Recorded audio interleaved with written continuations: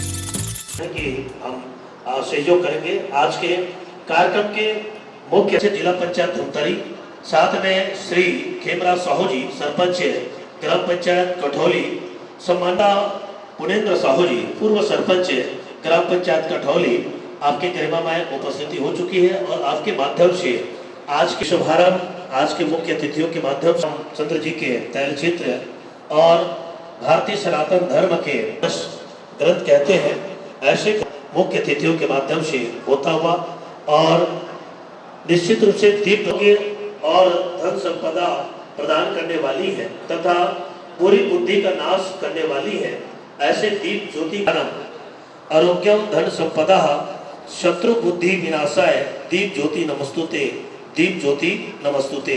इस दीप ज्योति जनार्दन दीपो रहतु में पापम, दीप ज्योति नमस्तुते। जीव दीप वही भगवान जनार्दन का प्रकाश पापों का नाश करे, ऐसी दीप ज्योति दीप प्रज्वलित हमारे बीच आज के हमारे बीच उपस्थित है आदरणीय खेमराज साहू जी। आइए सबसे पहले भारत की जो संस्कृति है और मानस की पूजा अर्चना आपके कर कमलों से होता हुआ और समीक्षक के रूप में आदरणीय श्री पोखराज साहू जी का आपके भी गरिमा में उपस्थिति आज के 3 दिवसीय कार्यक्रम में उपस्थिति हो चुकी है। आप सभी का हार्दिक अभिनंदन है, आप सबका स्वागत है। आपसे निवेदन है कि आप आएंगे और हमारे बीच आदरणीय हमारे आज के कार्यक्रम के मुख्य अतिथि सम्माननीय गौकरण सिंह साहू जी, उपाध्यक्ष जिला पंचायत धमतरी का आप अभिनंदन स्वागत के कड़ी आइए यहाँ पर अभिनंदन स्वागत होता हुआ जोरदार ताली बजाकर अभिनंदन करेंगे। आपसे निवेदन है कि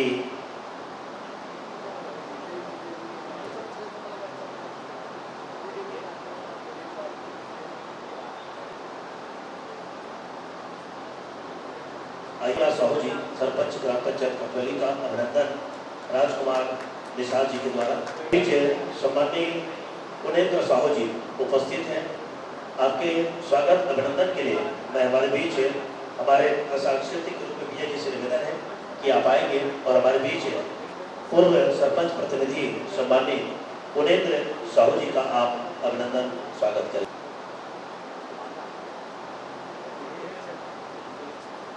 हमारे बीच जिनका जो पिछले है आपका भी हम अपने कार्यशाला आयोजन समिति की ओर से आपके अभिनंदन करते हैं और आपके स्वागत अभिनंदन के लिए मैं पुनः भैया जी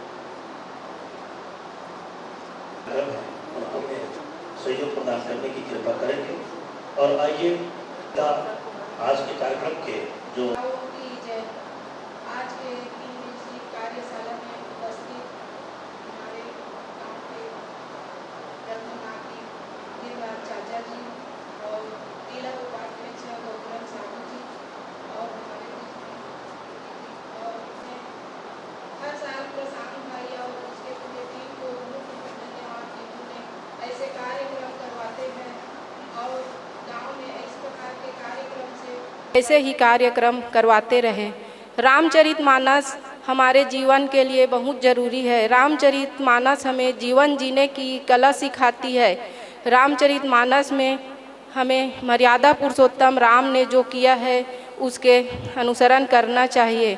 हमें अपने घरों में पति पत्नी कैसे रहना चाहिए और अपने बच्चों को अपने भाइयों को कैसे संस्कार देना है, ये सब हमें रामचरितमानस में सिखाती है।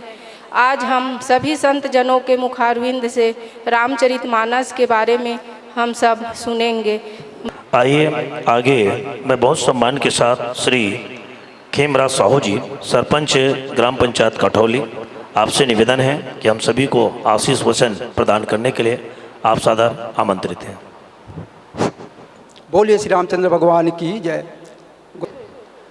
बड़े ही ये है, अच्छी बात है हमारे इस प्रशांत सोनवानी जी, राजकुमार भाई जी, इस समस्त टीम के तत्वाधान में आज हमारे ग्राम कटोली के पावन धरा में जोगी बाबा सिद्ध आश्रम में त्रिदिवसीय रामचरितमानस आवासीय कार्यशाला का आयोजन हो रहा है।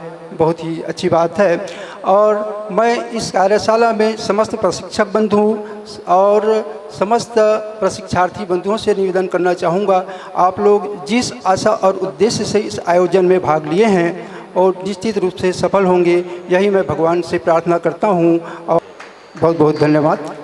बहुत बहुत धन्यवाद आदरणीय साहू जी। आइए हमारे बीच आज के कार्यक्रम के मुख्य अतिथि हैं सम्माननीय गौकरण सिंह साहू जी, उपाध्यक्ष जिला पंचायत धमतरी से निवेदन है।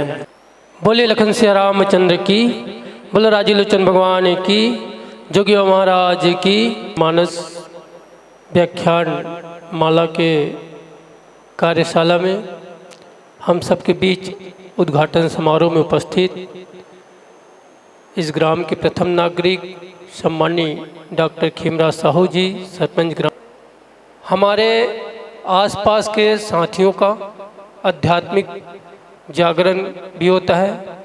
इसके साथ साथ सांस्कृतिक कार्यक्रम भी आयोजित करके सांस्कृतिक कला महोत्सव के माध्यम से सांस्कृतिक जागरण, हमारे संस्कृति परंपरा एवं विभिन्न प्रकार के आयामों के माध्यम से ये अनुराग साहित्य समिति कटोली जो है विभिन्न प्रकार के कार्य योजना संचालित करते हैं। इस पुल स्थापित करना था, गुरु और शिष्य के बीच संबंध स्थापित करना था।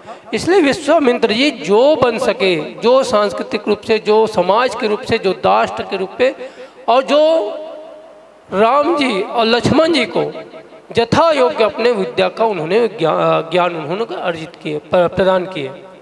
बीच उपस्थित है आदरणीय गुरुदेव चिंताहरण जी पटेल हरा डोला से। एक बार जोरदार ताली बजाएंगे गुरुदेव के लिए। आप आएंगे। और हमारे बीच उपस्थित है आदरणीय श्री प्रेमलाल साहू जी, गुरु जी, हमारे प्रशिक्षक के रूप में आपसे भी निवेदन है। साथ में हमारे बीच समीक्षक के रूप में होंगे आदरणीय बलेंद्र कुमार साहू जी, सर से भी निवेदन है कि आप भी मुख्य मंच में आएंगे, साथ भी क्रम से बैठेंगे, आगे आके बैठेंगे। गुरुजी हमारे बीच हैं। आपके स्वागत के लिए श्री विजय साहू जी, जो कि हमारे रायपुर जिला मानस संघ के बहुत ही सक्रिय कार्यकर्ता और मानस मंच के संयोजक आदरणीय बड़े भैया विजय साहू से निवेदन है। हमारे बीच उपस्थित है डॉक्टर लोकेश साहू जी। आइए आपके स्वागत अभिनंदन भी आप श्री अर्जुन दास जी मानिकपुरी, हमारे ये आयोजन समिति के आप भी सक्रिय कार्यकर्ता हैं। आदरणीय मानिकपुरी जी से निवेदन है कि आप आएंगे और डॉक्टर लोकेश साहू जी का आप अभिनंदन करेंगे, स्वागत करेंगे।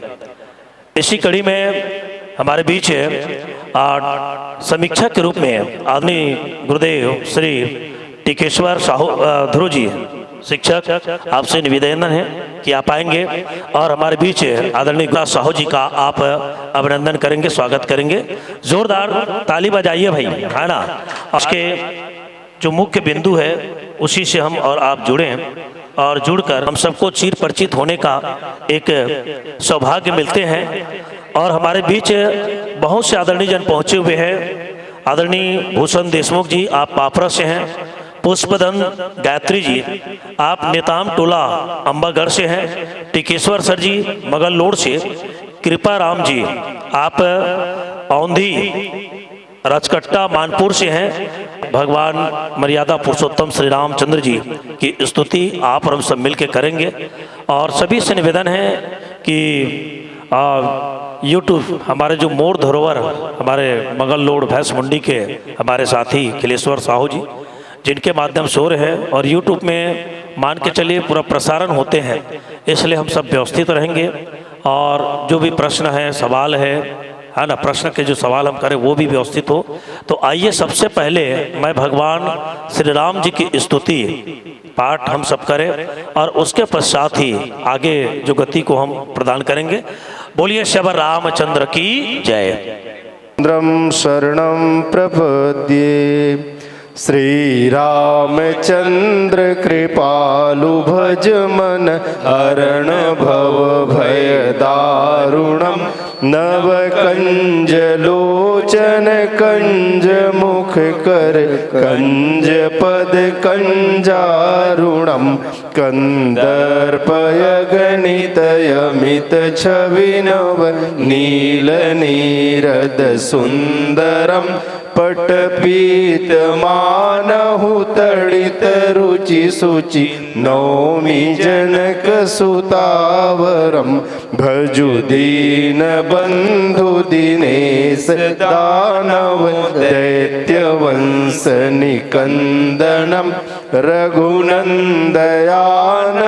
कंद कौशल चंद्र दशरथ नंदनम सिर मुकुट कुंडल तिलक चारु उदारु अंग विभूषणम आजानुभुज सर चापधर संग्राम जित खर दूषणम इति वदति तुलसीदास शंकर शेष मुनि मनरंजनम मम हृदय कंज निवास कुरु कामादिखल दल गंजनम मनुजाहि राच्यो मिलहि शोभरु सहज सुंदर सांवरो करुणा निधान सुजान सीलु स्नेहु जानत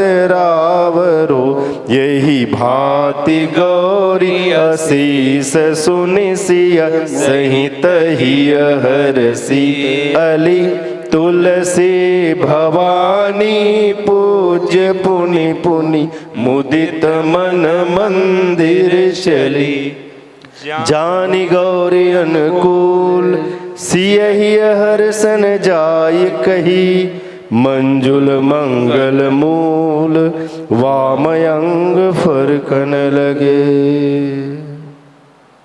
श्यापति रामचंद्र की। हनुमान जी के बगैर राम कथा के कल्पना नहीं किए जा सके। और यही भाव लिए तुलसी के एक ग्रंथ जिला आप और हम सब हनुमान चालीसा के नाम से जानथन, जे बहुत पावरफुल है।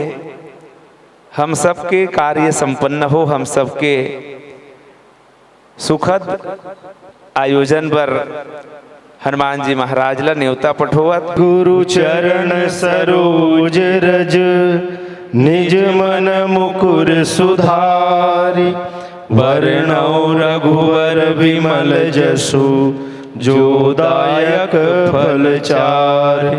बुद्धिहीन तनु जानिके सुमिरौ पवन कुमार, बल बुद्धि विद्या देहु मोहि हरहु कलेश विकार। जय हनुमान ज्ञान गुण सागर, जय कपीस तिहुँ लोक उजागर। रामदूत अतुलित बल धामा, अंजनी पुत्र पवन सुत नामा।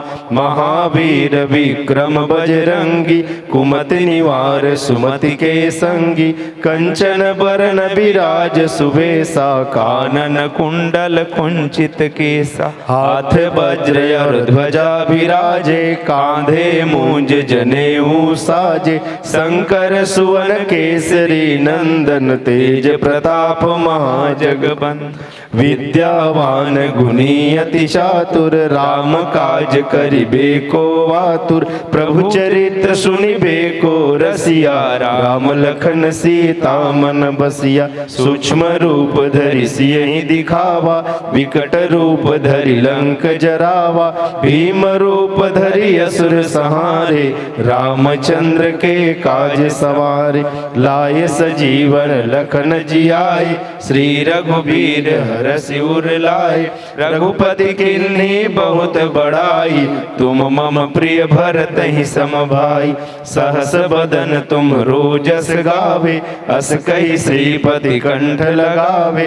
सनकादिक ब्रह्मादि मुनीसा, नारद सारद सहित अहिसा। जम कुबेर दिगपाल जहांते, कवि कोविद कहि सकै कहाते। तुम उपकार सुग्रीवहि किन्ना, राम मिलाय राजपद दिन्ना। तुमरो मंत्र विभीषण माना, लंकेश्वर भय सब जग जाना। जुग सहस्त्र योजन पर भानु, लील्योताहि मधुर फल जान। प्रभु मुद्रिका मेलि मुख माहि, जलधि लांघ गए अचरज नाहि। दुर्गम काज जगत के जेते, सुगम अनुग्रह तुम रे तेते। राम दुआरे तुम रखवारे, होत न आज्ञा बिनु पैसारे। सब सुख लहे तुम्हारी सरना, तुम रक्षक काहू को डरना। आपन तेज सम्हारो आपे, तीनों लोक हांकते कांपे। भूत पिशाच निकट नहीं आवे, महावीर जब नाम सुनावे। नासै रोग हरे सब पीरा, जपत निरंतर हनुमत बीरा। संकट ते हनुमान छुड़ावे, मन क्रम बचन ध्यान जो लावे। सब पर राम तपस्वी राजा, तिनके काज सकल तुम साजा। और मनोरथ जो कोई लावे, सोई अमित जीवन फल पावे। चारों जुग पर ताप तुम्हारा, है पर सिद्ध जगत उजियारा। साधु संत के तुम रखवारे, असुर निकंदन राम दुलारे। अष्ट सिद्धि नव निधि के दाता, असवर दीन जानकी माता। राम रसायन तुम्हरे पासा, सदा रहो रघुपति के दासा। तुम्हरे भजन राम को पावे, जन्म जन्म के दुख बिसरावे। अंत काल रघुबरपुर जाई, जहाँ जन्म हरि भक्त कहाई। और देवता चित्त न धरई, हनुमत से सर्व सुख करई। संकट कटै मिटै सब पीरा, जो सुमिरै हनुमत बलबीरा। जय जय जय हनुमान गोसाई, कृपा करहु गुरुदेव की नाई। जो सत बार पाठ कर कोई, छूटहि बंदी महासुख होई। जो यह पढ़े हनुमान चालीसा, होय सिद्धि साखी गौरी सा तुलसीदास सदा हरि चेरा कीजय नाथ हृदय मडेरा। पवन तनय संकट हरण मंगल मूर्ति रूप राम लखन सीता सहित हृदय बसहु सुरभूप। अतुलित बल धामम हेम शैलाभ देहम धनुज बन कृशानुम ज्ञानी नाम अग्रगण्यम सकल गुण निधानम वानराणाम धीशम रघुपति प्रिय भक्तम वात जातम नमामि। मनोजवम मारुतुल्य वेगम जितेन्द्रियम बुद्धिमतां वरिष्ठं वातात्मजं वानरयूथ मुख्यं श्रीरामदूतं शरणं प्रपद्ये। सियापति रामचंद्र की, हनुमंत लाल महाराज की, हनुमंत लाल महाराज की, गोस्वामी तुलसीदास महाराज की, बोलो जोगी बाबा की, सभी प्रशिक्षार्थियों की, सभी प्रशिक्षकों की जय जय जय। जय कठौली। जय बुलाने वालों की। विराजमान होने की कृपा करेंगे आदरणीय गुरुदेव श्री प्रेमलाल साहू जी।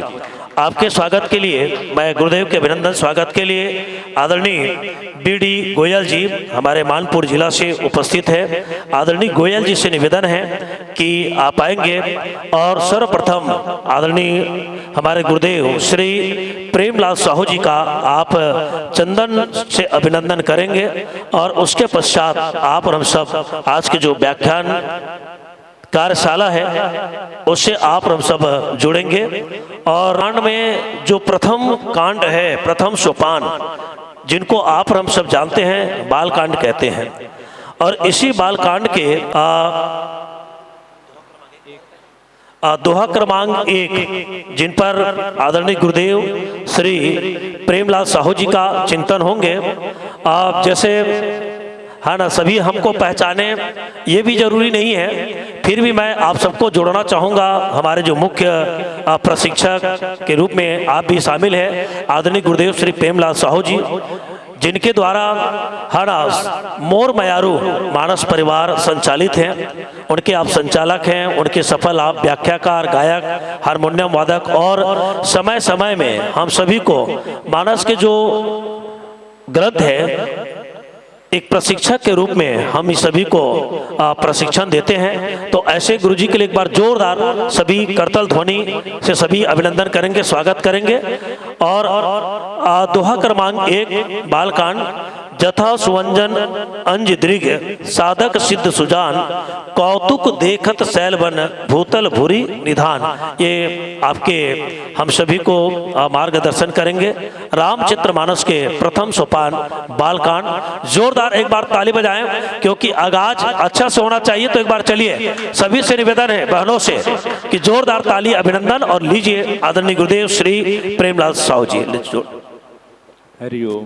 पति महादेव की जय, छत्रपति हनुमान की जय, गोस्वामी तुलसीदास जी महाराज की जय, समस्त देवी देवताओं की जय, जोगी बाबा की जय, आज की आनंद की जय। अखंड मंडलाकारं व्याप्तमेन चराचरं तत्पदं दर्शितं येन तस्मै श्री गुरुवे नमः। राम कथा के रसिक प्रभु भगति राजमति धीर, आय सुआसन लीजिए तेज पुंज कपिवीर। कृष्ण केशव कृष्ण केशव कृष्ण केशव पाहि माम, राम राघव श्री राम राघव रक्षु माम। वाल्मीकि तुलसी किंकर सतगुरु श्री राजेश,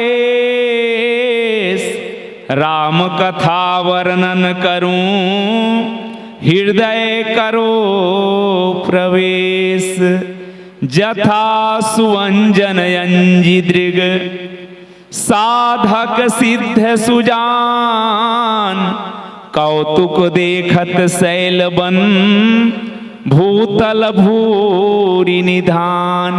बोलो सद्गुरु भगवान की जय। त्रिदिवसीय मानस व्याख्यान कार्यशाला के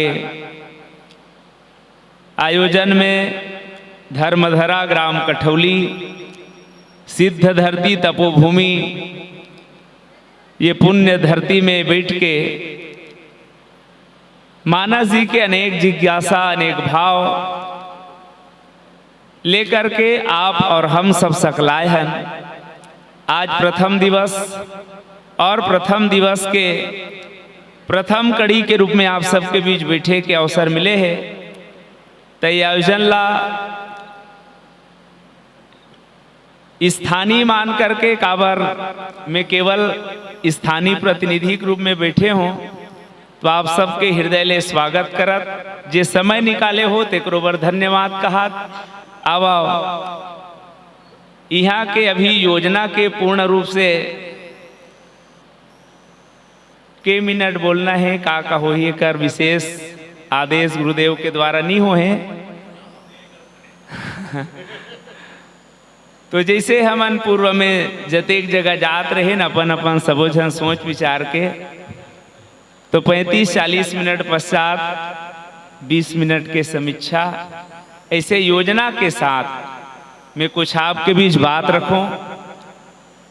विश्व साहित्य के धरोहर कालजयी ग्रंथ श्री रामचरित मानस के निर्माण करे बर गोस्वामी तुलसीदास जी वंदना प्रसंग के शुरुआत करते। और जैसन कि हम सब जाना था जब वंदना के शुरुआत करीस तो श्लोक में गुरु के वंदना, दोहा के रूप में गुरु के वंदना, चौपाई के रूप में गुरु के वंदना, ऐसे करत करत आवा दोहा नंबर 1 में जे गुरु महिमा के पूरा प्रसंग है। लेकिन गुरु वंदना गुरु महिमा के संग ये दोहा में एक चीज झलकत है, वो हरे गुरु चरण रच के महिमा के चर्चा गोस्वामी तुलसीदास जी ये दोहा में करत है। और लिखते कि जथा स्वंजन अंजी दृग साधक सिद्ध सुजान। कौतुक देखत शैलवन भूतल भूरि निधान।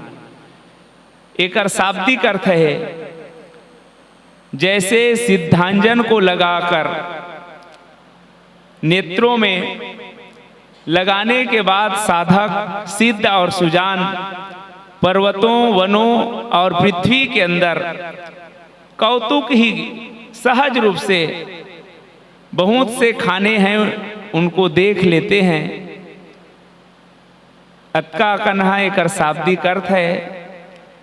ये दोहा के कुछ भाव नीचे में जुड़े हैं जेला कहे बिना का बार कहा थे ते समझ नहीं आए। तो अक्का जिन बात अभी पढ़ेगी सो नीचे में लिखाए हुए शाब्दिक अर्थ मूल बात है। जिलावा आप और हम सब जिज्ञासा बस कुछ विस्तार देवर आपके बीच भूमिका के रूप में कुछ बात रखो। सबसे पहली प्रश्न है गुरु के आवश्यकता काबर। जबकि एक खुला ऐलान है कि ईश्वर अंश जीव अविनाशी। दाई और बेटा के बीच में वो बीच वाला आदमी की जरूरतें नहीं है। दाई जतका माया लैकल करते लैका घलो अतकी माया दाइल करते। तो यदि हम ईश्वर के अंशन तो हमार संबंध सीधा पुत्र और पिता बरोबर महतारी बेटा बरोबर है। तो ये अध्यात्म जगत में बीच में गुरु की आवश्यकता काबर पड़ गई। आखिर गुरु की आवश्यकता है कि नहीं। गुरु कौन लकबो, गुरु कैसे पहचानबो, गुरु और संत में का अंतर हो सकते। ऐसे अनेक जिज्ञासा आपके बीच में आई। मैं बात एकर से तियला पहली रख दे हूं कि जैसे गांव-गांव में रामायण होते तो गांव पहली मंडली बैठार देते थे आदमी सकेल में कह के। तो मैं जानत रही हूँ 11 बजे बैठने हैं तब तक कोई नहीं आ रहा है।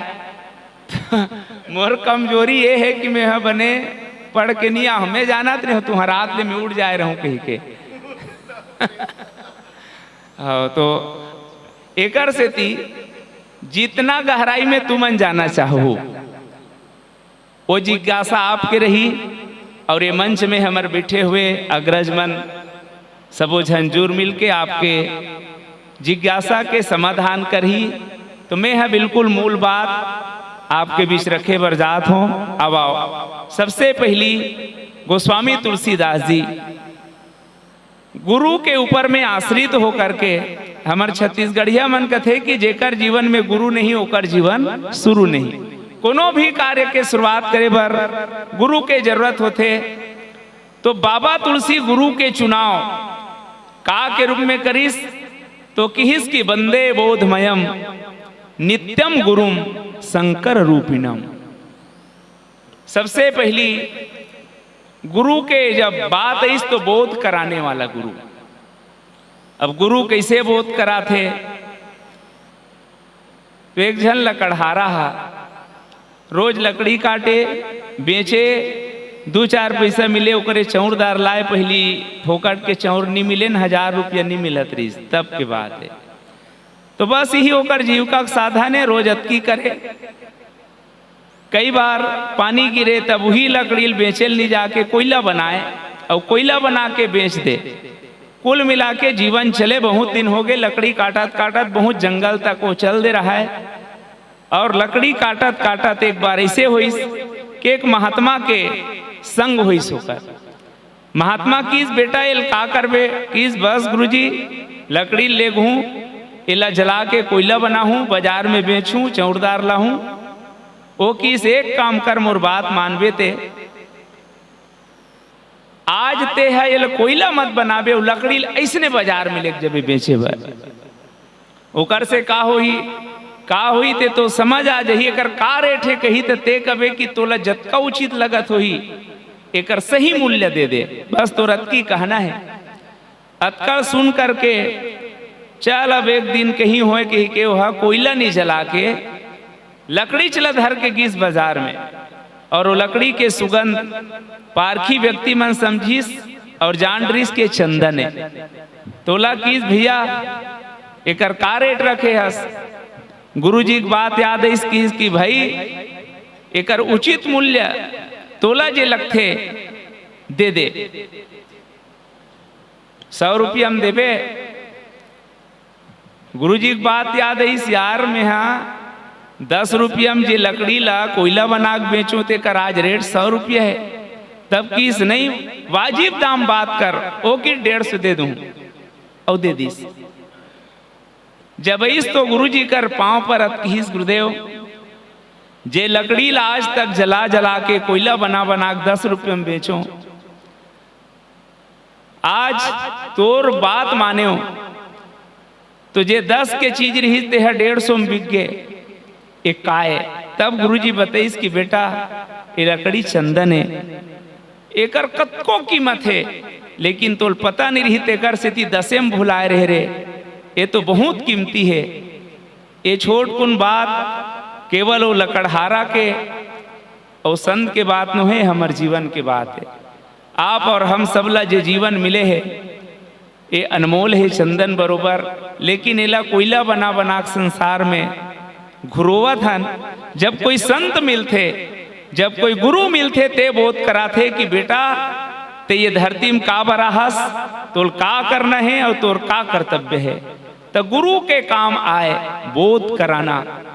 लेकिन तुलसीदास जी ला लगिस कि मैं गुरु तो अखंड मंडलाकार में ऐसा गुरु के बंदा में कैसे कर सकते हो मोर असन है। तब किस मैं नीचे उतर जाऊं और नीचे उतर करके बंदाओं गुरु पद की ओर पकड़ीस कि मैं संपूर्ण गुरु के वंदना नहीं करके गुरु के पद के वंदना करूं। लेकिन जब पद के बात आई तो तुलसीदास जी ला लगिस कि भगवान लगलो जे प्रेरणा देते वो गुरु आए और भगवान के पद से जब गंगा निकल थे तो गुरु के पद के लायक का ओकर वंदना में कर पाऊं, तब कि इस गुरु पद के मैं वंदना नहीं कर सकूं। और फिर नीचे उतरत की इसकी चल गुरु के पद के कुछ अंश पकड़ लिया जाए तो ओकर नख लथरिस और किहिस श्री गुरु पद नख मणि गान ज्योति सुमिरत दिव्य दृष्टि ही होती। गुरु के नख के वंदना करत है और वहां से का निकल ही तो ज्योति मणि निकल ही। लेकिन किस की भाई ये ज्योति यहाँ से निकलने वाला मणि का मैं संभाल पाऊं तो ओकर से औ ऐसे का चीज है जेकर में वंदना करके कृपा पालो, शायद मैं ओकर लायक बन जाऊं। तब गुरु महाराज के चरण के अब धुर्रा ढांज गिस गोस्वामी तुलसीदास जी और मोर बांटा में अब चरण रच के धूल के चर्चा है। बाबा तुलसी किस की जथा सुअंजन, जैसे सुअंजन इला पढ़े के बाद एक चीज स्पष्ट है, अंजन मने आंजे के, कामे आंजे के आँखी में, आँखी में आंजे के जे जिनिस है ओला अंजन कथे। लेकिन तुलसीदास जी हाँ सुअंजन की सुअंजन लिखा है कर मतलब स्पष्ट है कि जब जब सु के बात आए तो कु घलो आते। जैसे अब ब्रांड में लिखा रहते शुद्ध देसी घी या शुद्ध घी, शुद्ध कहा थे कर मतलब है कि अब घी में मिलावट आना शुरू हो गए। अरे घी की बात ल छोड़ यार, शुद्ध मांसाहारी लिखा थे होटल में। अब सोचे लागी है शुद्ध शुद्ध व शुद्ध ला, तो बाबा तुलसी यहां लिखी सुअंजन। और एला समझे बार में विनय पत्रिका के एक बहुत प्यारा गीत है जेकर अंतिम बात तुलसीदास जी के है, जाके प्रिय न राम वैदेही। एकर अंतिम पद है अंजन कहाँ आँखी जो फूटे, अंजने चेकी लगा ले सब आँखी छप फूट गए तो अंजन नहीं हो सके। वो अंजन जेला आयुर्वेद के भाषा में कथे गए दवाई खा ले फायदा नहीं करही नुकसान घलो नहीं करे, तो ये अंजन है जे फायदा नहीं करही नुकसान नहीं करे। लेकिन सू लगा करके ये कहना चाहते कि दुनिया के अंजन हाँ कुअंजन हो सकते, लेकिन गुरु जी के जिन चरण रच के धूल है वो केवल और केवल सुअंजन है। तेकर से ती की सुअंजन ओला लगा करके साधक सिद्ध और सुजान मन देख लेते। अब ये साधक का है, सिद्ध का है, सुजान का है, तो एक प्रकार से हम इलक्रम में ले सकते हैं श्रेणी के रूप में। जब अपन इष्ट ला पाए बर, अपन लक्ष्य तक जाए बर कोई व्यक्ति साधना करे तो जब तक पथ में है तब तक साधक है, मंजिल में पहुंच जाए तब सिद्ध है, और जेल पाए बर गए तेला पाले तो वो सुजान है। बस अतकी याद रखूं कि गुरु के जब बात आते तो संसारी बात बिल्कुल नहीं चलत है, ईश्वरी जगत के ही बात चलत है। एक साधक ईश्वर ला पाए बर, भगवान ला पाए बर साधना में है। अब आजकल एक से एक साधना है, कोई गुफा में जाके कई महीना तक तपस्या करत है, कोई मौन है, कोई राजीव में देख वेद कई जन कांटा में सूते रहते। अब वो पैसा चढ़ाई की सूते है कि भगवान पाए बर सूते हो, भगवान जाने। लेकिन हम मन लगते कि यहू बड़े जान साधक के, तो अपन अपन हिसाब से सब जिन साधना करत है। लेकिन जेल पाए बर वो मंजिल तक पहुंच चुके हैं, ओहा सुजाने सिद्ध है। और फिर सुजान बाबा तुलसी सुजान शब्द ला परिभाषित करे बर एक बात किहिस की अति विचित्र रघुपति चरित जाने ही परम सुजान। अब भगवाने जान रहे तहनऊ जाने कहीं नहीं बाँचे, तेकर से ती मेला सुजान के रूप में ला आवाओ। यह जे कहना ये चाहते कि जब कोई शिष्य गुरु महाराज के चरण धूलि के अंजनला लगा करके अपन जीवन में अपन इष्ट ला जैसे साधक मन सिद्ध मन सुजान मन पाथे, देख लेते, जान लेते, समझ लेते, वैसने पा सकते। बहुत पहली ये अंजन और साधक मन के का मेल है। पहली जमाना में अक्सर बैगा प्रथा ज्यादा रही से, सबो बैगा है वैसने नहीं रहा है। मैं निवेदन करत हूँ, मोर अनुभव ठन घड़ी गंवा गे रहा है दूसर के, और वो घड़ी ला कोई ओकर अच्छा आदमी देरी तेकर से थी, वो घड़ी बर बहुत ओला भाव रही से कि दूसरा घड़ी से मतलब नहीं, वही घड़ी होना। तो एक बैगा कर गिस और बैगा नख में पता नहीं काला चुपरिस और देखिस तो घड़ी कौन धरत ना तेह दिख गे। ये केवल अंजन ल समझे के भाव है।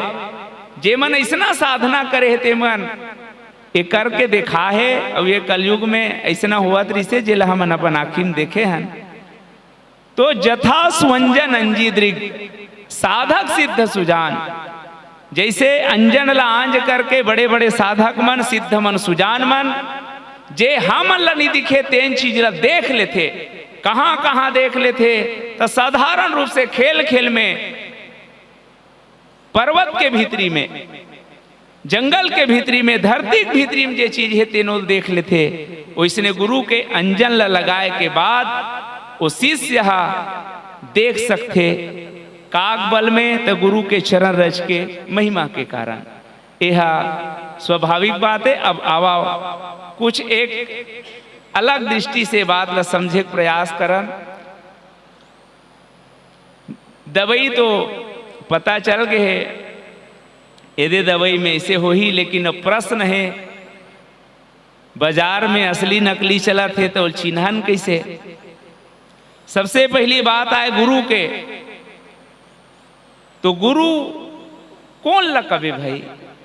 आजकल तो गुरु के लाइन लगे है और गुरु बरे बर सब मरत है।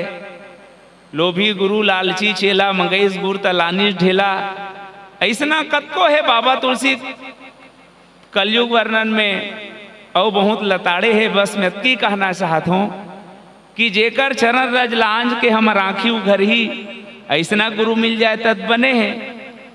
और गुरुज के गोड़ में चीखला है तिहिल लगा डरबे तो राखी और फूट जाई। तेकर से थी सबसे पहली तो गुरु के चयन और पहचान सबसे मुश्किल है। और समझन कैसे काबर गुरु के वेश में कैसे पहचानन। तो पहली तो शाब्दिक अर्थ जे सब जन कथन में कहा गु मने अंधकार रू मने प्रकाश, लेकिन अतकी चला गुरु नहीं कह जाए। जेकर में गरुता हो, ज्ञान के गरुता, समझ के गरुता, वो गुरु है। हिंदी के शायर की मुर्शिद वो जो वसुधाएं मंजिल कर दे, मुर्शिद वो जो वसुधाएं मंजिल कर दे, वरना रास्ता तो हर शख्स बता सकता है। रास्ता बताने वाला गुरु नहीं कहा है भाई, जे मंजिल तक पहुंचाए। ये संसारी मंजिल नहीं ओला कथे। और गुरु का करते तो एक शायर की फूलों से, पौधों से गुलाब तो कोई भी पैदा कर लेता है, पौधे से गुलाब कोई भी पैदा कर लेता है, पर गुलाब से इत्र निकालना हर किसी के बस की बात नहीं। यदि स्वामी विवेकानंद नरेंद्र से विवेकानंद हो जाए तो कर जीवन में कोई रामकृष्ण परमहंस ही री सोही जे पहचानी सोही। बाबा तुलसी ला तुलसी बनाए में जिन गुरु मन के योगदान है। हम सब जन तुलसी जी के बात जानथन। जब तुलसी है तेन बचपन काल कैसे री से, जिसको जगने ठोकर मारा, जिसको जगने ठोकर मारी, माना सदा अमंगलकारी। जब बाबा तुलसी ऐसे स्थिति में रही जेल पढ़े के बाद गुरु वंदना काय तुलसी के वो समझ आते। माँ बाप के जाए के बाद जब दासी घलो छोड़ के चल दी, बालक अनाथ तुलसी आस लगाए रहा है काकरो घर शादी होती, जूठा पर रति तेल खा लेते हो। कई दिन के भूखा तुलसी काकरो माहटी में कोई दाई मन देखे, महतारी मन मया करके नान चर रोटी दे देती तुलसीदास ला, तो रोटी देवैया बीमार पड़ जाए। चल बेटा ये ले दूध पी ले, कोई गाय दूध ला देती तो गाय मर जाती। यदि दूल्हा दुल्हन लाए बर जाते बराती धर के, तो आए बेर दुल्हन नहीं आए वहां लड़ाई हो जाए। यही स्थिति रही से कि जिसको जग ने ठोकर मारी माना सदा मंगलकारी। और तुलसी अपन जीवनी में लिखते कि जब तुलसीदास एती ले जाते ओतिल को याद ना, तो पता नहीं मोल फेर दिख गए सब सकून की कोई भी थपड़ा मार देती, से आम बात है। लेकिन तुलसी के जीवन में जब सदगुरु नरहरानंद महाराज के आगमन हुई, गांव भर सकला है तुलसीदास जी लुकाक दुरियल देखा थे। गांव भर गुरुल देखा, लेकिन गुरु वो छुपे तुलसी देखा, अंगरी बता के कही सो कौन। गांव वाले मन किहिस के राजपुर के अब सुकून है महाराज, लेकिन मुर्शिद वो जो वसुदाएं मंजिल कर दे, और वो गुरुए जिन्हें सिद्ध करके देखा इसकी पौधे से गुलाब तो कोई भी पैदा कर लेता है, गुलाब से इत्र निकालना हर किसी के बस की बात नहीं। और वो तुलसी ला वो राम बोला ला बला करके किहिस बेटा मोरसन जाबे। बालक तुलसी के राम बोला के पहला प्रश्न से खाए बर देवे। और आज वो राम बोला वो बालक तुलसी जेकर हम धर्म ग्रंथ पढ़ा था, तो मैं अतकी कहना चाहता हूं कि गुरु कोई साधारण शब्द नो है। गुरु एक ऐसन चेतना है जेकर सानिध्य में जाए के बाद केवल भगवान समझ आए। संत मन किहिन गुरुल कैसे पहचाना जाए, तो बाबा कबीर के पंक्ति मोल सबसे सुंदर लाग थे। गुरु गोविंद दो खड़े सब जन पढ़ता नीला, लेकिन इनचे परिभाषा छुपे है। गुरु गोविंद दो खड़े काको लागी पाए, ओ पार न जाओ। गुरु ही हरे जे गोविंद के संग में खड़े है या जुड़े है। और जे नहा गोविंद ला छोड़ के अपन गोल ला धोआ थे, वो गुरु हो ही नहीं सके। सच्चा गुरु के पहचान जे गोविंद से जुड़े है, गुरु गोविंद के साथ खड़े है, तब तक वो गुरु है। गुरु ला कोई वेशभूषा से नहीं पहचाने जा सके भाई। काकरो वेश ला देख के पहचाने है ते मन रावण बन गए। प्रताप भानु ही धोखा खईस, कपट मुनि के वेश ला देख के गुरु समझ लीस, ओकर बात में आगे। और परिणाम ये हुई कि प्रताप भानु जैसे वो समय के श्रेष्ठ धर्मात्मा राजा ला रावण बनना पड़ी। तो गुरु कोई साधारण नहीं, बस मैं की कहा कि गुरु के पहचान हुई हरे जे भगवान से जुड़े है। और जे तोर घर के तुलसी चावरा ला तोर घर के त्रिशूल ला ठंडा करा दी, तेला गुरु कबे वो गुरु नो है। आओ डुरु है डुरु। तो बस मैं की निवेदन करत हूं कि गुरु के पहचान एकरे से ती पहली सियान मन का है, गुरु बनाओ जान के, पानी पियो छान के। अब पढ़े लिखे मन उल्टा कर दी, गुरु बनाओ छान के।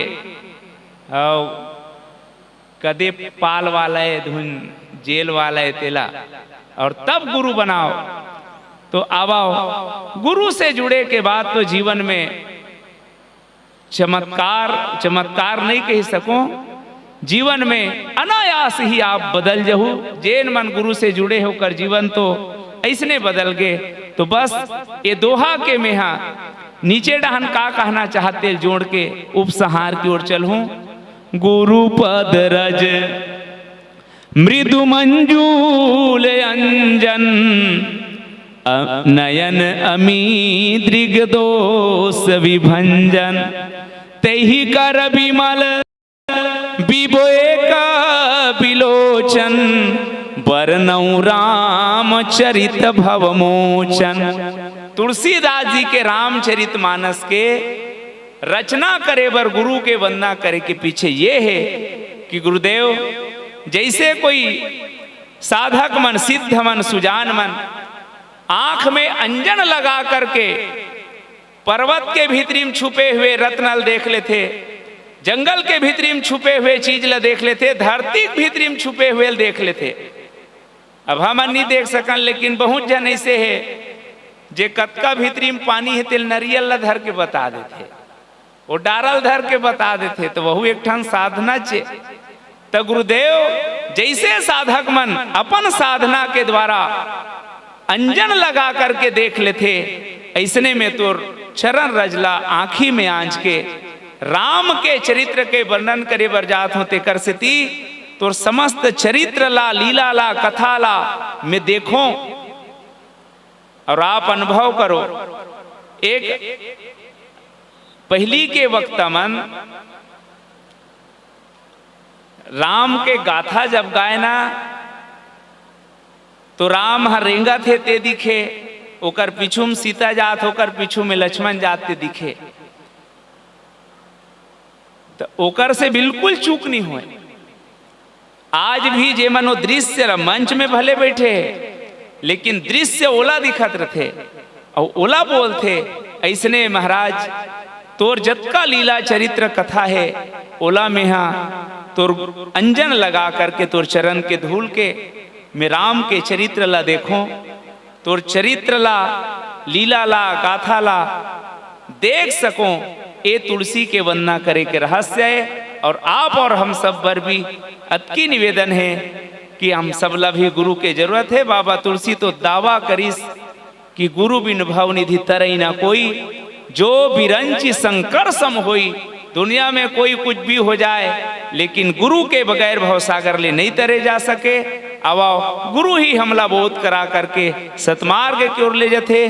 तो उपसंहार की ओर में जात अतकी कहा कि विश्वामित्र वशिष्ठ बिना जग में कोई राम नहीं होता, द्रोण बिना महाभारत में अर्जुन का नाम नहीं होता, चंद्रगुप्त चाणक्य बिना सिरमौर कभी ना बन पाता, वीर शिवाजी रामदास बिन छत्रपति न कहलाता। इसीलिए तो संतों ने गुरु महिमा का गुणगान किया है।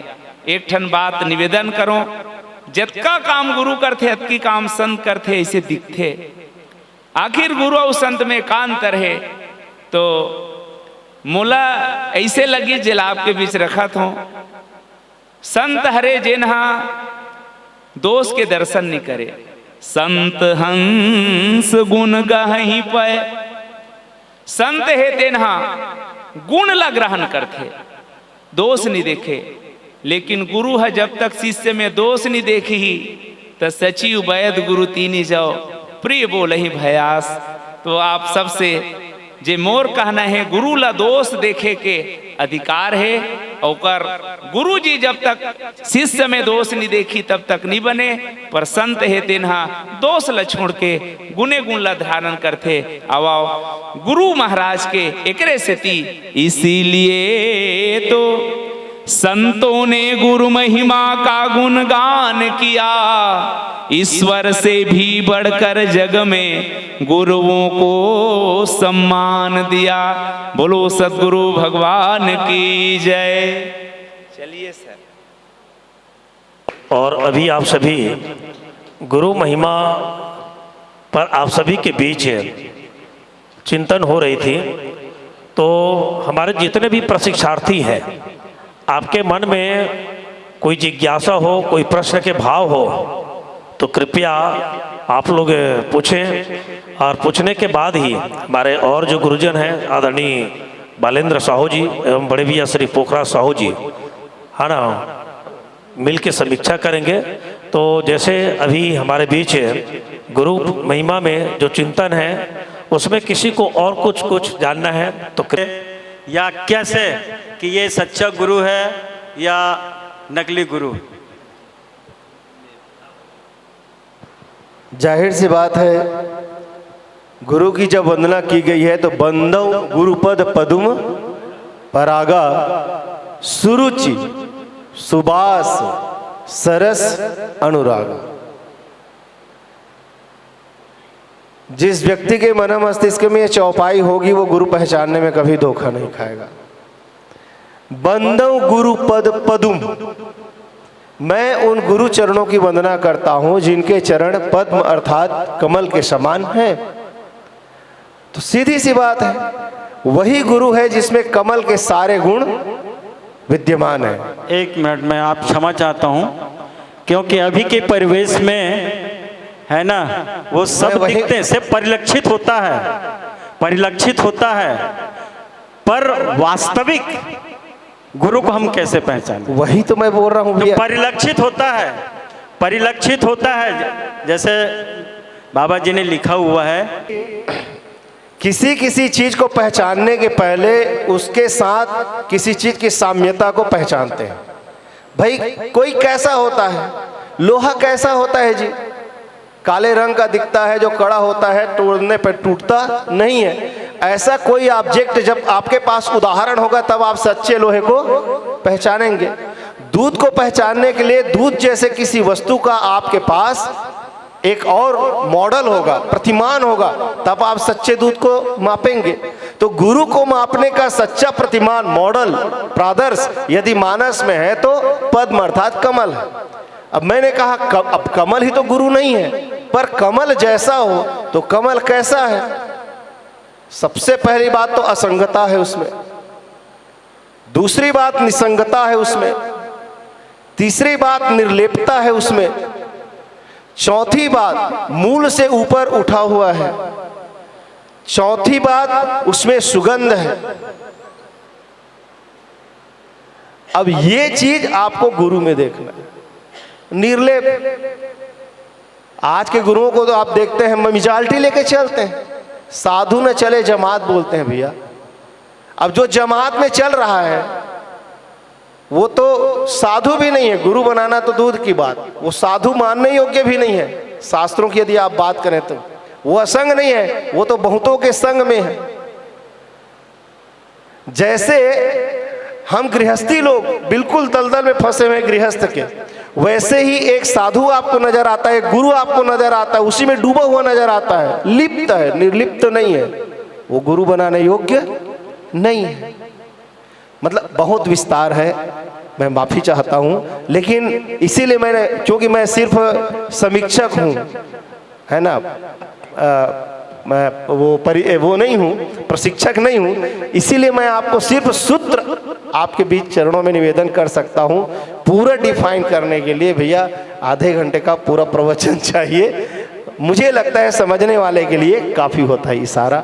आप देख, और उसी में सुरुचि सुबास सरस अनुरागा, वो सारे चीज उसी में जाके फंसे हुए हैं, आप उसको निकाल के देख लीजिएगा। मुझे लगता है जब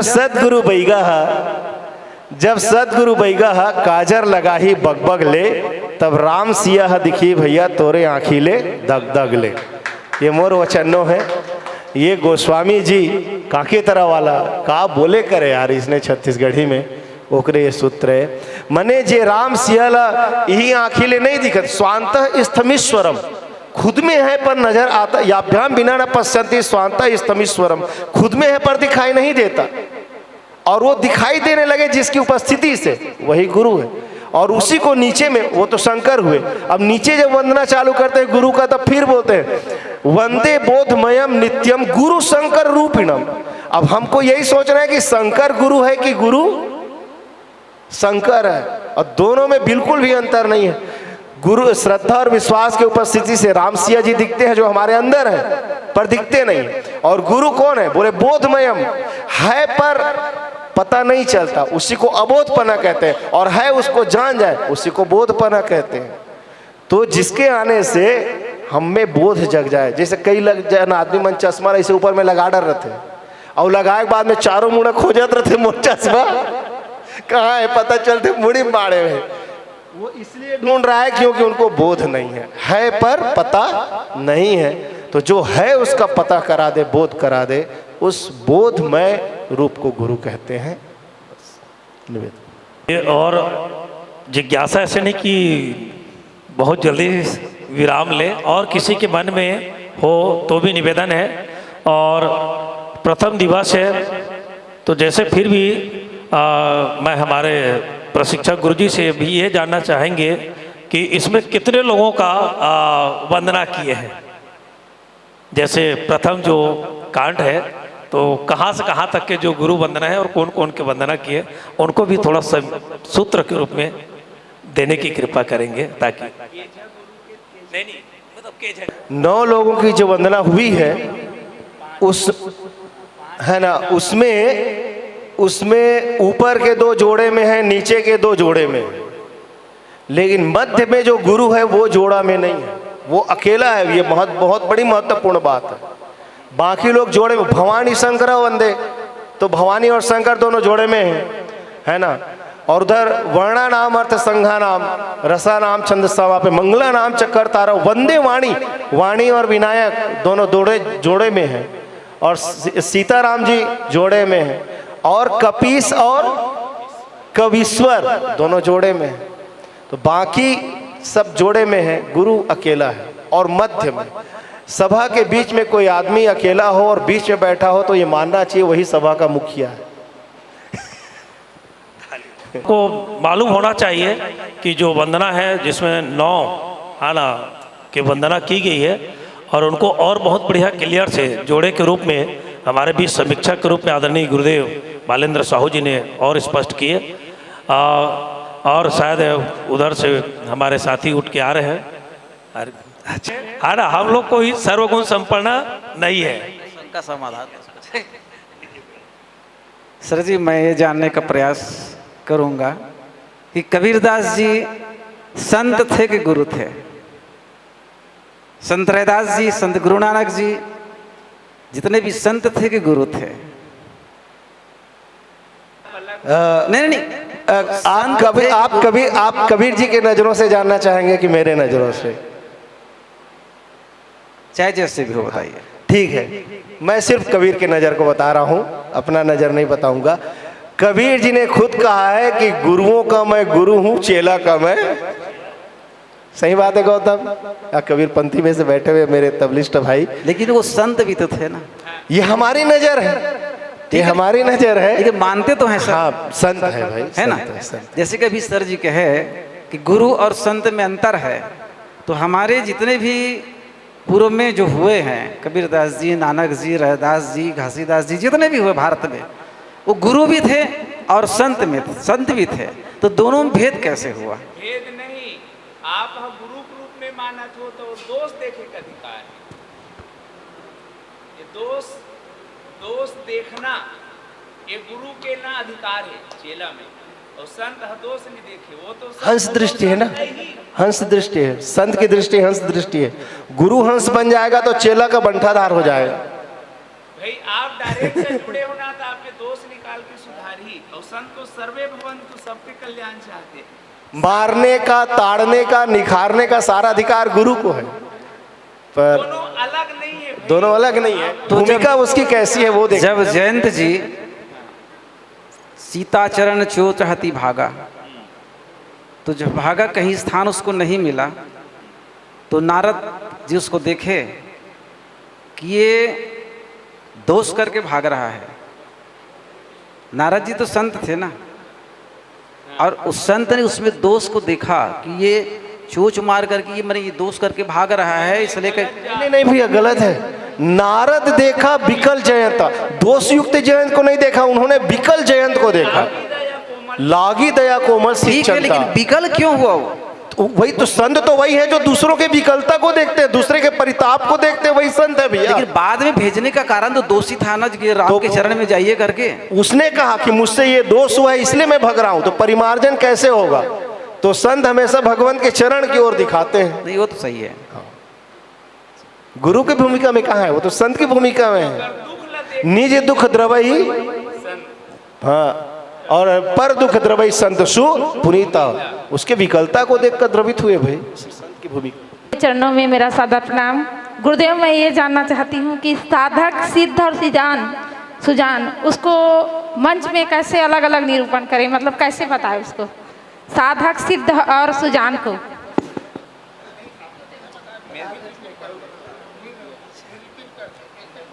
हेलो, जैसे आप कठौली आत रहे हो तो कठौली पर साधा को आवत ले, अब आगे हो यहाँ पहुँच गए हो मंजिल में, और 3 दिन बाद तुम सुजान हो जाओ जाने ला हो तेल जान गलो डरो, ठीक है। 3 दिन आत ले साधक हो, पहुँच गए हो तहाँ सिद्ध हो गए, आगे हो, और 3 दिन तक जब का सीखना रीते सीख गए हो तहाँ सुजान हो गए।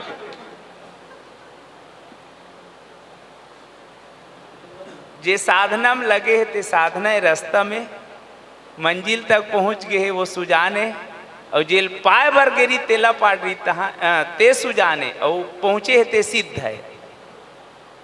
मानस में 3 मित्र चर्चा थे राम के, तब सुग्रीव विषयी है ना, अब मित्र डहान मत जाओ का हदगा में है, खैर विषयी विभीषण साधक और निषाद राज सुजान। प्रश्न ये उठना चाहिए, मैं कहा था, मैं एकरे से ती कह रही हूँ कि तुम जिहा ले घूतिहा जाही कतका गहराई।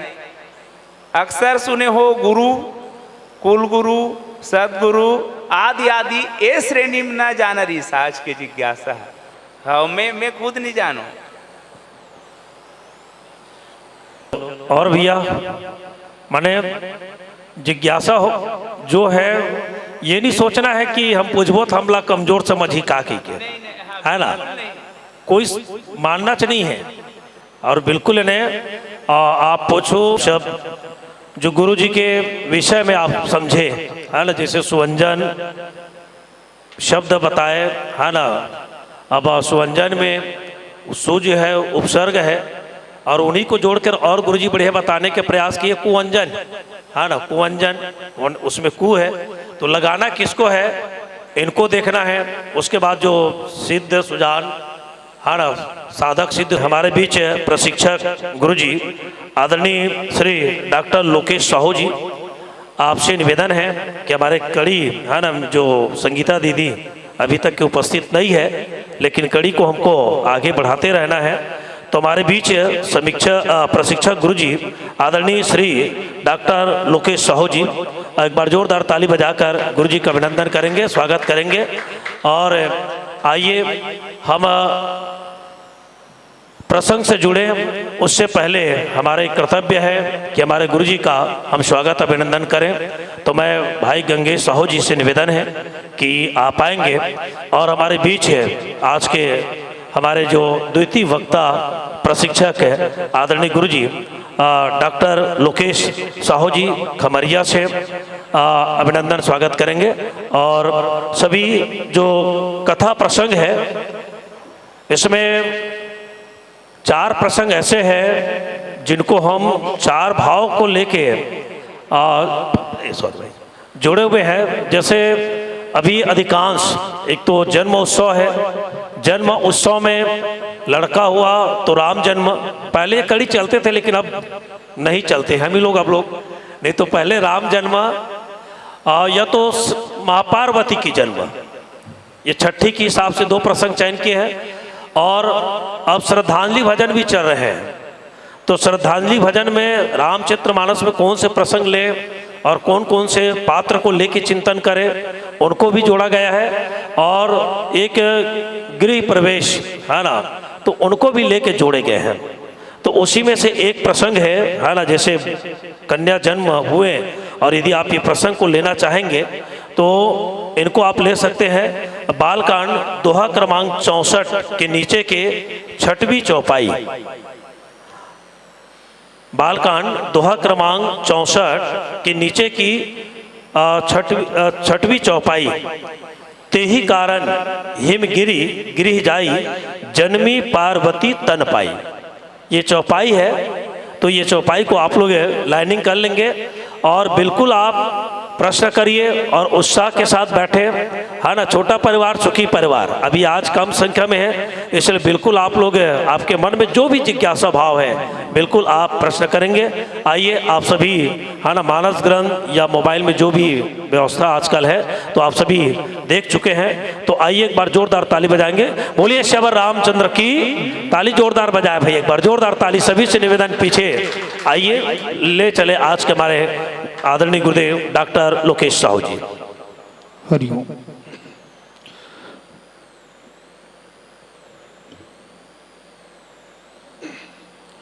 बोली लखन से रामचंद्र की जय, पवन सुत हनुमान की जय, उमापति महादेव की जय। गुरुर्ब्रह्मा गुरुर्विष्णु गुरुर्देव महेश्वरः, गुरुर् साक्षात् परम ब्रह्म तस्मै श्री गुरुवे नमः। श्री तुलसीदास जी के चरण कमल बारंबार मनाऊं, गुण गावों सिया राम के कि हनुमत हो सहाय। हृदय विराजत राम सियम और वीर हनुमान, ऐसे श्री गुरुदेव को बारंबार प्रणाम। बोलिए राजा रामचंद्र की जय, पवन सुत हनुमान की जय, उमापति महादेव की जय। त्रिदिवसीय मानस व्याख्यान प्रशिक्षण शिविर में उपस्थित समस्त प्रशिक्षार्थी जन, मंच में विराजमान समस्त प्रशिक्षकगण, परम श्रद्धेय श्री चिंताहरण पटेल सर जी, श्री प्रेमलाल जी, श्री बालेंद्र साहू सर जी, श्री पोखराज भैया जी, आप सभी के चरणों को सादर प्रणाम। और साथ ही हमारे बाकी और जो प्रशिक्षक है उकरो मन के गरिमामय उपस्थिति हुआ थे, आप सभी के श्री चरण कमल प्रणाम करते हुए अवन चर्चा करथन। ते ही कारण हिम गिरि गृह जाहि, और जन्मे पार्वती तन पाई। रामचरितमानस में माता पार्वती के जन्म के दो कथा के वर्णन मिलते हैं। पहली जन्म में दक्ष के पुत्री के रूप में सती रही से, दूसरा जन्म में पर्वतराज हिमांचल और माता मैना के यहाँ होकर जन्म होते हैं। तो पर्वतराज हिमांचल के यहाँ जन्म ले के कारण से उसका नाम भी पार्वती पड़ते हैं। तो ये जो जन्म की कथा है, वैसे अगर देखा जाए तो प्रकृति के कण कण में ईश्वरीय तत्व जो है निवास करते, लेकिन जब जहाँ जैसे ही आवश्यकता पड़ते वहाँ से हमारे आदि शक्ति के प्रगटीकरण होते हैं। माता सीता की उत्पत्ति देख लीजिए, माता सीता धरती से उत्पन्न हुई, और वैसे ही माता पार्वती के उत्पत्ति जो आए पर्वत से हुई, पर्वतराज हिमांचल के यहाँ से हुई। माता लक्ष्मी की उत्पत्ति भी देखा जाए तो समुद्र से हुई माता लक्ष्मी की उत्पत्ति। वैसे तो जहाँ जहाँ जिसे जिसे आवश्यकता करते हैं और आदि शक्ति के वहीं से भी अवतरण होते हैं। और यहाँ पर लिखी इसकी ते ही कारण हिमगिरी गृह जाहि, वही कारण से, का कारण से, चलो अब कारण खोजन कि का कारण से माता पार्वती के रूप में पर्वतराज हिमांचल के यहाँ जन्म ली। तो ये कारण कौन से हो सकते हैं? तो सबसे पहली अगर देखें तो सती जीवन में माता सती जो आए 7 भूल करते अपन जीवन में, और ये 7 भूल के नतीजा ये होते कि अपन प्राण त्यागल पड़ते, देह त्यागल पड़ते। और जब एक नया शरीर भगवान के पुनः भजन करना है ना, तो भगवान के जब पुनः भजन करना है तो सबसे पहली भगवान के भक्ति करे के लिए का की जरूरत पड़ते, शरीर की जरूरत पड़ते। और तन बिना वेद भजन कहीं नहीं भरना, तन बिना वेद भजन नहीं भरना, बिना तन के भगवान के भक्ति नहीं किए जा सके। और पहली जन्म में माता जो सती भक्ति करे के अवसर प्राप्त हुई इस भगवान के, लेकिन वो सगुण आराधना नहीं कर पाई, है ना। तो देखें माता सती के रूप में वो 7 भूल करते हैं। तो पहला भूल अगर देखें तो सबसे पहली बात आते है कि भगवान शंकर जी महाराज ने एक तरफ कथे कि राम कथा के रचयिता है, स्वयं राम कथा की रचना करने वाला है ना। और राम कथा अगर सुनना है तो फिर कैसे कि जिनके श्रवण समुद्र समाना। भगवान शंकर जो निरंतर भगवान की कथा सुनते रहते, और जो भगवान शंकर जी महाराज स्वयं राम कथा के रचयिता है, साथ ही उतनी ही बड़ी श्रोता है। भगवान शंकर जी से कोई दूसरा श्रोता भी नहीं है। और भगवान शंकर की स्थिति देख लीजिए कहाँ है, हिमालय पर्वत में भगवान शंकर जो देश के उच्च शिखर में विराजमान है। लेकिन राम कथा सुने पर कहाँ जाते हैं? सबसे निम्नतम भाग दक्षिण दिशा में, कहाँ? जहाँ अगस्त्य जी के आश्रम है, कुंभज जी के आश्रम में। और एक तरफ भगवान शंकर देखा जाए तो राम कथा के समुद्र आए, और कथा सुने पर कहाँ जाते? घड़ा के पास जाते, कुंभज ऋषि के पास, है ना।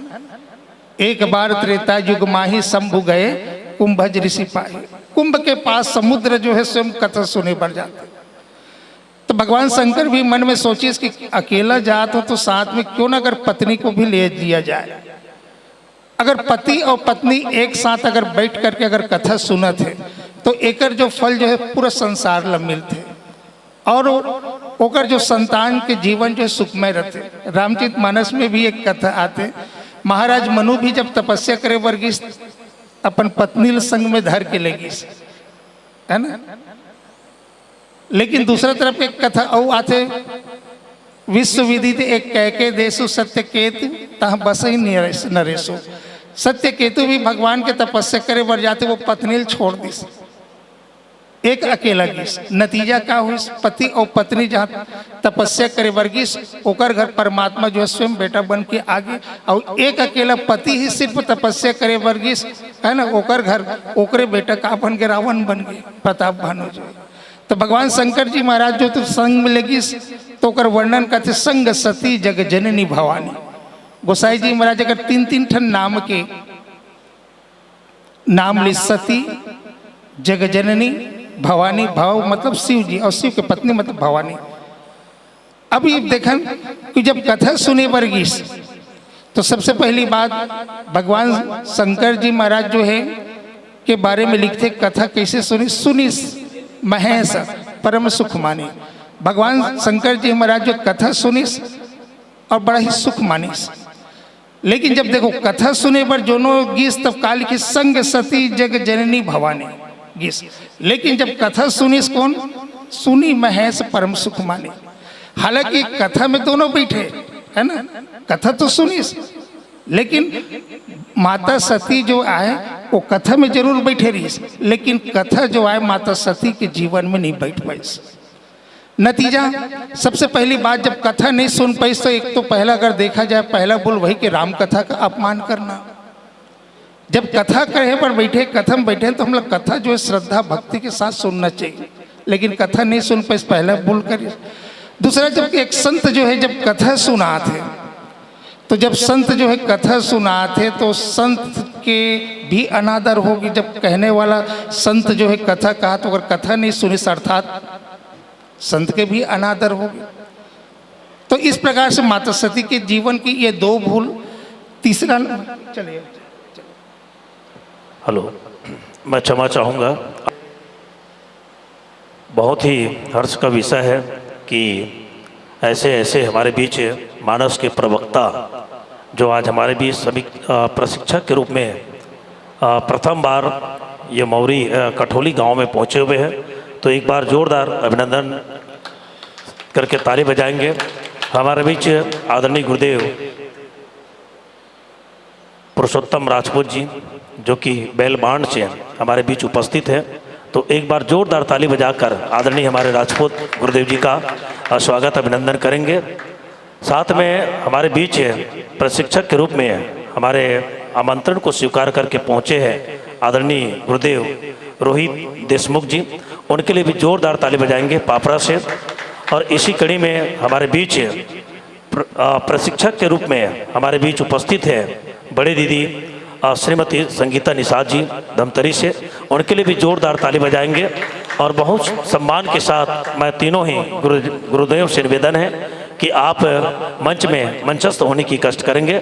आदरणीय गुरुदेव राजपूत जी, आदरणीय गुरुदेव देशमुख जी, साथ में आदरणीय दीदी जी निषाद बहन, आप तीनों से निवेदन है कि आप आएंगे और मुख्य मंच में मंचस्थ होने की कृपा करेंगे। जोरदार ताली बजाएंगे। ताली बजाने में कंजूसी ना करें और ये हम सबके लिए बहुत ही प्रसन्नता का विषय है। साथ में मैं आदरणीय गुरुदेव आर साहू जी, विजय भैया, आपसे निवेदन है कि आप लोग आएंगे और अभिनंदन के कड़ी से आप और हम सब जुड़ेंगे और उसके पश्चात पुनः व्याख्यान जो माला है उससे हम जोड़ने का पुनः प्रयास करेंगे।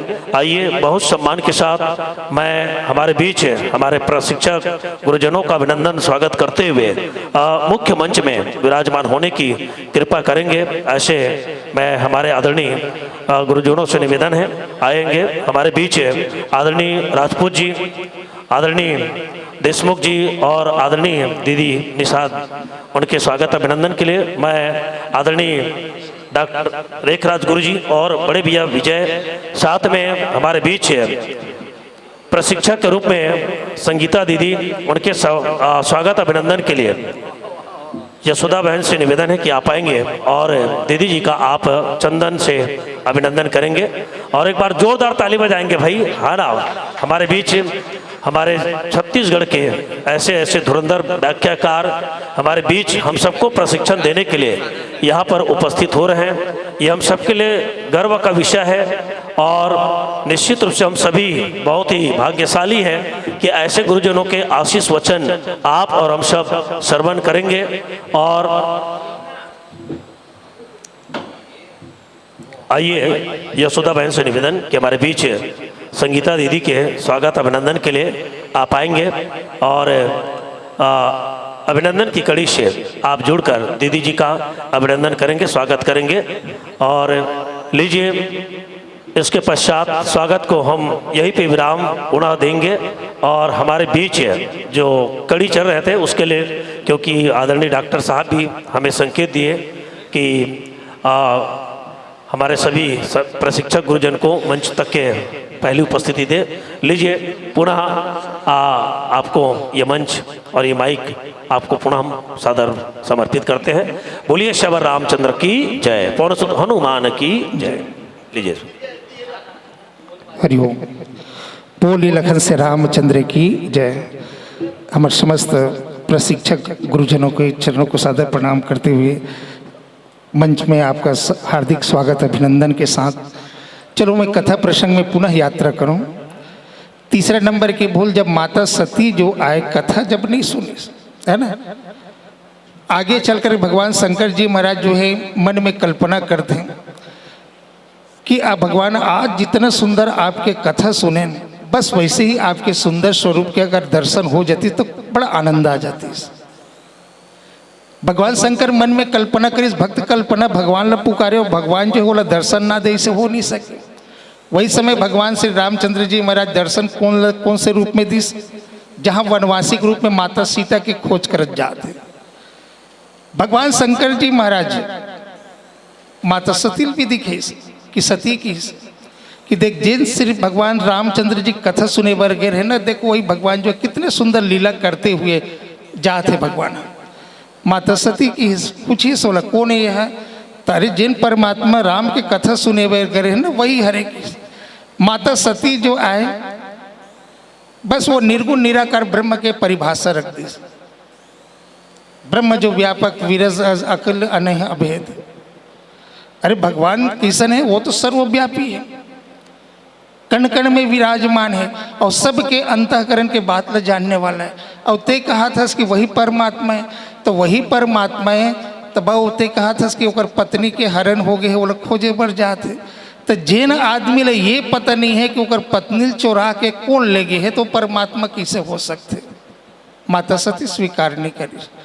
और भगवान शंकर कौन आए, देखो अभी गुरु महिमा की ही बात चलत रही से, है ना। गुरु गोविंद दो खड़े काके लागू पाए। भाई शिष्य ला तो गुरु जो है भगवान तक के जाए के रास्ता दिखा देते। अरे भगवान शंकर तो साक्षात भगवान से साक्षात्कार करा दे माता सती का। पर एक पति जो है पत्नी के लिए वो भी गुरु होते। लेकिन माता समय सती जो आए वो स्वीकार नहीं करी। भगवान शंकर को आए तुम त्रिभुवन गुरु वेद बखाने, वो तीनों लोग के गुरु आए, लेकिन तीसरे नंबर के भूल करिस कि गुरु के बात के अवहेलना कर दिस, गुरु के बात ला नहीं मानिस, ये भूल होकर जीवन की। अब जो दोनों के बीच में ठन के बात भगवान शंकर का हाथ कि वही परमात्मा है, माता सती का हाथ में स्वीकार नहीं करूं। तब फिर कि इस फैसला कैसे हुई, परीक्षा लिया जाए। तो माता सती जो है भगवान के परीक्षा ले वर्गीस, ये चौथा नंबर के भूल। काबर संसार में जितने भी जो जीव जो है वो सब परीक्षार्थी है, और परीक्षक कौन है, सिर्फ परमात्मा है। हम सबके जीवन के परीक्षा लेने वाला वही परमात्मा है। लेकिन माता सती जो है परीक्षा ले पर चल दी से चौथा नंबर के भूल कर दी।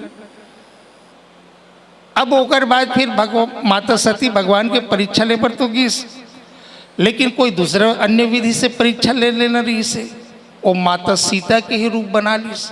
पुनि पुनि हृदय विचार करी धरी सीता करे रूप।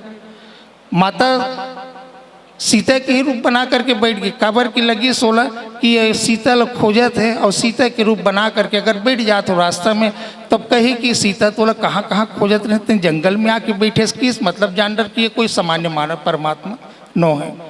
और यदि पहचान लीस तब फिर मैं जान लूँ कि परमात्मा। लेकिन वो पल नहीं सोचिस कि अगर मोला अगर जान लीस है ना तब फिर मोर का हुई। तो इस प्रकार से माता सती जो आए पांचवा नंबर के भूल करिस।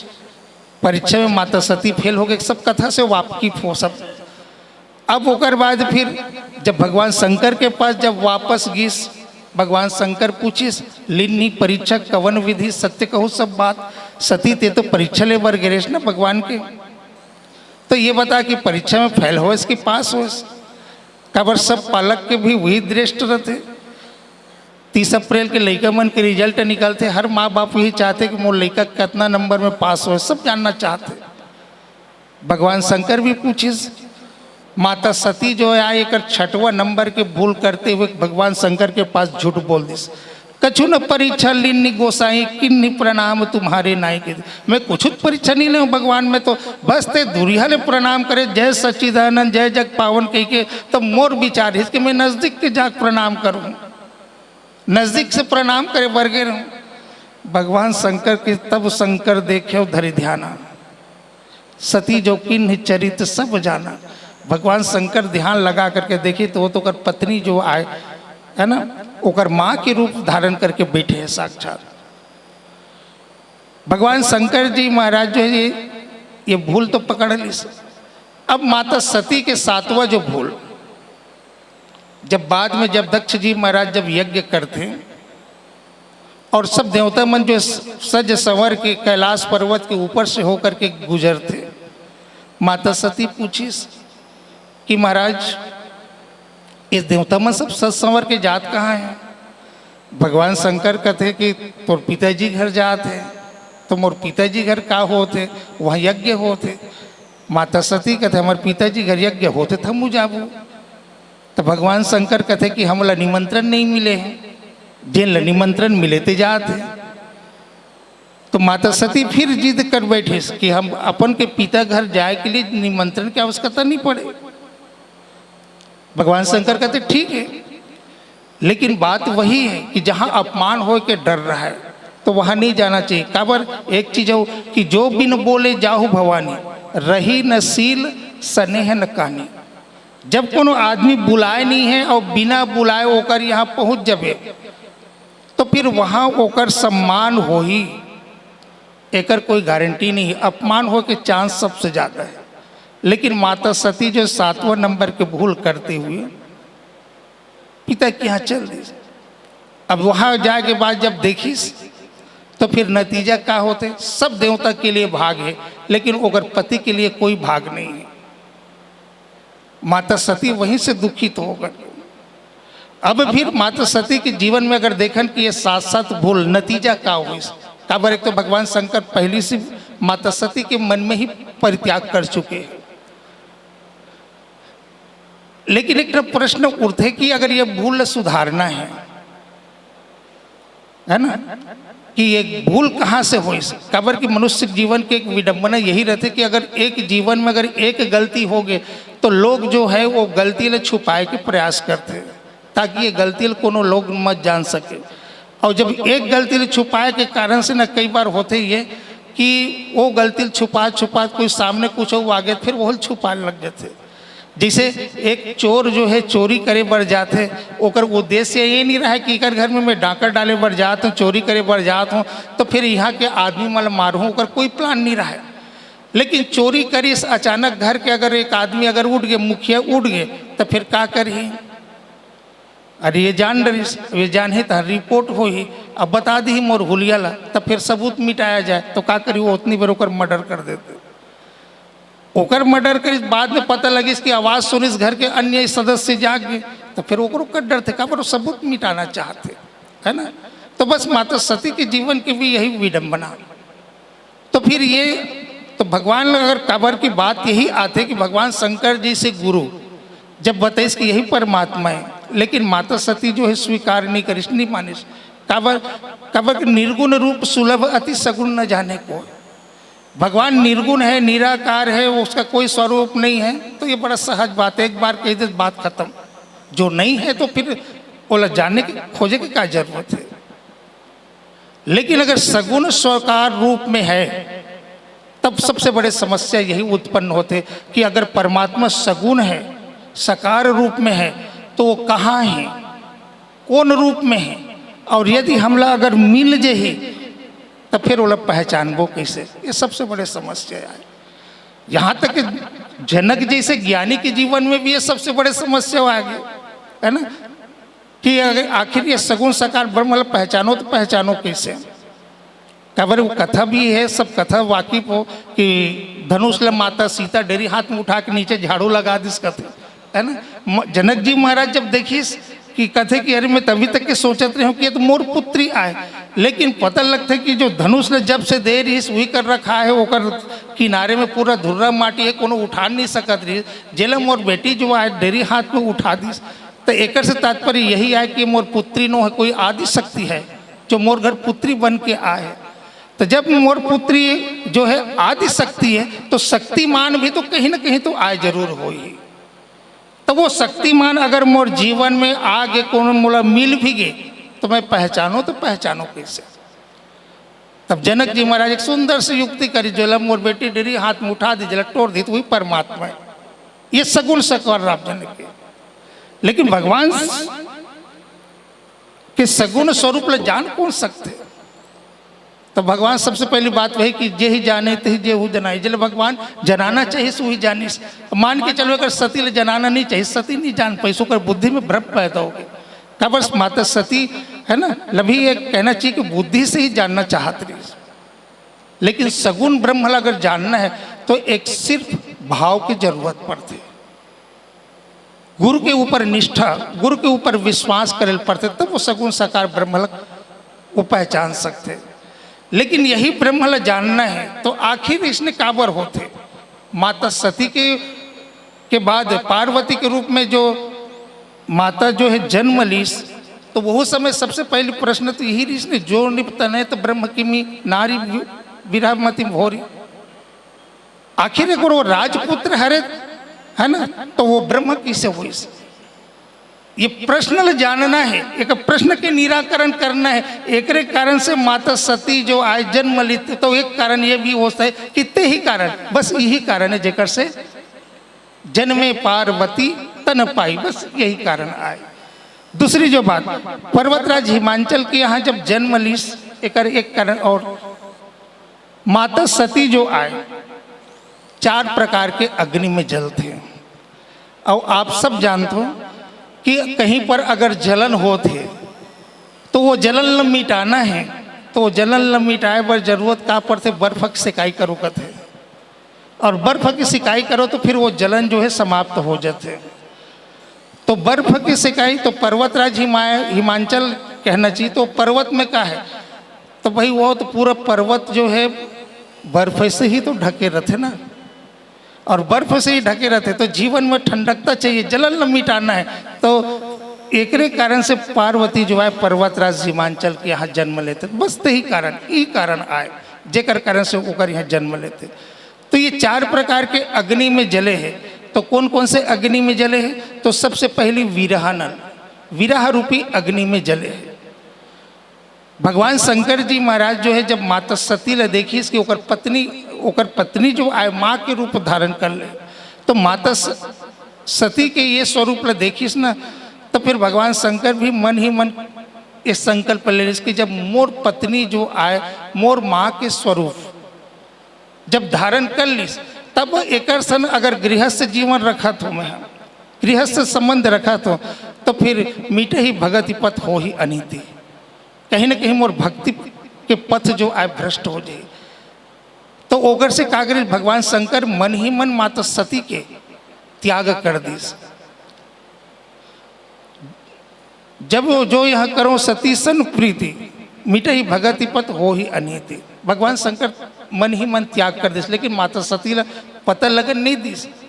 लेकिन जब आकाशवाणी हुई ना भगवान शंकर कि भगवान ऐसा संकल्प कौन ले सकते, कहा शिव संकल्प किन मन माही यही तन सती भेंट मोहि नाही। भगवान शंकर जब मन ही संकल्प करिश न तो आकाशवाणी की भगवान ऐसा संकल्प सिर्फ आप ही कर सकते हो। माता सती के मन में संशय इसकी आखिर संकल्प काले है, लेकिन शंकर रुख अवलोक की भवानी भगवान शंकर के ओकर रुख ला देख करके माता जो है कहीं न कहीं मन में तर्क जरूर लगा ले इसकी बोला ये त्यागीस तो मन में कहीं त्याग तो नहीं कर दे करके। बात वही है कि आखिर भगवान शंकर एक जो त्याग भी करिश ना, बात वही कि मैं खिसोरा के गोष्ठी में भी एक भी बात रखे रहा हूँ। आखिर एक बार माता सती जो आए सीता के रूप धारण करी भगवान शंकर त्याग कर दे, है ना, कि मोर भक्ति के पथ जो है मिट गए, काबर मोर पत्नी जो है मोर माँ के स्वरूप धारण कर ले। बात एक सामान्य से उदाहरण लेकर के चलो। अक्सर बहन जो है मई के ऐस तो हमारे माता मन में एक स्वभाव रहते, ओकर पास कतनो साड़ी होगी अलमारी पूरा भरे पड़े है, लेकिन जैसे घर में इन्हें भौजिक साड़ी देखी नहीं तो जरूर एक ठो साड़ी पहन लेता हूँ। ऐसे मन में कल्पना जरूर होते, मन में कामना जरूर होती, भाभी तो साड़ी बढ़िया लगत मैं पहन लूँ का के।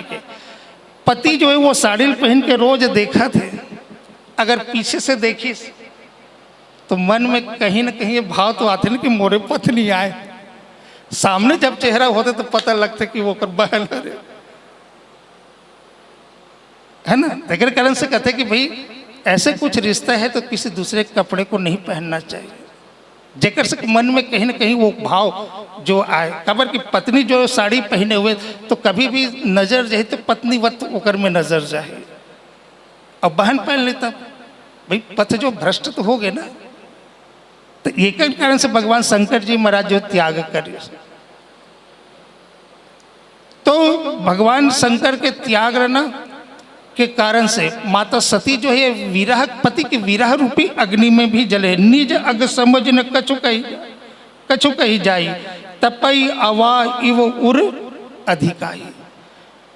माता जो है विरह के अग्नि में ही जले, काबर के पति परित्याग हृदय दुख भारी और करई न निज अपराध विचारी।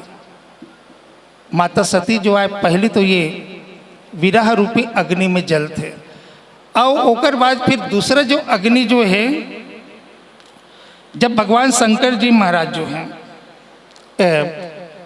दक्ष जी के जब यज्ञ में जब जाते तो वहाँ जा करके देखते तो फिर पति के लिए कोई भाग नहीं, समस्त देवी देवताओं के लिए भाग है। तो माता सती देखो, माता सती के जो चरित्र लखन तो ऐसे लगते कि माता सती ऐसे करना नहीं इस कम बुद्धि के का। लेकिन बात यही आते कि जब वो देखन घर में एक छोटे से बच्चा ला, महतारी जब चलना सिखाते तो स्वयं उल्टा चलते और हाथ पकड़ करके लेकर सीधा चलना सिखाते, ताकि ओकर बच्चा जो है सीधा रास्ता में चल सके। माता सती भी अपन चरित्र के माध्यम से उदाहरण बताते कि संसार के अगर स्त्री अगर ऐसने अगर चलत है तो फिर मान के चलो कि मोर जीवन में जो हस्त्र हो ना वही ओकर हस्त्र होना आवश्यक है, तो ओकर से सावधानी सचेत रह सके। दूसरा जो अग्नि है क्रोधानल, क्रोध रूपी अग्नि में जलिस। काबर की माता सती जो है महान प्रतिव्रता नारी में से एक है, लेकिन पति के जब अपमान नहीं सही पाई, इस काबर की पति के लिए वो यज्ञ में कोनो भाग नहीं है, तब फिर ये क्रोधानल सकल सभई हटी हटी के तब बोली वचन सकोर, क्रोध युक्त बानी जली, इतना क्रोध हो इसकी पति की अपमान। काबर एक चीज और कि जब पति और पत्नी दैनिक जीवन में भी देखन तो अगर ससुराल भी जाते तो अगर पति के मान सम्मान अच्छा होते तो पत्नी ला भी प्रसन्नता होते, और ससुराल में मैके में गए हैं और वहाँ जाए के बाद अगर ऊपर पति के कोनो अपमान होते तो पत्नी जो है बर्दाश्त करने वाली नहीं है। तो ये दूसरा क्रोध रूपी अग्नि में जली। तीसरा फिर अंत में तीसरा जो नंबर कहना चाहिए कि यज्ञ नल, यज्ञ रूपी अग्नि में जलते। तो सामने जब यज्ञ कुंड जो है वहाँ फिर माता सती जो आए तजिहो तुरंत देह तही हेतु उर्धरि चंद्र मौली वृषकेतु, ये यज्ञ रूपी अग्नि में जलते यज्ञ कुंड में। और चौथा जो आए योग रूपी अग्नि में, अस्क ही योग अगिन तनु जारा और भयों सकल मख हाहाकारा। तो ये चार प्रकार के अग्नि में माता सती जो है अपने जीवन में जलते। तो ये 4 प्रकार के अग्नि में माता सती जले हैं, तो ओकर जीवन में अगले जन्म में मतलब शांति चाहिए। तो शांति के लिए फिर पर्वतराज के यहाँ भी जन्म लीस। एक अन्य कारण अगर देखन, माता सती जो है बुद्धि के प्रतीक, जिज्ञासा के प्रतीक भी कहते है ना। तो जब सगुण ब्रह्म जानना है तो ओकर लिए एक श्रद्धा की आवश्यकता पड़ती है। जब तक से मनुष्य के जीवन में श्रद्धा नहीं रही तब तक से वो सगुण ब्रह्म पहचान नहीं सके। काबर जे नर श्रद्धा सबल रहित नहीं संतन कर साथ। सबसे पहले परमात्मा तक पहुंचना है, जानना है, तो सबसे पहले जीवन में श्रद्धा की आवश्यकता है। तो कौन से श्रद्धा के रूप में? अचल श्रद्धा के रूप में। काबर के पर्वत जो आए अचल रथे, अडिग रथे, कभी भी पर्वत हिले डुले नहीं। तो बस अचल श्रद्धा के रूप में माता पार्वती जो आए अपार श्रद्धा के रूप में पर्वतराज हिमांचल के यहाँ जन्म लेते। और एक दूसरी जो बात, पर्वतराज हिमांचल कौन आए? तो पर्वतराज हिमांचल, पर्वतराज हिमालय कहाँ स्थित है? देश के उत्तर भाग में स्थित है। और वेद के उत्तर भाग जो आए ज्ञान के भाग कहलाते। इस प्रकार पर्वतराज हिमांचल अगर देखें तो वो ज्ञान के प्रतीक क्या है? तो जन्म देने वाली माता कौन है? मैना। नाम से ही स्पष्ट है, जहाँ मैं ना हो, अर्थात जहाँ मैं ना हो तो भक्ति, मेरा मुझ में कुछ नहीं, जो कुछ है सब तो, यही तो भक्ति भाव, समर्पण के भाव है। तो जहाँ ज्ञान हो, जहाँ पर भक्ति हो, वहीं पर ही श्रद्धा रूपी पार्वती मैया के जन्म होते है ना। तो बस यही कारण है, यही कारण हिमगिरी गृह जाई, बस यही कारण है जो पर्वतराज हिमांचल के यहाँ पार्वती के रूप में जन्म होते। और नाम जो है पार्वती पड़िस, अगर कारण वही कि पर्वत के पुत्री है, इसलिए उसका नाम पार्वती। कैकेय नरेश की पुत्री कैकेयी, कौशल राज की पुत्री कौशल्या। तो बस यही माता के तो ऐसे बहुत सारा नाम है, नाम उमा, अंबिका, भवानी। लेकिन पर्वतराज हिमांचल के यहाँ जन्म लिस्तेकर करण केस की तेही कारण हिमगिरी गृह जाई और जन्मे पार्वती तन पाई। बोले लखन से रामचंद्र की जय। हमारे प्रशिक्षक आदरणीय डॉक्टर लोकेश साहू जी, जिनके माध्यम से माता पार्वती के जो जन्म की कथा है वो अभी आप और हम सब श्रवण कर रहे थे। निश्चित रूप से आपके मन में कोई प्रश्न या कोई जिज्ञासा हो तो इनको आप नोट करके रखे रहिएगा, क्योंकि हम लोग थोड़ा पीछे चल रहे हैं। इसलिए हम लोग चाह रहे हैं कि कम से कम और 2 हमारे जो प्रशिक्षक गुरुजन हैं उनके भी विचार सुने। और रात तो रुकना ही है ना। हमारे आदरणीय गुरुदेव बालेंद्र सर जी के भी दिशा निर्देश है। तो एक बार जोरदार ताली की अपेक्षा आप सभी को, और बहुत बहुत धन्यवाद आदरणीय हमारे डॉक्टर लोकेश साहू जी, जो हम सबको श्री रामचरित्र मानस के प्रथम सोपान बालकांड की चर्चा हम सबको करा रहे थे। और हमारे प्रशिक्षक श्रीमती संगीता निषाद जी, बड़े दीदी जी, एक बार जोरदार ताली बजाकर अभिनंदन करेंगे और दीदी जी से निवेदन है कि आप आएंगे और मुख्य आसंदी में आप विराजमान होने की कृपा करेंगे। और आइए, आपके स्वागत अभिनंदन के लिए मैं यहाँ बैठी सामने बहन जी से निवेदन है कि आप आएंगे और अभिनंदन चंदन लगा के दीदी जी का आप अभिनंदन करेंगे, स्वागत करेंगे। और सभी प्रशिक्षार्थी का पुनः एक बार स्वागत है, आप सबका अभिनंदन है कि आप सब दूर अंचल से यहाँ उपस्थित हुए और आने में किसी प्रकार की समस्या हुई होगी तो इसके लिए हम क्षमा चाहते हुए आप सभी के बीच हमारे तृतीय वक्ता के रूप में हमारे बीच दीदी जी श्रीमती संगीता निषाद जी बालकांड दोहा क्रमांक 36 के जो प्रथम चौपाई है उनसे ही आप सब चर्चा आप सुनेंगे। सभी अपने मानस ग्रंथ निकाल देख लेंगे। बालकांड दोहा क्रमांक 36 प्रथम चौपाई शब्द प्रबंध सुभग सुपाना ज्ञान नयन निर्खत मन माना रघुपति महिमा अगुण अबादा बरनई सोई बर बारी अगाधा। ये जो चौपाई है इसी चौपाई पर क्योंकि हम लोग दोहा की चिंतन करते हैं तो इस बार जब हम लोग बैठे तो उसमें चौपाई को भी जोड़ा गया है ताकि हम उससे जुड़ें और उनमें भी कुछ भाव है, उस भाव को आप और हम सब जानें। तो आइए सभी अपने अपने ग्रंथ के जो पंक्ति है वो निकाल लिए होंगे तो एक बार बढ़िया जोरदार मधुर ताली बजाएंगे, मीठी मीठी ताली बजाएंगे और ताली के साथ दीदी जी को ये मंच माइक सादर समर्पित है।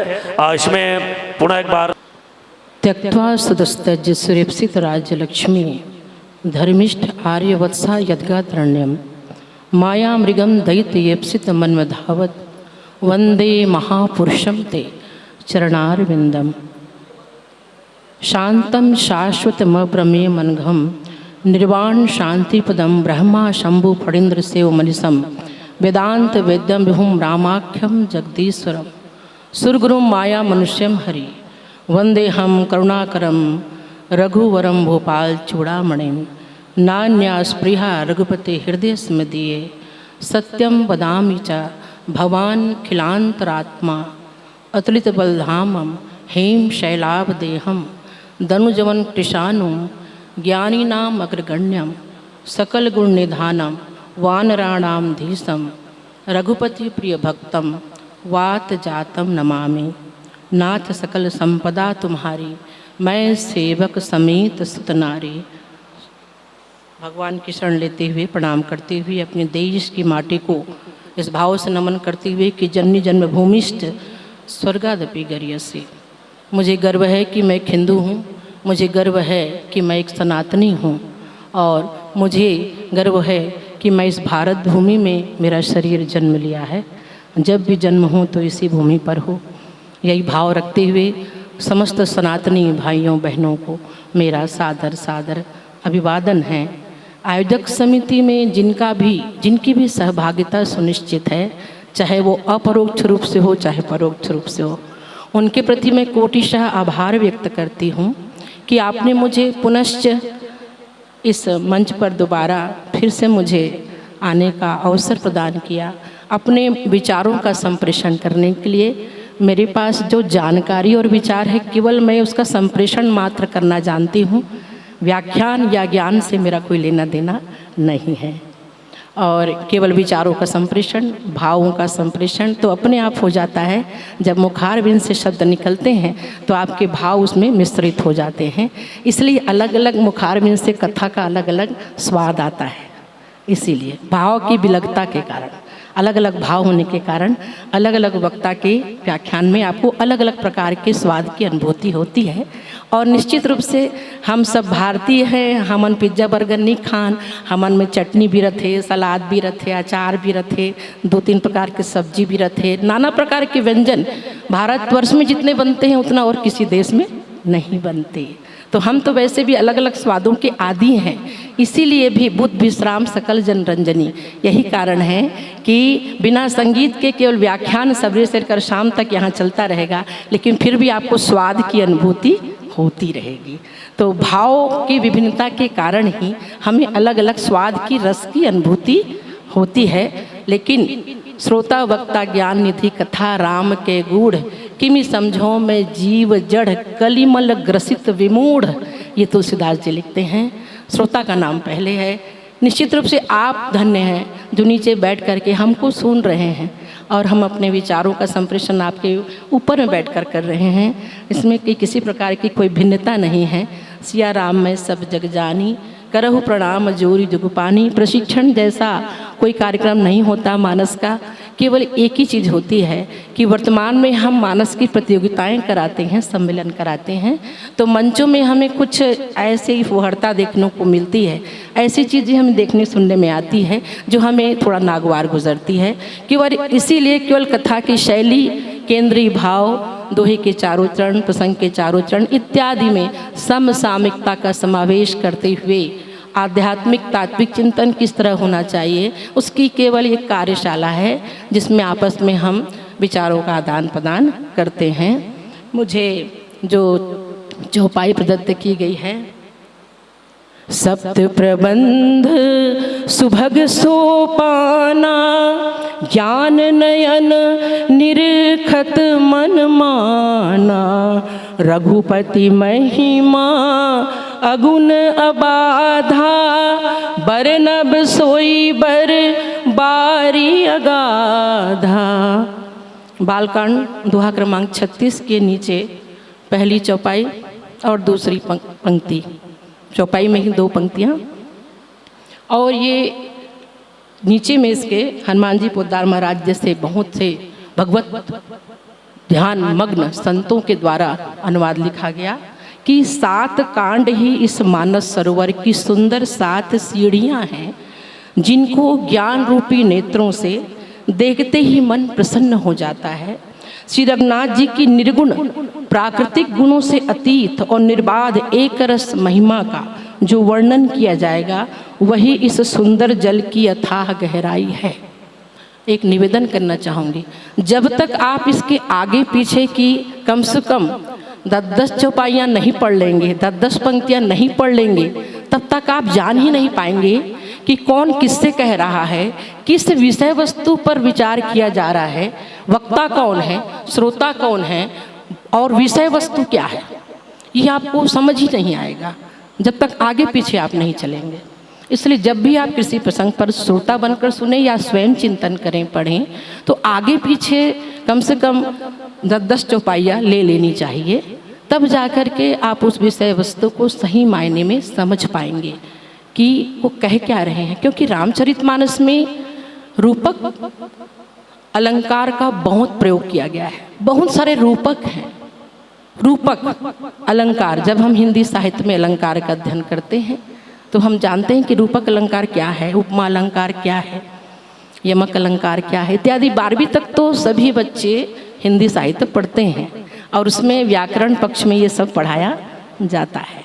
तो रूपक का प्रयोग बहुत सा है। रूपक में सबसे बड़ा लाभ ये होता है कि जो श्रोता है या पाठक है वो जो है उसको अपनी कल्पना में उन समस्त वस्तुओं को, स्थितियों को साकार करने में मदद मिलती है। और जब तक आपका मन उस विषय वस्तु से जुड़ेगा नहीं जहाँ की कथा हो रही है, अब जैन मेर के कथा होते तेन मेर के शरीर भले वहाँ नहीं पहुँचे लेकिन मन तो पहुँची ना है। मन ला पहुँचाना जरूरी है। काबर कथल कौन सुनते, मोरे मन प्रबोध जे ही होई। कथा को सुन कौन रहा है, आपका शरीर नहीं सुन रहा है, आपका मन सुन रहा है। अब अगर मन नहीं सुना थे तो कोई मतलब नहीं है ये मेरे से बैठे रह के, है नहीं। तब बोले मन को सुनाना है और मन की तदाकारता, मन की एकाग्रता जितना ज़्यादा प्रसंग में जुड़ेगी उतना ज़्यादा आप उस भाव स्थिति में पहुँच जाएंगे। इसलिए रामचरितमानस में ही नहीं, अध्यात्म का सार है कि मानसिक पूजा जो होती है वो स्थूल पूजा से कहीं ज़्यादा लाभदायक होती है। मैंने आप पे बस में बैठी है तब बोलते पूजा पंचोपचार षोडशोपचार पूजा रीति है वैदिक के अनुसार तेरे कर सकथस। मन जुड़ गया है क्योंकि मन कर रहा है पूजा। मन जहाँ स्थित हो आदमी का प्रेजेंट वहीं माना जाता है, उसकी उपस्थिति वहीं मानी जाती है, दूसरी जगह नहीं। ये अलग बात है कि हम हाजिरी लेथन तो लड़का यस मैम इसे कही देते क्लास में अब मन से नहीं रहा है वहाँ काबर थोड़ी देर पूछ अभी का कह रहे हो तो नहीं बता पाई कि अभी मैडम क्या बोल रही थी। शरीर बस बैठा है क्लास में, अब मन में कहाँ घूमत नहीं जाना है। तो मन की उपस्थिति सही मायने में उपस्थिति मानी जाती है। तो ये जो प्रसंग है इसमें 7 सीढ़ियों का वर्णन गोस्वामी जी महाराज करते हैं। ठीक ऊपर की के दोहे में सुठी सुंदर संवाद और बिरचे बुद्धि विचारी ते यही पावन सुभग सर घाट मनोहर चारी। सरोवर का वर्णन कर रहे हैं, तालाब का। हमारे छत्तीसगढ़ में ही नहीं पूरे भारतवर्ष में सरोवर की स्थिति बहुत खतरनाक है, नदियों की स्थिति भी बहुत खतरनाक है। अर्थात नदियाँ सरोवर सभी प्रदूषित हैं। धमतरिच में जतिक ठन तरिया है, सरोवर है, तालाब है, सब जो है बहुत करोड़ों करोड़ों रुपया नुकसान हुआ थे सरकार के, लेकिन सफाई नहीं हो पाते। अब बड़ गंदगी स्थूल रूप में भी हम देख रहे हैं। हमको अपने जलाशयों को और नदियों को बचाने की बहुत ज़्यादा आवश्यकता है। तो इस रामचरितमानस का सरोवर के रूप में उन्होंने वर्णन किया, मान सरोवर। और मान सरोवर आप स्थूल रूप में भी मान सरोवर है ना। वहाँ आप चले जाएं, तिब्बत की सीमा में लगा हुआ, बहुत अति कठिनाई वहाँ तक पहुँचने में होती, चढ़ाई बहुत है, बहुत कम लोग मानसरोवर तक जा कर के वापस आ पाते हैं।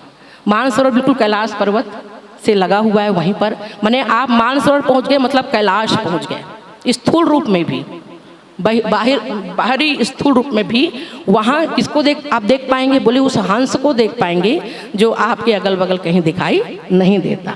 वो केवल मानसरोवर में ही पाया जाता है।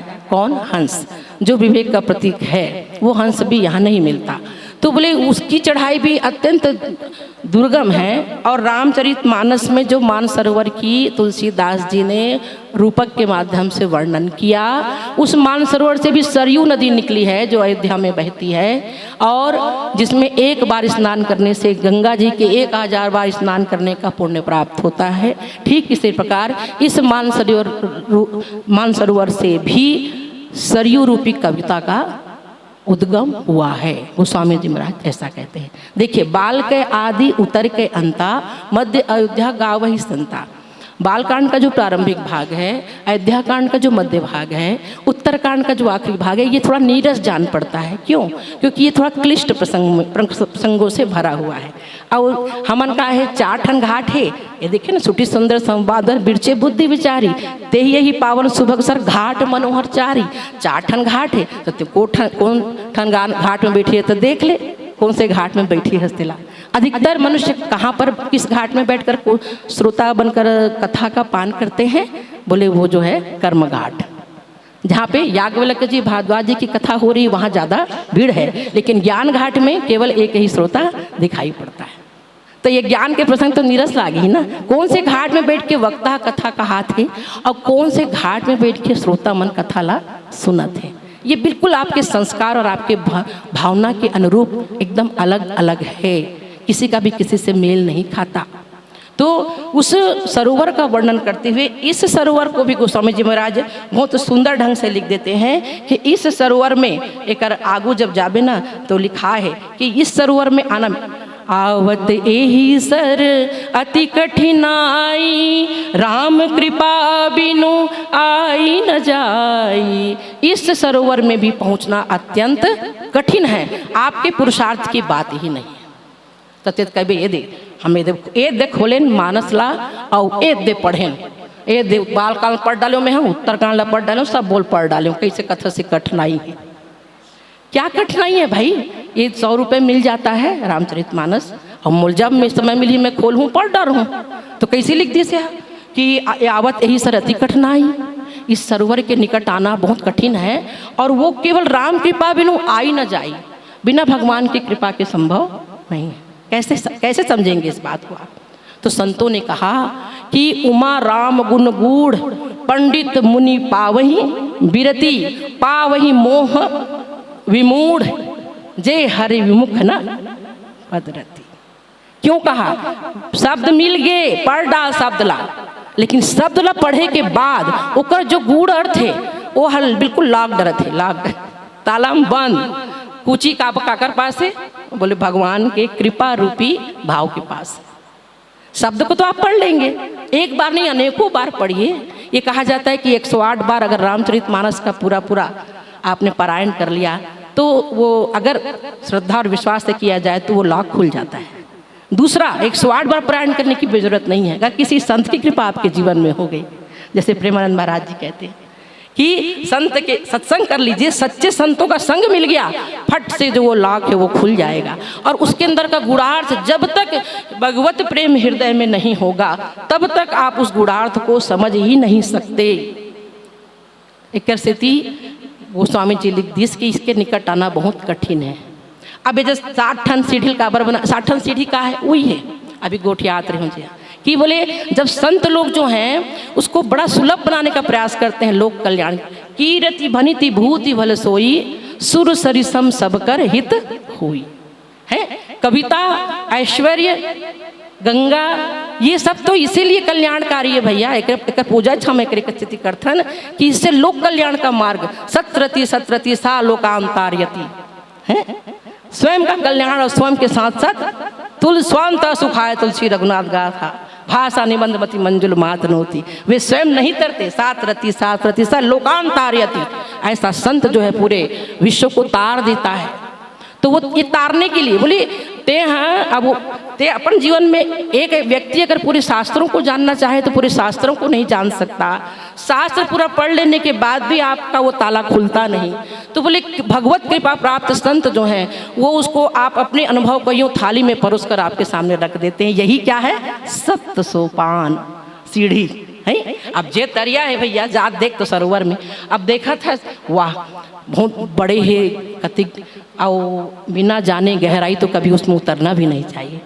लेकिन अगर उस निकट तो पहुंच गए, निकट पहुंचने के बाद अगर उस हम जल को ग्रहण करना चाहें तो जब तक सीढ़ियां ना होंगी तब तक हम वहाँ उतर नहीं सकते। तो सीढ़ी का निर्माण किनके द्वारा किया जाता है? शासन के द्वारा का हुआ थे तो दुर्गति अब बढ़ हुआ थे, है नहीं? उमा कतिक गंदगी रहती, कई ठन सरोवर के सीढ़ी अति गंदा रहते कि ते में बैठ नहीं सकस, चल नहीं सकस, अति कचरा करती है। हम और आप जो हैं वो अगर सज्जन नहीं हैं, शिष्टाचारी नहीं हैं, जागरूक नहीं हैं, मानवता हमारे अंदर नहीं है तो कितने भी करोड़ों की योजनाएं आए कभी कोई लाभ नहीं मिल सकता आपको, क्योंकि आप लाभ लेने के लिए तैयार नहीं हैं तो नहीं हो सकता। तो बोले आप कितने भी विशाल जल राशि के निकट पहुंच जाए, आप समुद्र के किनारे आप पहुंच जाइए, सीढ़ी का निर्माण समुद्र में नहीं होता। आप देखिए, मत जावे निकट मत जावे, ये विशाखापट्टनम चले जा, वहाँ सीटी मार मार के तुला एकदम ते किनारे में लहर जहाँ आवत है, एक कण के स्पर्श करके जावत है, बस थोड़ा सा गहराई में जाकर प्रयास कर वहाँ रुकैया मन आपके लिए ही कि आपकी मृत्यु ना हो जाए। तो वहाँ कोई किसी घाट का निर्माण नहीं समुद्र में, ना किन्हीं सीढ़ियों का निर्माण नहीं। देखिए रामचरितमानस में जो सरोवर का वर्णन किया गया, बोले अगर आप समुद्र को समझना है तो उसकी तह में टहला कर, अरे ये तो साहिल है, यहाँ तो मछलियाँ कपड़े बदलती हैं, किनारे में बैठ जा तो का ही, अरे कुछ नहीं भैया, ठंडा ठंडा हवा झोंका ही नहीं, हवा चल ही ताकि गर्मी में उबलत है तो ठंडा हवा झोंका बस मिल जाए। अतकी छे काबर कि अगर ज्ञान की वर्षा हो रही है और घड़ा उल्टा है तो कुछ एक भी बूंद उसमें पानी नहीं जाएगा, लेकिन उल्टा घड़ा भी रखा है तो कम से कम शीतल तो रहेगा। तो किनारे में बैठे तो की छोई, अब सीढ़ी नहीं तो किनारे में रहे। लेकिन अगर किसी को इच्छा हो कि मैं इस जल का पान भी कर लेता, थोड़ा सा पी लेता, प्यासा हो कोई प्यासा हो तो क्या होगा? बोले उसको पीने की इच्छा होगी, और जब पीने की इच्छा होगी तो वो जरूर जानना चाहेगा कि ये जल मधुर है और शीतल है कि नहीं।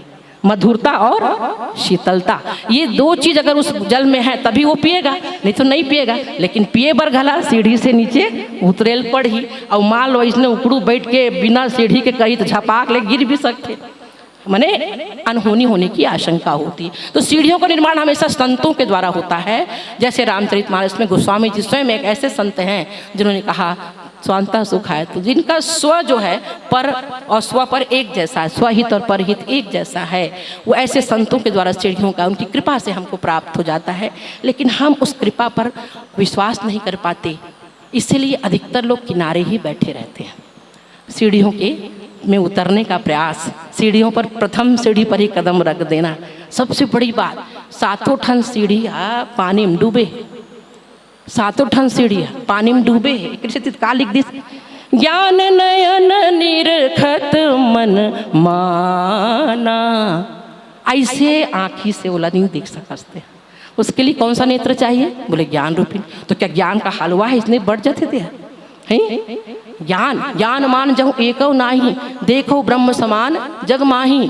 ज्ञान सोई जानो जे देई जनाई, जाना तुम्हारी तुम्हारी हो जाई। ज्ञान सर्व खलविदम ब्रह्म ईशावास्यमिदम सर्वम यत् किंचन जगत्याम जगत। जिसकी दृष्टि में ब्रह्म के सिवा ब्रह्म जनाति इति ब्राह्मण, जिसके सिवा जिसकी दृष्टि में केवल ब्रह्म ही दिखाई देता है वो ज्ञानी है। और बिना ज्ञान के आप इसे देख नहीं सकते। तबले उठा पढ़ ले तो का होगे, है नहीं? बोले बिना ज्ञान के सीढ़ी नहीं दिखे। जब सीढ़ी नहीं दिखा रही तो उतरबे कैसे? तो बोले जो जल की माने वो कौन है? बोले प्रेम भगति जो वर नहीं न जाई, ते ही मधुरता सुशीलताई। बोले शीतलता और मधुरता ये दोनों किसके लिए है? जो स्वाद लेना चाहते हैं।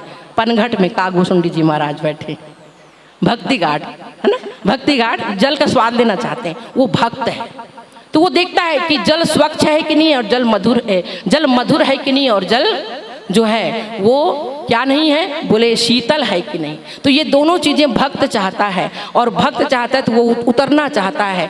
इसीलिए कहा गया कि भैया और जो एक जन बैठे किनारे में, वो सोचते कि वो उतराऊँ और देखते हूँ कि कितनी गहराई है। अब गहराई देख के मैं थोड़ा तैरते हूँ। काबर तैराक मन सबसे पहले काबर नजर पड़ते? गहराई में। गहराई कितनी है? गहराई तैरने लायक होगी तब तो तैरोगे ना, एकदम उथले पानी में तैरा नहीं जा सकता। तो वो जो कर्म जो भक्ति घाट पर बैठा है वो स्वाद चखना चाहता है, और वो जो ज्ञान घाट पर बैठा हुआ है वो तैरना चाहता है। और वो जो कर्म घाट पर है वो क्या करता है? तो बोले वो तो ये देखता है भैया कि मैं इसमें स्नान कर लूँ थोड़ा सा, और स्नान करके बोले क्यों स्वच्छ हो जाऊंगा, फिर वही स्वच्छता दूसरों को बांटूंगा। और ना आज हो तो ये रहा है कि खुद कोढ़ी है, सब लच्छुवत है। अगर आप स्वयं मानस रोगी हैं तो क्या दे पाएंगे आप दूसरों को? तो बोले खुद से स्वस्थ हो जाइए पहले। तो बोले तीसरे वो जो स्नान करना चाहते हैं। भगवान की सगुण साकार लीला का वर्णन यही क्या है? बोले उस जल का स्वच्छ होना है। जो स्नान करना चाहते हैं उसको मधुर भले ना हो, शीतल भले ना हो जल, लेकिन क्या होना चाहिए? स्वच्छ होना चाहिए। बिना स्वच्छ जल के बगैर कोई जीव जो है उसमें नहाना नहीं चाहता। तो ज्ञान घाट, कर्म घाट और भक्ति घाट तीनों के लिए उसमें उतरना जरूरी है, सीढ़ियों में पैर रखना जरूरी है। और इसीलिए सप्त प्रबंध सुभग सोपाना, इसीलिए गोस्वामी जी महाराज ने उसमें 7 सीढ़ियों का वर्णन किया। और ये है कि रामायण में जो है भगवान का राम का आयन, भगवान के मंदिर में जाए बर का करेल पड़ते? बोले भगवान के मंदिर में जब जाबे तो तोला पहली नहाए ला पड़ते, शुद्ध होए ला पड़ते, ओकर बाद ते मंदिर जाबे। तो मानो वाल्मीकि जी का जो रामायण है वो क्या है? बोले भाई संस्कृत की जानकारी नहीं है, दुर्लभ है आपके लिए वो, संस्कृत की आपको जानकारी नहीं है। आम आदमी को संस्कृत की जानकारी वो जमाने में भी नहीं रही से, और ये जमाना में घाला नहीं है। ये सरकार जो है अभी 10वीं तक संस्कृत, 11वीं 12वीं में संस्कृत बंद कर दी, और 10वीं तक लग कई स्कूल में बंद हुआ थे। हमारे कांकेर जिला में बहुत तक स्कूल में बंद हो गए, और संस्कृत की व्याख्या तक अपन मिटकाए बैठे हैं। तो निवेदन तो बोले संस्कृत, बोले का भाषा का संस्कृत, ये गोस्वामी जी महाराज ने सोपान सरोवर के रूप में वर्णन किया मानस का। बोले संस्कृत की जानकारी नहीं, कोई बात नहीं, बहुत विरोध भी हुआ उनका। तो बोले आप जो हैं आपको इस विद्वता की कोई सरोकारता नहीं है, और आप रामचरितमानस का सरोवर में वर्णन के रूप में वर्णन कर देते हैं। अर्थात बिना नहाए बिना धोए अले उच में जा नहाए बा है, उमा कोई शर्त नहीं है, सबके लिए ये खुला हुआ है। ये अलग बात है कि भगवान शंकर जो है उत्तरकांड के दोहा क्रमांक के 128 के ऊपर की पंक्तियों में जो अक्सर वक्ता लोग बोलते रहते हैं कि राम कथा के तेहि अधिकारी, जिन सतसंगति अति प्यारी। वहाँ पर लिखा है कि या न कहीं सठही हटसीलही है, ब्राह्मणों का जो द्रोही उसको मत कहो, एक कहिए ना लोभी ही काम, क्रोधी ही काम ही, इनको भी मत कहिए, ये कहा है। लेकिन सरोवर के रूप में जब गोस्वामी जी महाराज ने वर्णन किया तो सीधे कि सप्त प्रबंध सुभग सोपाना, ज्ञान नयन निरखत मन माना, मन माना, मन का मानना।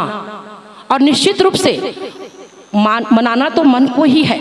जन्मों जन्मों का हमारा यह मन जो है हमारा विरोधी है। मन एवं मनुष्य नाम कारणम बंध मोक्षो। तो मन का मानना और ज्ञान रूपी नेत्र आपके पास नहीं होगा। भाई रामचरितमानस की शुरुआत ही नेत्र से हुई है। भवानी शंकरो वंदे श्रद्धा विश्वास रूपिणो याभ्याम बिना न पश्यन्ति सिद्धा स्वांतस्थमीश्वरम। सबसे पहले नेत्र की चर्चा। श्रद्धा और विश्वास रूपी नेत्र ना हो तो हृदय में स्थित ईश्वर सर्वभूता नाम हृदय से अर्जुन तिष्ठति, आप जो हैं दर्शन नहीं कर सकते। रामचरितमानस में गुरु पद रज मृद मंजुल अंजन नयन अमीय दृग दोष विभंजन। सबसे पहले गुरु जी के चरणों के रज को अपनी आंखों में लगाकर विवेक रूपी नेत्र से मैं को प्राप्त करके मैं भगवान के यश का क्या कर रहा हूँ, वर्णन कर रहा हूँ। और वो यश क्या है? वही तो सरोवर के जल आए हैं, वही तो सरोवर के जल आए। बोले विवेक को नेत्र कहा गया। ज्ञान विराग नयन उर्गारी। ज्ञान और वैराग्य दोनों क्या है? नयन है, जिसमें से एक नयन का यहाँ पर गोस्वामी जी ने उल्लेख किया, ज्ञान नयन निरखत मन माना। ज्ञान भी नेत्र है, वैराग्य भी नेत्र है। अर्थात ये जो स्थूल नेत्र है, ये नेत्र से तेला पड़ सुन सब कर, ये नेत्र से तोला वो 60 ठन सीढ़ी दिखाई नहीं दी। पहला सीढ़ी बालकांड। कुछ कहते हैं कि बालकांड नीचे से सीढ़ी बनाल जब शुरू करते हैं तो नीचे बनाल शुरू करते हैं, और अलग अलग विद्वानों का मत, कुछ विद्वानों का मत है कि ऊपर से शुरू किया जाता है। ऊपर से बोलबे तो पहली बालकांड के आ जाए, और नीचे से शुरू करबे तो नीचे के पहली बालकांड आई। तो दोनों साइड से ही बाल के आदि उतर के अंता दोनों ढाले से पकड़ ले। दोनों ढाले का है अति कठिन। और वैसे तो 7 सोपान क्या है, 7 सीढ़ी क्या है? तो गोस्वामी जी महाराज लिखते हैं भाई 7 सीढ़ी जो है, अब 4 ठन घाट के ऊपर इसमें वर्णन है। तो बोले जो व्यक्ति इसकी मधुरता को और शीतलता को पाना चाहता है वो भक्त है, और जो इसमें स्नान करना चाहता है वो कर्मयोगी है, और जो इसका जो है इसमें तैरना चाहता है वो ज्ञानी है। लेकिन गोस्वामी जी महाराज को पूछीन कि आप कौन से घाट में बैठे हो, और आपला एक मधुरता चाहिए, शीतलता चाहिए जल के, कि आपला एक स्वच्छता चाहिए, कि आप इसकी गहराई को जानना चाहते हैं? गोस्वामी जी महाराज बोले मैं तीनों घाट में नहीं हूँ। हैं सब ले रहे हैं, इस जल से सब लेना चाहते हैं, मैं तो इस जल को देना चाहता हूँ। तो आश्चर्य पड़ गए, भैया अति अहंकार कि सब ले रहे हैं और मैं देना चाहता हूँ, मेरे को इस जल से कुछ नहीं चाहिए।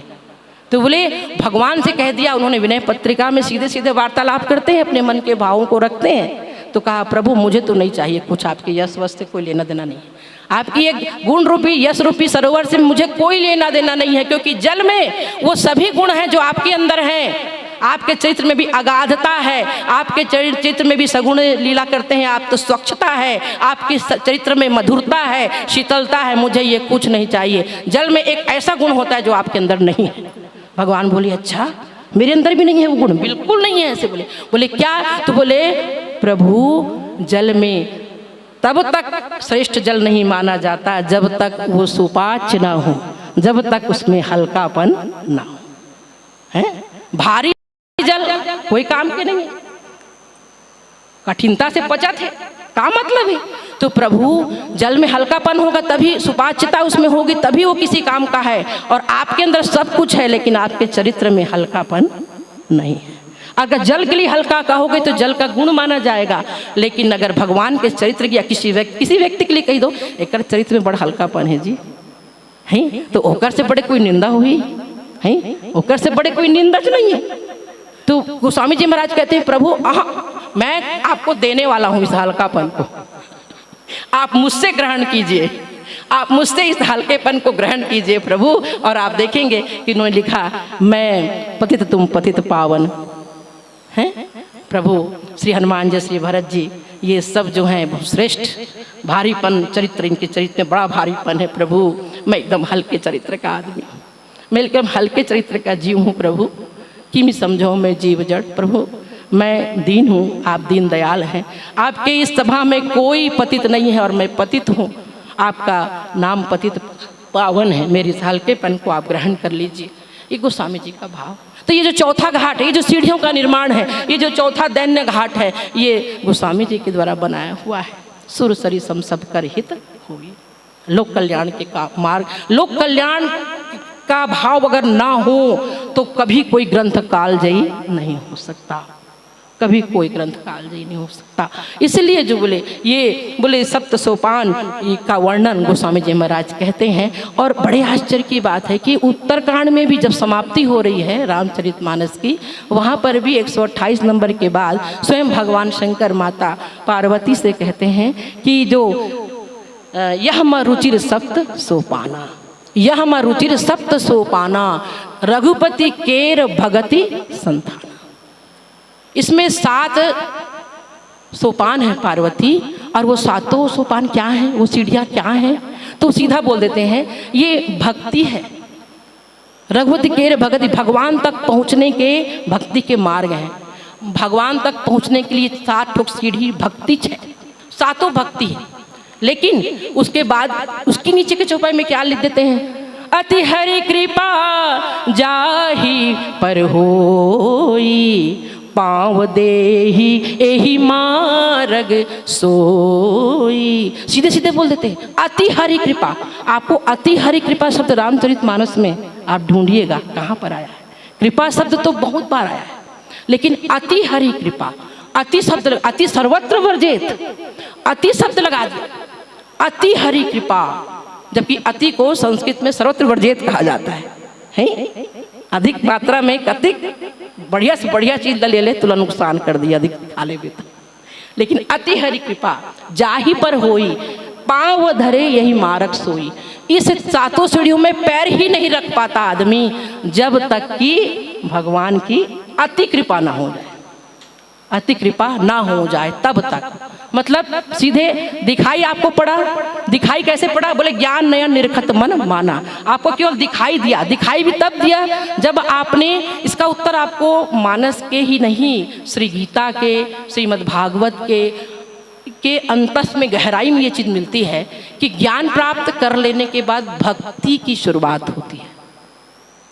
ये अलग बात है कि उत्तरकांड में भक्ति और ज्ञान में कोई अंतर नहीं है, लेकिन आप गहराई में मानस में ही जाएंगे तो आपको पता चल जाएगा। उद्धव जी का दृष्टांत है और भी अनेकानेक दृष्टांत है कि ज्ञान प्राप्त कर लेने के बाद भी भक्ति की शुरुआत होती है, और भक्त भी ज्ञान को प्राप्त कर लेता है। भक्ति की शुरुआत कर लेने पर भी उसको अंत में क्या मिल जाता है, ज्ञान मिल जाता है। क्योंकि भगवान, आप देखेंगे कि काकभूषुंडी जी महाराज जो हैं वो अपनी जब आत्मकथा सुनाते हैं तो आत्मकथा सुनाते हुए वो जो हैं गरुड़ जी को बोलते हैं कि मैं लोमस ऋषि से मैं कुछ, मुझे निर्गुण रूप का वर्णन जो है ज्ञान मुझे सुनाता ही नहीं था, मुझे ज्ञान प्रिय ही नहीं है, मैं पक्षपाती हूँ, मुझे भक्ति चाहिए। मतलब कुल मिलाकर के भूषुंडी जी किसका पक्ष ले रहे हैं, भक्ति का।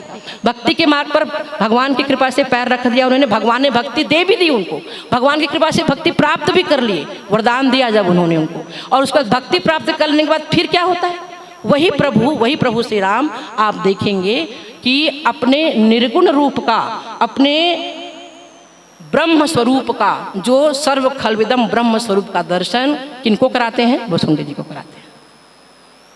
अपने आत्मजीवन में स्वयं बताते हैं कि बोले पहले मैं तो यही बोले बीते 7 कल्प और 27 कल्प से मैं यहाँ पर हूँ, और मैं यही सोचता हूँ कि हाँ हर कल्प में भगवान का अवतार होता है, और मैं भगवान की आयु जब तक 5 वर्ष की रहती है तब तक उनके पास जाता हूँ, उनके साथ खेलता हूँ, और जैसे ही भगवान 6वें वर्ष में प्रवेश करते हैं मैं वहाँ से आ जाता हूँ।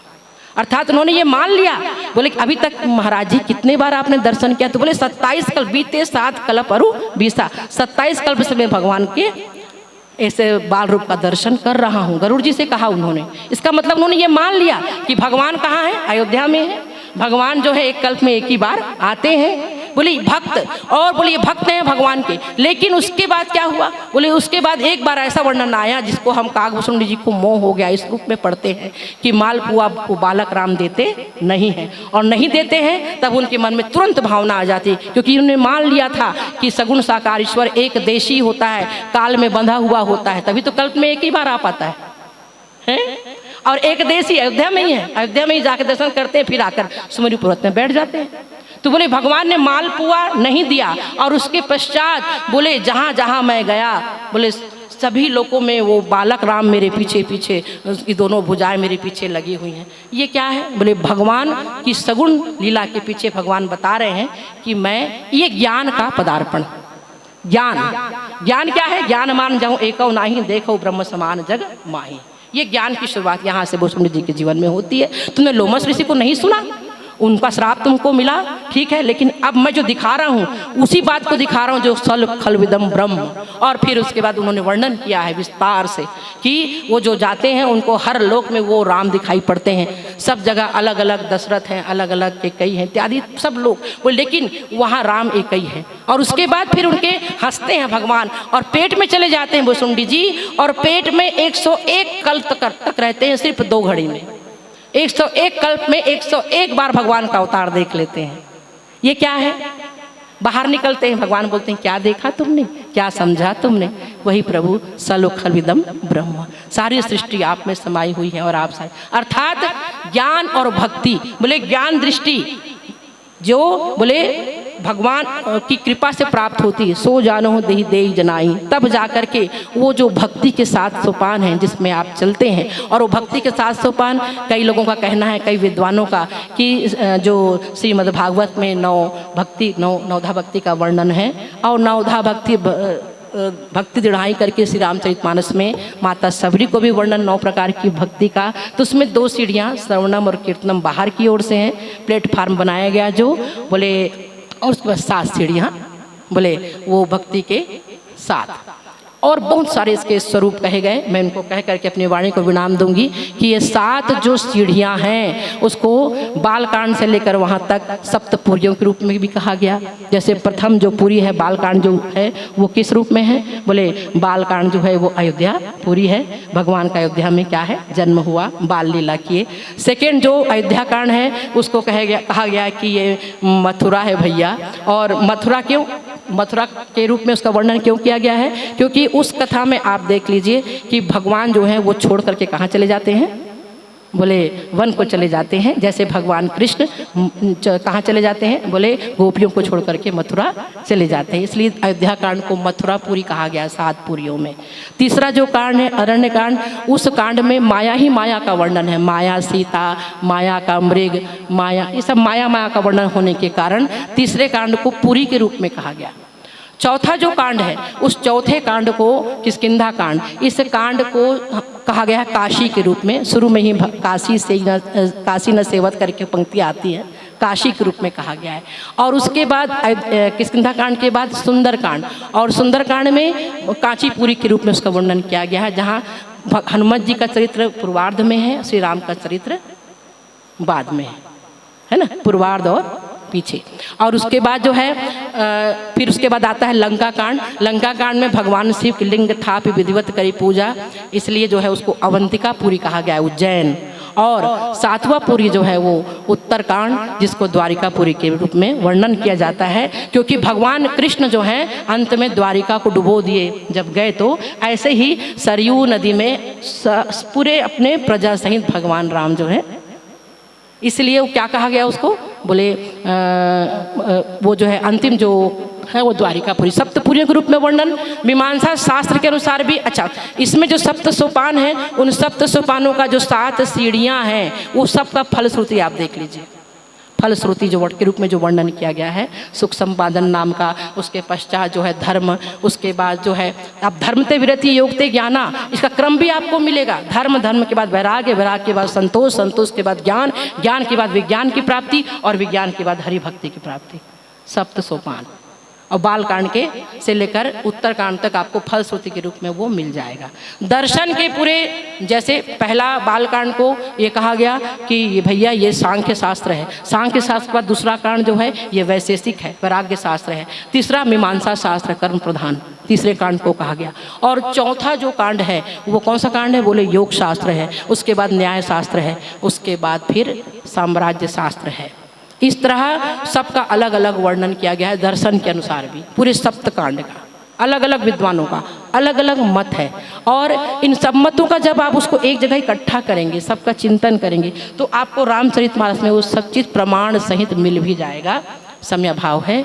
और इस तरह जो है मुझे आधा घंटा समय दिया गया है। और सतप्रबंध भगवान जो है इसके ठीक नीचे की रघुपति महिमा अगुण अबाधा बरनब सोई बरबार अगाधा, इसकी अगाधता गहराई जो है वह निर्गुण रूप है।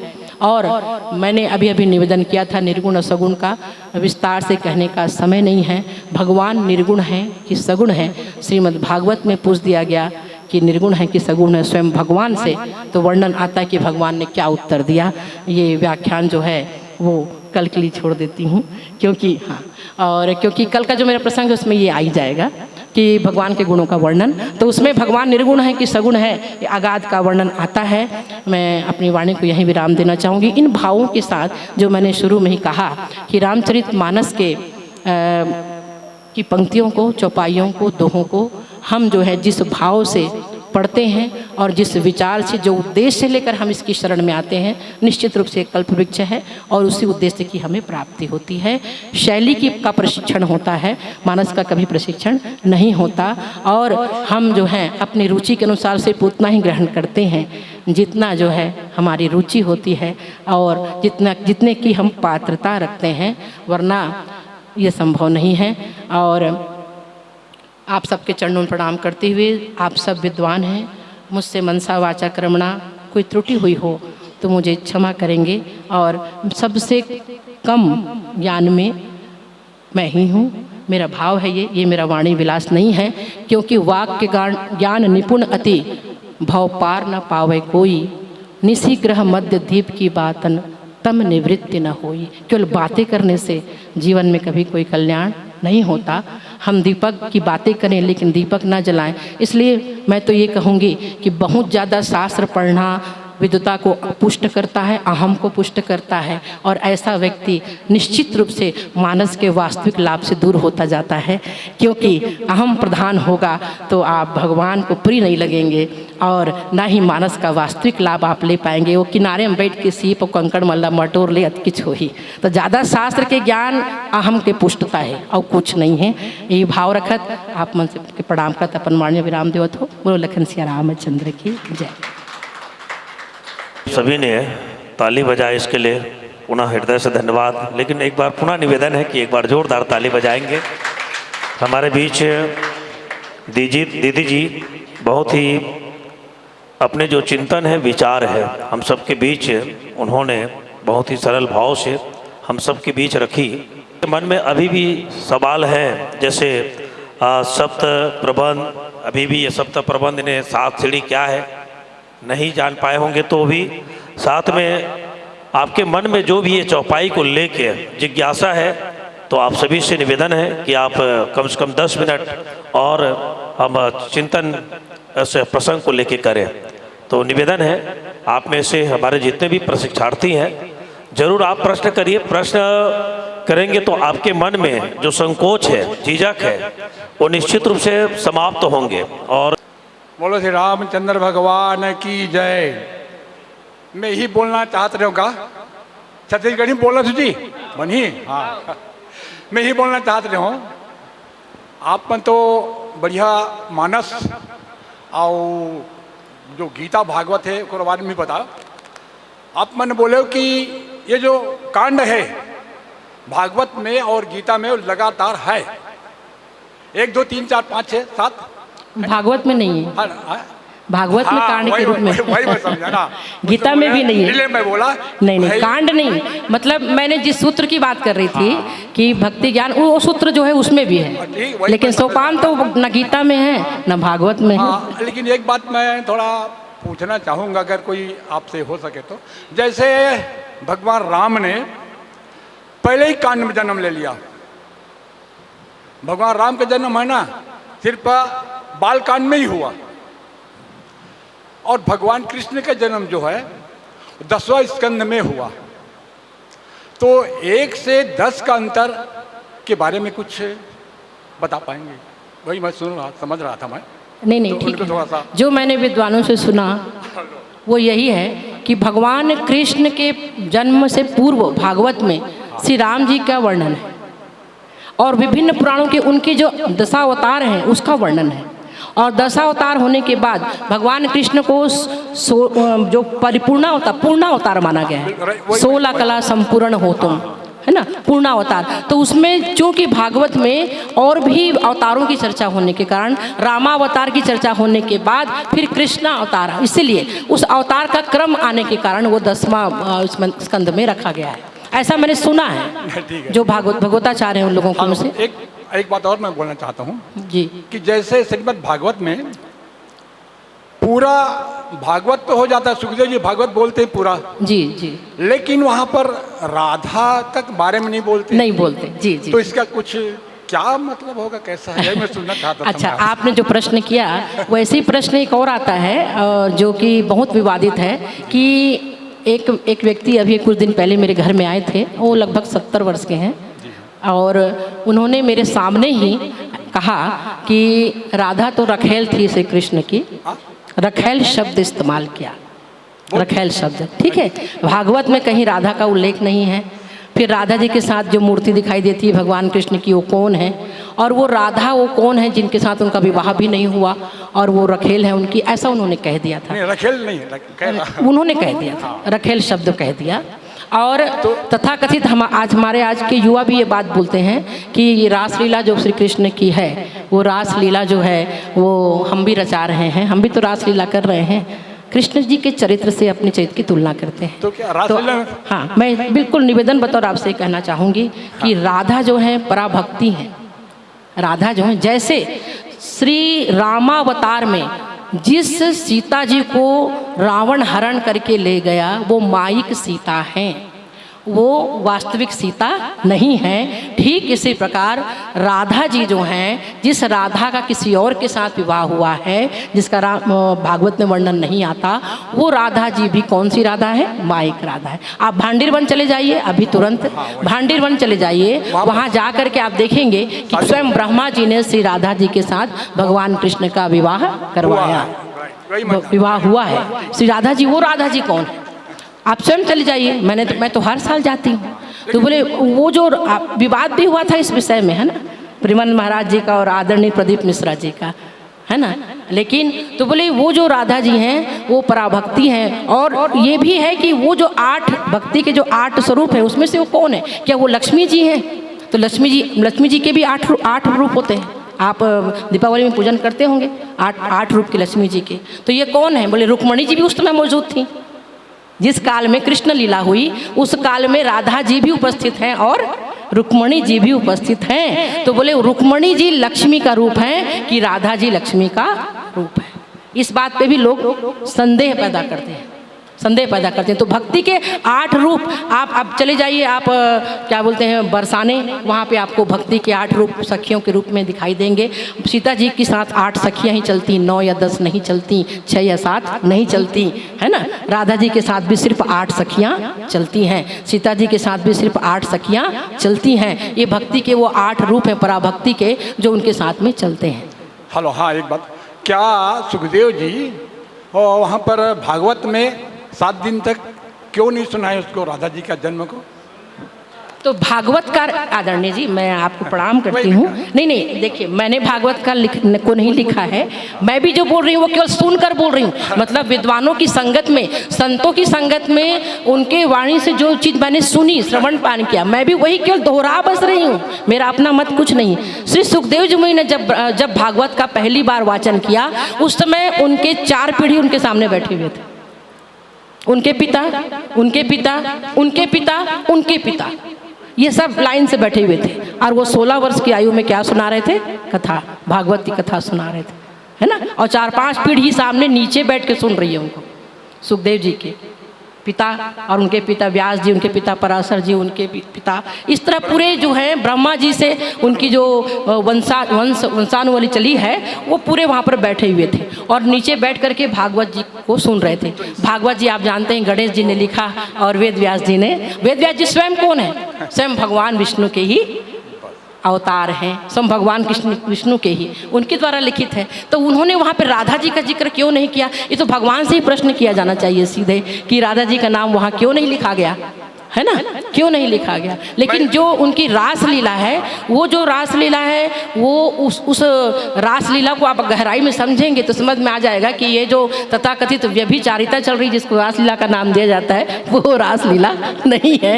तो आत्मा और परमात्मा का जो अभिन्न संबंध है उसका वर्णन वहाँ पर है, और वहाँ पे उसको जो है तथाकथित इस रूप में सादर प्रणाम। अभी आप लोग को आनंद आएगा। ये नारी शरीर के महिमा है भैया, नारी शरीर है ना यहाँ। तो एला देख के सब ला जो है प्यारो मरथे, तहालो मन बोलते बेझिझक, माने नारी शरीर जो है ममता प्रधान होता है, दया प्रधान होता है। आंचल, उसके आंचल में सभी जो है अपने आप को सभी बच्चे खेलते हैं, मातृवत होती है नारी। तो इसीलिए किसी को संकोच नहीं होता, इसलिए मुझसे ज़्यादा प्रश्न किए जाएंगे, मुझे पता है। सबले पहले आप सबला जय श्री राम।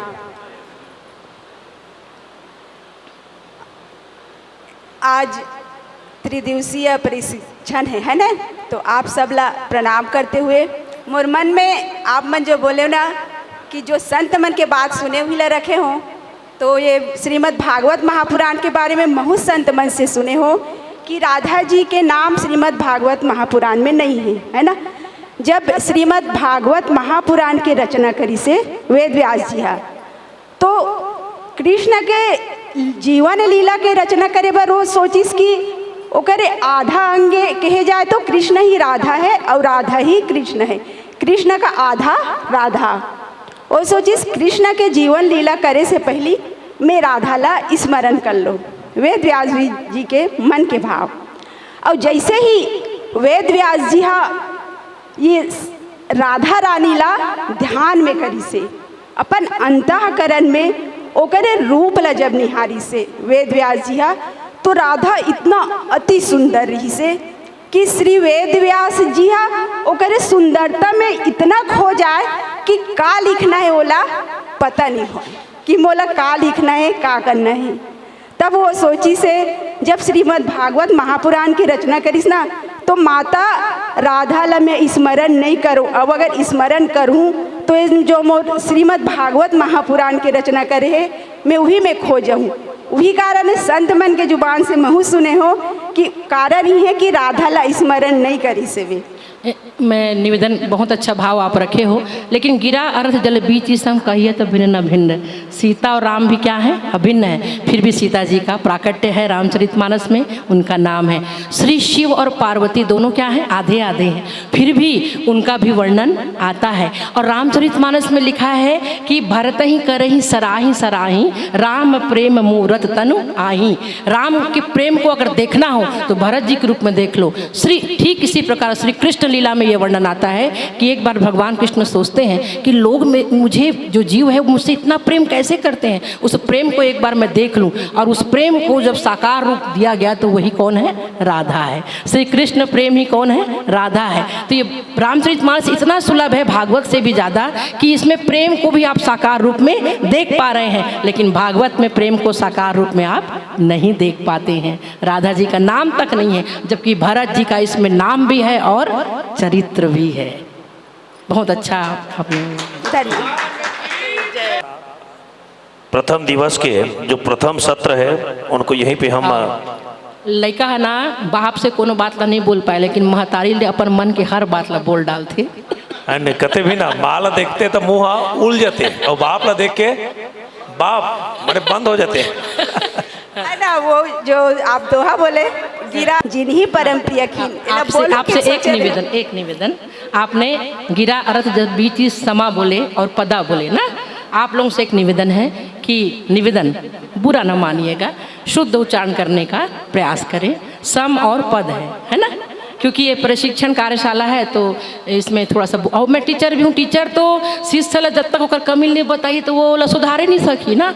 तो गुरु और शिष्य का रिश्ता, माँ और पुत्र का रिश्ता, टीचर और विद्यार्थी का रिश्ता ऐसा ही होता है, जिसमें आपको थोड़ा सा उनको इशारा करना पड़ता है कि इस कमी को आप क्या कर लीजिए, सुधार लीजिए। गुरु से कुम्हार शिष्य कुंभ है, गड़गड़ मारे कोट, अंदर हाथ सहार दे बाहर मारे चोट। इस निभाव से बोली बहन, बुरा न मानिएगा। जय श्री राम।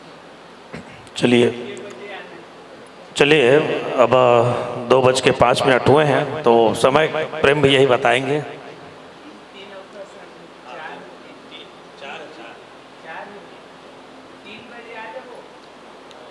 सभी को उपस्थित होना है और हाँ 3 बजे निश्चित समय में, और हमारे बीच वक्ता के रूप में, हमारे चतुर्थ वक्ता के रूप में इसके बाद होंगे हमारे आदरणीय गुरुदेव और देशमुख सर जी होंगे हमारे बीच, है ना। मतलब सब टिकावन के सामान धर के आना है।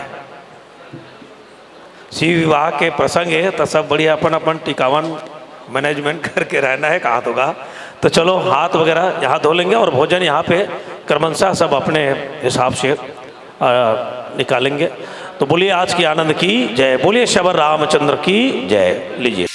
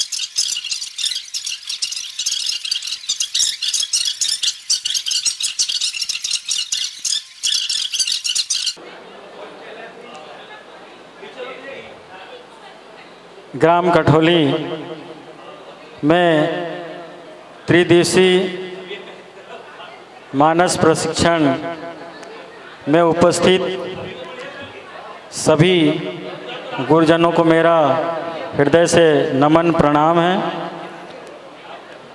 और यहाँ पर जितने भी प्रशिक्षार्थी उपस्थित हैं उन सबको भी मेरा सशक्त नमन है। मेरा नाम पी सेनानी शिव मानस मंडली ग्राम छेड़ी खेड़ी पोस्ट मंदिर असौर तहसील व जिला रायपुर से हूँ और अभी व्याख्याकार के रूप में थोड़ा बहुत आप लोगों से जो ज्ञान मिल रहा है उसे मैं बताने का प्रयास करता हूँ। धन्यवाद। ग्राम छोटे पुरदा से जय बजरंग मानस परिवार जनकपुर खिलोरा के साथ मैं अभी चल रहा हूँ। बोलिए श्यावर रामचंद्र की जय। चंद्र की जय। मेरा नाम श्री आदित्य कुमार मिश्राम, गुरु कृपा मानस परिवार ग्राम तर्रा गोंदी मानस शक्ति केंद्र कोर्रा श्री राज मानस संघ धमतरी। धन्यवाद। सियापति रामचंद्र की जय। सभी गुरुजन को सादर प्रणाम और परीक्षार्थी भाई बहन आप सभी को सादर प्रणाम। मोर नाम घनश्याम साहू ग्राम पटेवा से। मोर मंडली के नाम है श्री पटेश्वर मानस मंडली ग्राम पटेवा और मानस शक्ति केंद्र पिपरौत श्री बालाजी मानस शक्ति केंद्र पिपरौत और माँ कौशल्या जिला मानस संघ रायपुर से संबंध है और बस यही मोर परिचय। बोलिए सियापति रामचंद्र की जय। बोल श्यावर रामचंद्र की जय। मोर नाम नूतन कुमार साहू है और मोर मंडली के नाम श्री जय बजरंग रामधुनी एवं मानस परिवार ग्राम बकली। जय श्री राम। मेरा नाम गौतम साहू जी बकली से। मैं समर्पण मानस परिवार बकली से हूँ। वैसे मैं व्याख्याकार नहीं हूँ दीदी, व्याख्याकार मेरे गुरुदेव हैं, लेकिन मेरे मन में कोई जिज्ञासा रहती है तो मैं ज्ञान अर्जन करने के लिए इस कार्यशाला में उपस्थित हुआ हूँ। बोल श्यावर रामचंद्र की जय। बोलो श्यापति रामचंद्र की जय। मोर नाम हैगा प्रभुदयाल मेषपाल छाती रथो। सारा ने वैद्य घलो लिखतो में है, वैद्य के काम घलो करतो। और वैसे तो मोर गाँव में 2-3 मानस मंडली है, तेमन सब सीखो है। और मोर मानस मंडली का नाम है राधा कृष्ण मानस मंडली छाती है। अभी वो मैं नहीं जाऊँ लेकिन आते आदमी मन है और मैं अभी भी छोड़ दूँ। काबर सियान है घलो नहीं होगा, सियान हो गया, डोकरा हो गया। 85 साल चला थे कैसे करो बताना। बहुत घलो जानते हो, ऐसे बात नहीं है। और वो प्राय गायत्री जो घलो धर के दौड़त रहता हूँ मैं, गायत्री में घलो काम करता हूँ। धमतरी से घलो मोला सर्टिफिकेट मिले गायत्री के, है ना। वो नाग बीज ना गायत्री में, तब के बाद अभी तो अभी प्रशिक्षण में महू आ गए होंगे। श्री रामचंद्र मानस प्रशिक्षण कार्यशाला यह पेपर में पढ़े हो तो माहौल बड़ा ये होगी से चलो भाई महू अब कैसे करूँ, धीरे धीरे लगे होगी क्या। बस यही मोर पता है भैया। बोल लखन श्री रामचंद्र की जय। गति प्रदान करें। बोल श्यावर रामचंद्र की जय। डॉक्टर सुमित निषाद बजरंग मानस मंडली कन्हेरा शक्ति केंद्र भैरव बाबा एवं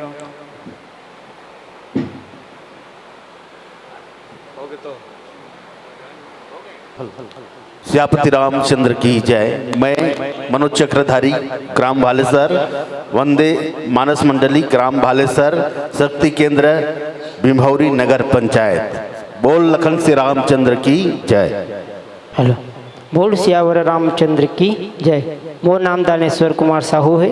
मैं नारी के निवासी हरों और मोर मंडली के नाम जय महामाया मानस परिवार ग्राम नारी।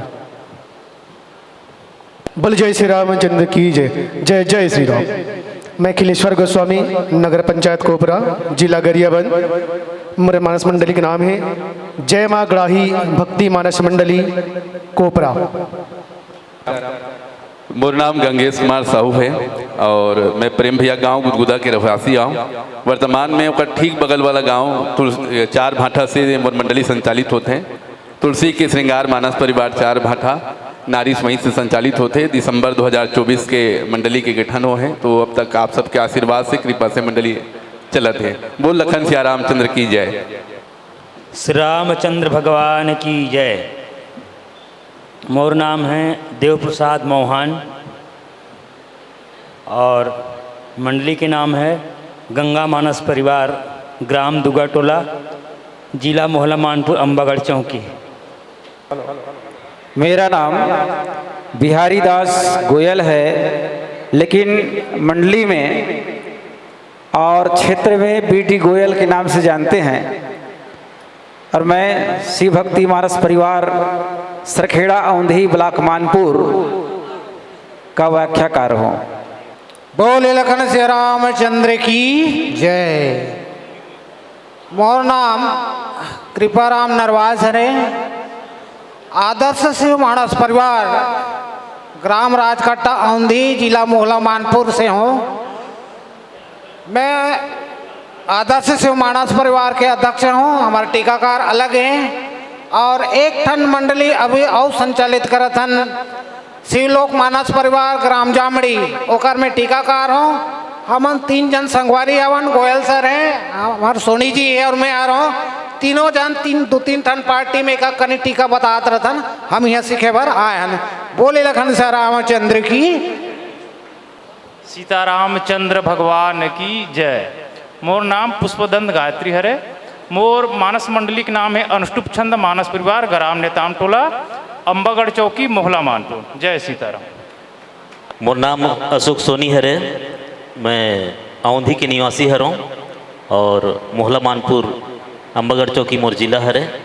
मोर मानस मंडली के नाम आदर्श शिव मानस परिवार, ग्राम राजकट्टा।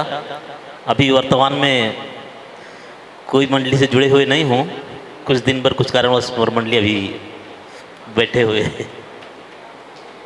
बोलो सियावर रामचंद्र की जय। मोर नाम तेजेंद्र कुमार हिरवानी। मैं यहाँ ग्राम प्रीत के रवैया रहा हूँ और मैं यहाँ प्रशिक्षण के लिए यहाँ आया हूँ। बोलो सियावर रामचंद्र की। और नाम श्री टिकेंद्र कुमार साहू जी, ग्राम पिपरौद से, आदर्श मानस मंडली पिपरौद से जुड़े हुए हैं। और आपके जो ये प्रशिक्षण है पिछला वर्ष भी 3 दिन के रही से, तो उमें देखें कि पंजीयन में कोई है ना जुड़ नहीं पात है। माने शुरू से पंजीयन के ही प्रभार जो देखा था, ऐसे आप सबके हम सब ला सुंदर दर्शन प्राप्त होते। बोले श्यावर रामचंद्र की जय। बोलो भरत प्रिय रामचंद्र की जय। यहाँ पे जतना जन भी दीदी भाई मन आए थे, मतलब जय जय सीताराम। मोर नाम है श्रीमती अहिल्या साहू।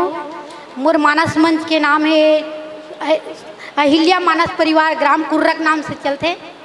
जय जय सीताराम। लखन सिया रामचंद्र शंकर हरिओम। मैं सुनीता हिरवानी, केलाबाड़ी दुर्ग की नौकिरन महिला समिति से हूँ। बहुत बहुत धन्यवाद। सीखे बरा हूँ और मैं मोर मानस मंच में गायन के काम करता हूँ। ठीक, धन्यवाद। बोल श्यापति रामचंद्र की जय। श्री सद्गुरुदेव भगवान की जय। मोर नाम श्रीमती निर्मला देवी साहू है। मोर गाँव के नाम कुर्रा बगौद है और मैं मिथिलेश्वरी साहू के टीम में यानी उनके संग में व्याख्या करे बढ़ जाता हूँ। और वो मानस के नाम है राधा कृष्णा महिला मानस मंडली, ग्राम थूहा। बोल श्यापति रामचंद्र की जय। सादर जय श्री राम। आप सभी गुरुजनों के चरणों में मेरा प्रणाम है। मेरा नाम जागृति है और हम लोग नवीन प्रशिक्षार्थी हैं। हम लोग यही स्थानीय निवासी हैं। पति रामचंद्र की। मेरा नाम तामेश्वर निषाद है और मैं भी अभी न्यू प्रशिक्षार्थी हूँ और मैं यही स्थानीय कठौली की निवासी हूँ। धन्यवाद। सियावर रामचंद्र की जय। सभी गुरुजनों के श्री चरणों में मेरा सादर प्रणाम एवं सभी संतों के श्री चरणों में मेरा सादर प्रणाम। मेरा नाम कुलदीपिका पाठक और मैं ग्राम गागरा छाती से आई हूँ। मेरा मंडली तुलसी के संदेश महिला मानस परिवार गागरा के नाम से चलता है और सभी गुरुजनों के आशीर्वाद के कारण और उनकी कृपा के कारण यहाँ आने का सौभाग्य मिलता है। बोलिए राजा रामचंद्र की जय। बोल राजा रामचंद्र की जय। मोर नाम श्रीमती ओमेश्वरी निर्मलकर डोंगी तरई से हो। मोर मंडली के नाम जय जग जननी महिला मानस परिवार डोंगी तरई है और मैं यहाँ बालाजी शक्ति केंद्र पिपरौद संघ से जुड़े हुए हो। बोल राजा रामचंद्र की जो सियावर रामचंद्र की जय। सभी गुरुजनों के चरणों में सादर प्रणाम और यहाँ आए सभी भाई बहनी आप सबके सादर चरण में मोर अकिंचन के सादर प्रणाम है। आप सब स्वीकार कर हूँ। मैं यशोदा साहू श्रद्धा महिला मानस मंडली ग्राम कचना के संचालिका हूँ और वही मंडली में चलत हूँ। राजमानस संघ धमतरी से संबंधित शक्ति केंद्र कचना। बोली सियावर रामचंद्र की जय। सब झल जय सिया राम। मोर नाम डिगेश्वरी साहू ग्राम डोंगी तरई ज्ञानदीप महिला मानस परिवार ग्राम डोंगी तरई से। जय सिया राम। एक बार जोरदार जयघोष करेंगे। बोलिए श्यावर रामचंद्र की, बोलिए श्यावर रामचंद्र की। आइए अब हम सब द्वितीय सत्र से जुड़े और द्वितीय सत्र के हमारे जो प्रथम वक्ता है आदरणीय गुरुदेव श्री रोहित देशमुख जी। गुरुदेव से निवेदन है कि आप आएंगे और मुख्य आसंदी में आप विराजमान होने की कृपा करेंगे। और आदरणीय गुरुदेव के स्वागत अभिनंदन के लिए मैं श्री रामचरितमानस प्रशिक्षण कार्यशाला के संयोजक भाई प्रशांत सोनवानी जी आपसे निवेदन है कि आप आएंगे और हमारे बीच आदरणीय गुरुदेव रोहित कुमार जी देशमुख के आप अभिनंदन स्वागत करेंगे। भाई ये बढ़िया सुंदर कार्यशाला रखे हैं, इसके लिए हृदय से मैं साधुवाद धन्यवाद ज्ञापित करता हूँ। और साउंड वाला आदरणीय गुरुदेव श्री रोहित देशमुख जी कथा प्रसंग आप सभी जोड़ेंगे। बालकांड दोहा क्रमांक 91। जी हाँ, बालकांड दोहा क्रमांक 91 के प्रथम चौपाई शिव वही शंभुगन करही सिंघारा जटा मुकुट अही मोरु सवारा कुंडल कंकन पहिरे ब्याला तन विभूति पट केहरी छाला। ये पावन रामचित्र बहुत गणादि सेवितं कवित जम्बू फलचारु भक्षणम उमासुतं शोक विनाशकारकं नमामि विघ्नेश्वर पाद पंकजम। श्री गुरुचरण सरोज रज निज मन मुकुर सुधार बरनौ रघुबर विमल जसु जोदायक फलचार। नीलाम्बुज श्यामल कोमलांगम सीता समारोपित वाम भागम पाणौ महासायक चारु चापम नमामि रामं रघुवंशनाथम। बोले सियावर रामचंद्र की जय। मानस कार्यशाला ग्राम कठौली के सभी आयोजक बंधु, हमारे सभी प्रशिक्षक महोदय और आए हुए हमारे सभी मानस के व्याख्याकार जो कुछ प्रसंगों पर हम सब की राय जानना चाहते हैं, ऐसा मैं कह सकता हूं, क्योंकि आप सभी मानस मंचों के वक्ता हैं और परिचय में ही मैं सुन रहा था कि आप सबकी मंडलियां चलती हैं, तो मैं ये मान करके चलता हूं कि मानस के कथा प्रसंगों से आप सभी विज्ञ हैं। और दूसरी बात ये है कि मैं ये भी मान करके चलता हूं कि आप सभी ने मानस को कई बार पढ़ा होगा, क्योंकि मानस को पढ़े बिना मानस के वक्ता या वक्तव्य देना मेरे ख्याल से संभव नहीं होगा। मैंने ऐसा अनुभव किया है अभी कुछ 1-1.5 घंटे पहले कि मानस के वक्ता जब मंच पर बैठे और केवल वक्ता ही बोलते रहे तो ये गोष्ठी शैली लगभग सी बन जाती है। और मेरा ऐसा मानना है कि अगर कार्यशाला है तो आपके तरफ से यदि प्रश्न आता है तो हमारे तरफ से भी आपको कुछ प्रश्न जाए, परीक्षावश नहीं, जिज्ञासावश और प्रसंग से संदर्भित, और उसका आप उत्तर दें तो कथा प्रसंग से जुड़ने का एक अलग आनंद आएगा, मैं ऐसा मानता हूँ। और इसी से संबंधित जब शिव विवाह की चर्चा होती है तो मैं आप सबकी शैली क्या है, कैसे आप लोग कथा कहते हैं, मैं ये तो नहीं जानता, मगर मैंने ज़्यादातर मंचों में सुना है शिव विवाह को हास्य का प्रसंग बना करके मानस मंचों में पेश किया जाता है। और मैं करबद्ध निवेदन करूंगा कि मैं हास्य रस का वक्ता नहीं हूँ। मानस गंभीर विषय है, हास्य रस तो अपने आप कहीं न कहीं फूटता ही है, ये निसंदेह है, लेकिन हर प्रसंग में हास्य रस में चर्चा किया जाए ये स्वीकार नहीं होता है अपने मन के हिसाब से। आप लोग कैसा बोलते हैं आप लोग जाने। मैं इस प्रसंग पर जो पंक्तियां मुझे दी गई हैं, मैं अपने जो विचार हैं मैं आप सब तक के शेयर कर रहा हूं। आप सबसे भी मैं जानना चाहूँगा इस प्रसंग के विषय में, और आशा करूँगा कि आप सब सकारात्मक सोच के साथ अपनी बातें मुझसे शेयर करेंगे तो कथा प्रसंग को रखने में आनंद आएगा। तो मैं पहले वो पंक्ति आप सबके बीच में रख दूं, और जनरली हम लोग गाकर ही किसी भी पंक्ति को मानस मंचों में शुरू करते हैं। तो शिवहि शंभुगन करहि सिंगारा, जटा मुकुट अहि मोर सवारा, कुंडल कंकन पहिरे व्याला, तन विभूति पट के हरि छाला। वैसे ये प्रसंग बहुत विस्तृत है, बहुत लंबा है। मैं ये नहीं जानता कि मुझे ये दो पंक्तियां किस वजह से दी गई है और क्या आपकी आशाएं अपेक्षाएं हैं, मैं नहीं जानता। इस प्रसंग को शुरू करते तो हम जानते हैं कि ये विवाह का प्रसंग है। मैं आप सबसे जानना चाहूँगा, आप सब मानस के व्याख्याकार हैं, मानस में विवाह का प्रसंग कितने बार आया है? कोई भी उठ करके अगर बताना चाहें। रामचरित मानस में विवाह का प्रसंग जी किसका किसका?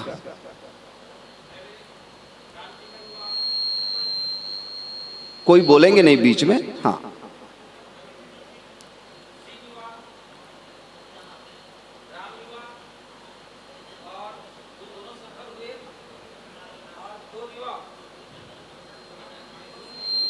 हाँ बोल सकते हैं, ऐसे ही बोल सकते हैं।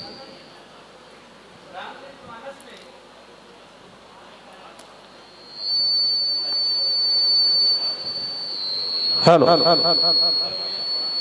रामचरितमानस में जहाँ तक मैं जानता हूँ 4 विवाह का वर्णन आया है।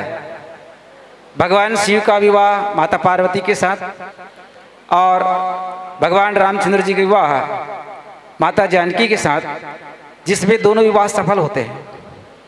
नारद जी का वैसे विवाह आरंभ आप सभी जानते हैं, और एक शूर्पणखा जो रामचंद्र जी के साथ प्रस्ताव से उसके सामने प्रस्ताव रखी थी, दोनों असफल हुए। बहुत बढ़िया, मैं तालियां चाहूँगा भाई साहब के लिए। आपका परिचय एक बार और। मेरा नाम बिहारी दास गोयल, लेकिन मानस मंच में और उस क्षेत्र में जहां मैं सर्विस करता हूं बीडी गोयल के नाम से जानते हैं। और जब से उस क्षेत्र में सन 87 से सर्विस में आया, तब से उस क्षेत्र को मानस जगत के रूप में सजाने और संवारने का काम किया हूं। और उस क्षेत्र में करीब 40 गांव होते, सभी गांव में कहीं न कहीं मैं बैठा हूँ बढ़िया मानस में। और यहाँ तक 12 किलोमीटर महाराष्ट्र, जहाँ बरसात में छाती भरपूर पार करके मैं गया हूँ। और 7-8 साल महाराष्ट्र मुरुम गांव में वहाँ मंडली चलाया। मैं अपने औंधी से 50 किलोमीटर व्याख्याकार के रूप में मानपुर के आसपास भी 7-8 साल तक सत्यदर्शन मानस परिवार गूढ़ा टोला के नाम से मानस मंडली चलाया, और अभी उसके बाद से भक्ति मानस परिवार सरखेड़ा में भी व्याख्याकार के रूप में हूँ। और साथ ही साथ जैसे भाई जी बता रहे थे, ऐसा का कारण ये था कि रामचरितमानस में जो विवाह की चर्चा की गई है उसका एक क्रम है। भाई साहब ने बहुत विस्तार से चर्चा की है कि पहले शिव जी का विवाह, फिर राम जी का विवाह, फिर नारद जी का विवाह की चर्चा, और पश्चात शूर्पणखा। तो क्या आपको ये क्रम सही लगा? अगर सही लगा हो तो हाथ उठा करके संकेत करें, मतलब सही नहीं लगा। एवं यशोदा बहन सही नहीं लगा। उसका कारण है कि मानस में सबसे पहले असफल विवाह की चर्चा है। कभी ध्यान दिया आपने असफल विवाह की चर्चा क्यों है? नारद जी के विवाह की चर्चा पहले की गई है और पश्चात शिव जी के विवाह। खैर मैं ज़्यादा विषयांतर नहीं करूँगा। नारद वो प्रसंग सबसे पहले आता है भगवान के अवतार के कारणों में, पश्चात शिव जी के कथा की चर्चा होती है। मैं ये बात आप सबके बीच में रखने का प्रयास करूं कि शिव जी का विवाह अगर रामचरितमानस में सबसे पहले है, राम जी के विवाह के पहले, तो इसका भी कोई कारण होगा। विवाह पर तो वैसे बहुत सारी बातें हैं, ज़्यादा चर्चा करूंगा तो फिर हमारे भाई साहब का समय मैं खा जाऊंगा। राम जी के विवाह, रामचरितमानस है, राम जी के चरित्र का वर्णन है इस मानस में, बावजूद इसके शिव जी के विवाह का पहले चर्चा किया गया है। और ये सफल विवाह भाई साहब ने अभी बताया कि राम जी और शिव जी का विवाह जो है सफल विवाह है और दो असफल विवाह है। आप गौर करेंगे असफल विवाह में एक योगी है, एक दूसरा भोगी है। इसका भी एक संकेत है। अगर रात्रिकालीन गोष्ठी होगी तो उसमें चर्चा करेंगे, मजा आएगा। और सफल विवाह में रामचरितमानस है तो राम जी के विवाह की चर्चा होनी चाहिए थी पहले, मगर शिव जी के विवाह की चर्चा की गई। अच्छा, हमारे अभी हिंदुस्तान में कोई दो विवाह करे तो थोड़ा सा गड़बड़ है। हाँ, पत्नी अगर ना हो तो भी दो विवाह किया जा सकता है। भगवान शिव जी हमारे आदर्श हैं और शिव जी का प्रथम विवाह असफल रहा, पूर्णतः असफल रहा। सती जी की गलतियों के कारण, हमारे लोकेश भाई साहब ने 7 गलतियां बताए हैं, लेकिन वही माता जो है, सती जो है, एक साधना के क्रम से पार्वती बनती है और पार्वती बनकर के, एक कारण जोड़ रहा हूँ भैया, आपके जो 3, 4, 5 कारण गिनाए थे कि सती जी ने जो वरदान मांगा था मरते समय भगवान श्री हरि से, वो एक कारण भी है। यही कारण है ना, तो यही कारण। तो शिव जी का विवाह पहले क्यों रामचरितमानस में? इसके विषय में अगर आप कोई जानते हो, संक्षेप में अगर कोई 2-4 लाइन में बताना चाहें, क्योंकि ये कार्यशाला है। मैं आपका वो आपके बताने के तरीके से मैं आपको भाप पाऊंगा कि मैं किस स्तर पर अपनी बातें रखूं। अगर मैं अभी अर्जुनी में जो कार्यशाला हुई तो 2 साल हो गया वहाँ जाते हैं, तो पहली साल हम लोग गए तो वहाँ ये बताया कि नहीं वो तो बहुत ऊपर से निकल गया, क्या बताते हैं आप लोग। तो जब तक आप लोग किस स्तर पे रखते हैं बात, ये हम नहीं जान पाएंगे, तब तक कैसे उन प्रसंगों को आप सबके बीच में रखेंगे। हम भी आप लोगों की तरह ही लर्नर ही हैं। सवाल इतना ही है, फ़र्क इतना ही है कि हम लोगों को 25-26 साल हो गया है मंचों पे चलते, और आप लोग कोई कह रहे थे कि 2 साल 4 साल ऐसे, तो कुछ अनुभव शेयर कर रहे हैं कि मानस के प्रसंगों के क्षेत्र में, और कोई ज़्यादा विशेष बात नहीं है, हमने आप में कोई अंतर नहीं है।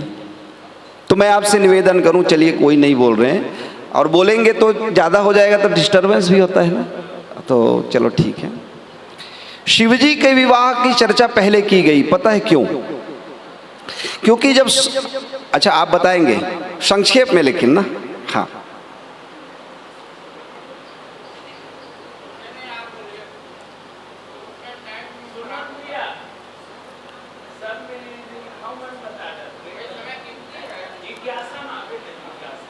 अच्छा चलिए। हाँ, तो एक कारण तो ये है कि जब सती जी से भगवान शिव का वियोग हुआ तो आसुरी शक्तियां जो हैं वो सर उठाना शुरू किए। और कथा प्रसंगों से आप सब परिचित होंगे कि उस समय में एक असुर हुआ जिसका नाम था तारकासुर। तारकासुर अपने आप को अमर बनाने के लिए उसने ऐसे वरदान की याचना की कि जो शिवजी के शुक्र से संभूत संतान होंगी उसी से मैं मरूं, अन्यथा मैं किसी से ना मरूं। उनके मन में शायद ये रहा होगा भाव कि शिवजी की समाधि अखंड लग गई है, और एक बार शिवजी समाधि में जाते हैं तो मानस में जैसा कि वर्णन आता है 87,000 वर्षों तक उनकी समाधि लग जाती है। और हमारे विचारकगण तो ये बताते हैं कि राम शब्द के पहले र अगर सुन लेते थे भगवान शिव रा तो समाधि लग जाती थी।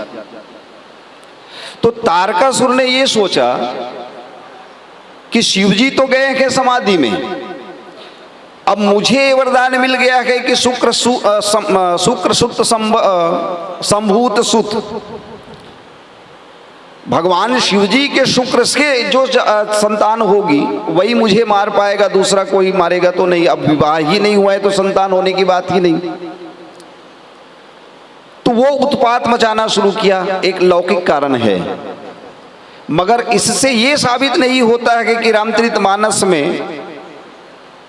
राम जी के विवाह या राम जी के चरित्र शुरू होने से पहले ही शिवजी का विवाह इस कारण से हुआ, यह साबित नहीं होता। प्रश्न अभी भी वही है कि रामचरितमानस यदि राम जी की कथा का वर्णन करता है तो शिवजी का विवाह पहले क्यों लिखा गया? तो इसका एक सूक्ष्म अंतर कारण है, मैं आप सबसे निवेदन करूं। तारकासुर कौन है और रामचरितमानस क्या है? राम जी कौन है? राम जी को परिभाषित करते हुए रामचरितमानस ये कहती है कि भगवान राम अखंड ज्ञान है। ज्ञान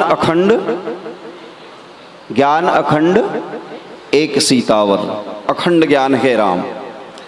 और रामचरितमानस को बाल कांड से लेकर 7 सोपान तक जाते जाते अखंड ज्ञान की प्राप्ति, ये मानस अध्ययन का एक लक्ष्य है। ऐसे में अगर उस अखंड ज्ञान तक के पहुंचने में हमारे मन मस्तिष्क पर अगर कोई तर्क का असुर, जिसका नाम है तारकासुर, क्योंकि राम जी के विषय में वाल्मीकि महाराज जी ने लिखा, राम देख सुनि चरित तुम्हारे, जड़ मोहई बुध होई सुखारे। राम जी के चरित्र को सुन करके, राम जी के चरित्र को देख करके तर्क का असुर निश्चित रूप से आपके सामने में सिर उठाएगा। बहुत सारे प्रश्न आएंगे और ऐसे ऐसे प्रश्न आएंगे जिसका उत्तर आपको मिलेगा नहीं, और अगर उत्तर कोई देना भी चाहे तो आप संतुष्ट नहीं हो पाएंगे। ऐसे ऐसे प्रश्न आते हैं, यही है तर्क का असुर। अब तर्क का असुर मरेगा किससे? तो बोले शिवजी का जब विवाह होगा और उससे जब संतान उत्पत्ति होगी तो उससे मरेगा। ये सांकेतिक शब्द समझेंगे। माता सती जी जो जिज्ञासा है, जिज्ञासा का विश्वास के साथ में परिणय लंबा नहीं चला, सक्सेस नहीं हुआ, सफल नहीं हुआ। यानी जिज्ञासा जो है जिज्ञासा ही रहेगा तब तक जब तक वो श्रद्धा में परिणत ना हो जाए, और श्रद्धा जब विश्वास के साथ में एकाकार ना हो जाए तब तक कि उससे विवेक की उत्पत्ति नहीं होती। तो जिज्ञासा जो है साधना के, तपस्या के बल पर श्रद्धा बनती है जिज्ञासा, यानी सती जो है वो पार्वती बनती है, और श्रद्धा के साथ में विश्वास का मिलन होता है परिणय के रूप में। इसलिए कहा गया भवानी शंकरौ वंदे श्रद्धा विश्वास रूपिणौ। माता पार्वती को श्रद्धा और शिव जी को विश्वास। और श्रद्धा और विश्वास के साथ जब आप मानस का अध्ययन करते हैं तो आपको किसकी प्राप्ति होगी? तो विवेक अर्थात कार्तिकेय की प्राप्ति होगी। और कार्तिकेय के द्वारा ही तारकासुर जो है वो मारा जाएगा, अर्थात विवेक के द्वारा ही तर्क के असुरों का समन करते हुए हम अखंड ज्ञान की उपलब्धि कर पाएंगे। इसलिए रामचरितमानस में राम कथा प्रारंभ करने से पहले शिव चरित गाया गया। इसे शिव गीता आगे चल करके जब कथा प्रारंभ होगी तो शिव गीता के नाम से हम सब जानेंगे। यहाँ तक शिव जी के विवाह का जो प्रश्न था ये यहाँ तक क्लियर है। अब आप शब्दों पे ध्यान देंगे, आप व्याख्या करें तो रामचरितमानस में शब्दों का ही पूरा खेल है। भागवत जी में कथा विशेष की महत्ता है। हमारे आदरणीय जी 85 साल वय है उनकी, और भागवत जी में उनकी बहुत रुचि है। उनके प्रश्नों से ऐसा लग रहा था। शायद आप कथा भी करते हैं भागवत जी की? अच्छा, कथा नहीं करते, सुनते हैं। भागवत कथा की भी बड़ी विचित्र विडंबना है। बिना हारमोनियम तबला नाच गान के भागवत कथा होती नहीं है। भागवत कथा 7 दिनों में परीक्षित को सुनाई गई मृत्यु से मुक्ति पाने के लिए। और कोई व्यक्ति मुक्ति पाने के लिए तबला पेटी अगर ले करके नाच गान करके भागवत कथा सुने तब तो हो गया उसकी मुक्ति। और बगैर तबला पेटी नाच गान के भागवत कथा कोई सुनने के लिए नहीं जाते, और कोई जाते हो तो बता दें। विष्णु अरोरा जैसे कोई सिद्ध संत हो जाएं तो उनकी बातें अलग है। जो मुक्ति देने वाली कथा है उसमें भी नाच गान मनोरंजन। शिव जी का जो विवाह है यहाँ 2 शब्द पहले आता है। मैं आप सबसे निवेदन करूं, शिवगी शंभुगन करगी सिंगारा। तुलसीदास जी की एक विशेषता है, बिना कारण के राम जी के नाम को 2 बार एक साथ नहीं लिखेंगे, लेकिन यहाँ शिव जी को इंगित करते हुए 2 शब्द एक बार एक साथ आया है। शिव ही, शिव जी की, और शंभु। कभी आपका ध्यान गया कि शिव और शंभु, हालांकि उसके साथ में गण लगा हुआ है, तो ऐसा क्यों नहीं लिखा कि शिव ही तासु गण कर ही सिंगारा? अक्षर में कोई अंतर नहीं आता, मात्रा में कोई अंतर आएगा नहीं। शिव जी को उसके गण लोग श्रृंगार कर रहे हैं ऐसा भी तो कह सकते थे, लेकिन ऐसा नहीं कहा उन्होंने। उन्होंने कहा कि शिव ही शंभुगण करहि सिंगारा। शिव का मतलब क्या? शिव जी के अनेकानेक नाम हैं, और शिव जो है उस नाम का अर्थ होता है, शिव का मतलब होता है कल्याण। यहां विवाह का प्रसंग है। शिवजी का विवाह जगत कल्याण के निमित्त हो रहा है। शिवजी जो सज रहे हैं ना, श्रृंगार किया जा रहा है, वो जगत कल्याण के लिए है, क्योंकि वो जगत पूरा तारकासुर नामक असुर से संत्रस्त है। इसलिए शिवजी कल्याण पथ पर सबको वापस लाने के लिए जो भटक गए हैं मार्ग से, इनको वापस लाने के लिए विवाह कर रहे हैं। और अद्भुत बात आपने देखा होगा, साधारणतः सभी धर्मों में विवाह का मुख्य आधार होता है काम। नपुंसक पुरुष का विवाह नहीं होता साहब।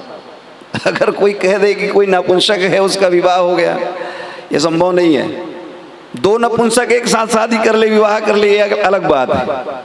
लेकिन जगत की वृद्धि के लिए अगर कोई विवाह करता है, किसी स्त्री पुरुष का विवाह संपन्न होता है, तो उसका मुख्य आधार होता है काम। और शिवजी विवाह के ठीक पहले काम को ही भस्मीभूत कर दिए, काम को ही जला दिए। अब जो मुख्य आधार है विवाह का वो खत्म, तो विवाह क्यों हो रहा है भाई? इसलिए कहा कि शिवजी कल्याण रूप हैं, और जगत कल्याण के लिए उन्होंने एक व्रत धारण किया, और वो व्रत है विवाह का। और शिवजी के अंश से उद्भूत होने वाले एक ही संतान है भगवान कार्तिकेय। दक्षिण भारत में आप जाएंगे तो गणेश जी को भले ना जाने, लेकिन कार्तिकेय मुरुगन स्वामी के नाम से उनकी बड़ी प्रतिष्ठा है, भगवान शिव के संतान की। तो शिव मतलब कल्याण, और शिव का श्रृंगार हो रहा है किसके माध्यम से बोले? शंभु गण के माध्यम से। शंभु माने क्या? शंभु माने शाश्वत। आपने गौर किया होगा, माता पार्वती जी की जब वंदना की जाती है ना, तो उसको अनादि शक्ति के रूप में परिचय कराया जाता है हम सबके सामने। सीता जी को अनादि शक्ति नहीं कहा गया है, सीता जी आदि शक्ति है, और माता पार्वती जो है वो अनादि शक्ति है। और सदा शंभु अर्धंग निवासिनी, हमेशा ही वो शंभु के आधे अंग में निवास करने वाली हैं, सदा सर्वदा। और ये शाश्वत जोड़ी है शिव और पार्वती जी का, या शंभु और पार्वती जी की जो जोड़ी है वो शाश्वत जोड़ी है। आपके मन में एक प्रश्न आ सकता है कि जब शाश्वत जोड़ी है तो विवाह क्यों हो रहा है भाई? क्योंकि इसी प्रसंग में जब विवाह की वेदी पर बैठेंगे माता पार्वती और भगवान शिव, तो गणेश जी की पूजा की जाएगी। कभी आप मानस के ऐसे प्रसंगों में फंस जाएं तो फंसेंगे वही जो मानस के अध्ययन नहीं किए होंगे। लेकिन अगर शाब्दिक अर्थ को लेकर के यदि आप कहीं फंस जाएं, तो शिव और पार्वती जी के संतान के रूप में हम गणेश जी को जानते हैं, और शिव और पार्वती का मंगल परिणय हो रहा है और गणेश जी की पूजा हो रही, तो गणेश जी पहले कहाँ से आ गए भाई? कोई प्रश्न कर सकता है आपको फंसाने के लिए? तब आप एक पंक्ति याद रखना, भगवान शिव जी के लिए जो देवताओं की सभा में आकर के ब्रह्मा जी ने कही थी, सकल सुरन के हृदय अस शंकर परम उछाहु, निज नैनन देखा चहसी नाथ तुम्हार विवाहु। शिव जी को विवाह करने के लिए मनाया गया, तो ये शब्द ब्रह्मा जी की तरफ से आया। वैसे तो आप शिव और शिवा अनादि हैं, लेकिन अगर कोई बच्चा अपने माता पिता के विवाह को देखने का जिद पकड़ ले, बच्चा उसका ही बच्चा अगर अपने माता पिता के विवाह को देखने की जिद पकड़ ले, तो माता पिता को क्या करना चाहिए? और विवाह रचाना चाहिए ना। तो सारे देवता, सारे जगत के ऋषि मुनि भगवान शिव शिवा के ही तो संतान हैं। तो इसीलिए कहा गया कि ये अपनी आंखों से आपका विवाह देखना चाहते हैं, इसलिए आपसे फिर से आप क्रिएशन कीजिए। तो एक चरित्र होता है, एक होता है लीला। तो चरित्र और लीला में अंतर इतना ही है कि एक नकल है, एक असल है। भगवान लीला में अपना विवाह अपने संतानों के निमित्त पुनः कर रहे हैं, ऐसा आप कह सकते हैं। वैसे वो कथा थोड़ा सा अलग तरह के है, और उस पर चर्चा करने जाएंगे तो शिवई शंभुगन करई सिंगारा ये छूट जाएगा। तो शंभु मतलब शाश्वत, और शाश्वत के जो गण हैं, आमतौर पर हम शिव विवाह में भूत प्रेत को शिव जी के गणों के रूप में चित्रित करते हैं, और है भी वही है। किसी का एक मुख है, किसी का बहुत ज़्यादा मुख है, कोई मुख, किसी के शरीर में मुख ही नहीं है, किसी का एक नयन है तो कोई बहु नयन वाले हैं, किसी के एक हाथ तो कोई हाथी हाथ वाले हैं, ऐसे तो हैं उनके गण। तो आप कल्पना कीजिएगा, भगवान शिव जो हैं मुक्तिदाता हैं। किष्किंधा कांड के सबसे पहला दोहा भगवान शिव जी को काशी में मुक्तिदाता के रूप में, वहाँ कोई जंतु भी अगर मर जाए, मृत्यु हो जाए, तो उनको मुक्ति देते हैं। भगवान शिव जी मुक्तिदाता हैं, और मुक्तिदाता होते हुए भी इन्होंने अपने गणों को अपने सेवा में रखा हुआ है। वो लोग मुक्त क्यों नहीं हुए? शंभू के गण उनका श्रृंगार कर रहे हैं, चाहते तो देवता भी कर सकते थे, लेकिन देव महादेव से अलग हैं। महादेव का श्रृंगार वो नहीं कर सकते जो देव हैं, क्योंकि देवताओं की सोचने की शैली अलग है। देवताओं का रहन सहन अलग है, वो महादेव के विषय में उतना नहीं जानते जितना उसके नजदीक रहने वाले लोग जानते हैं। तो एक प्रश्न ये है कि भगवान शिव अगर मुक्तिदाता हैं तो ये सारे गण जो उनका श्रृंगार कर रहे हैं ये क्यों मुक्त नहीं है? ज्यादा क्लिष्ट हुआ थे कागा? अगर कोई क्लिष्ट हो रहा होगा तो आप लोग बताएंगे, मैं सरलता से और कोशिश कर सकता हूं।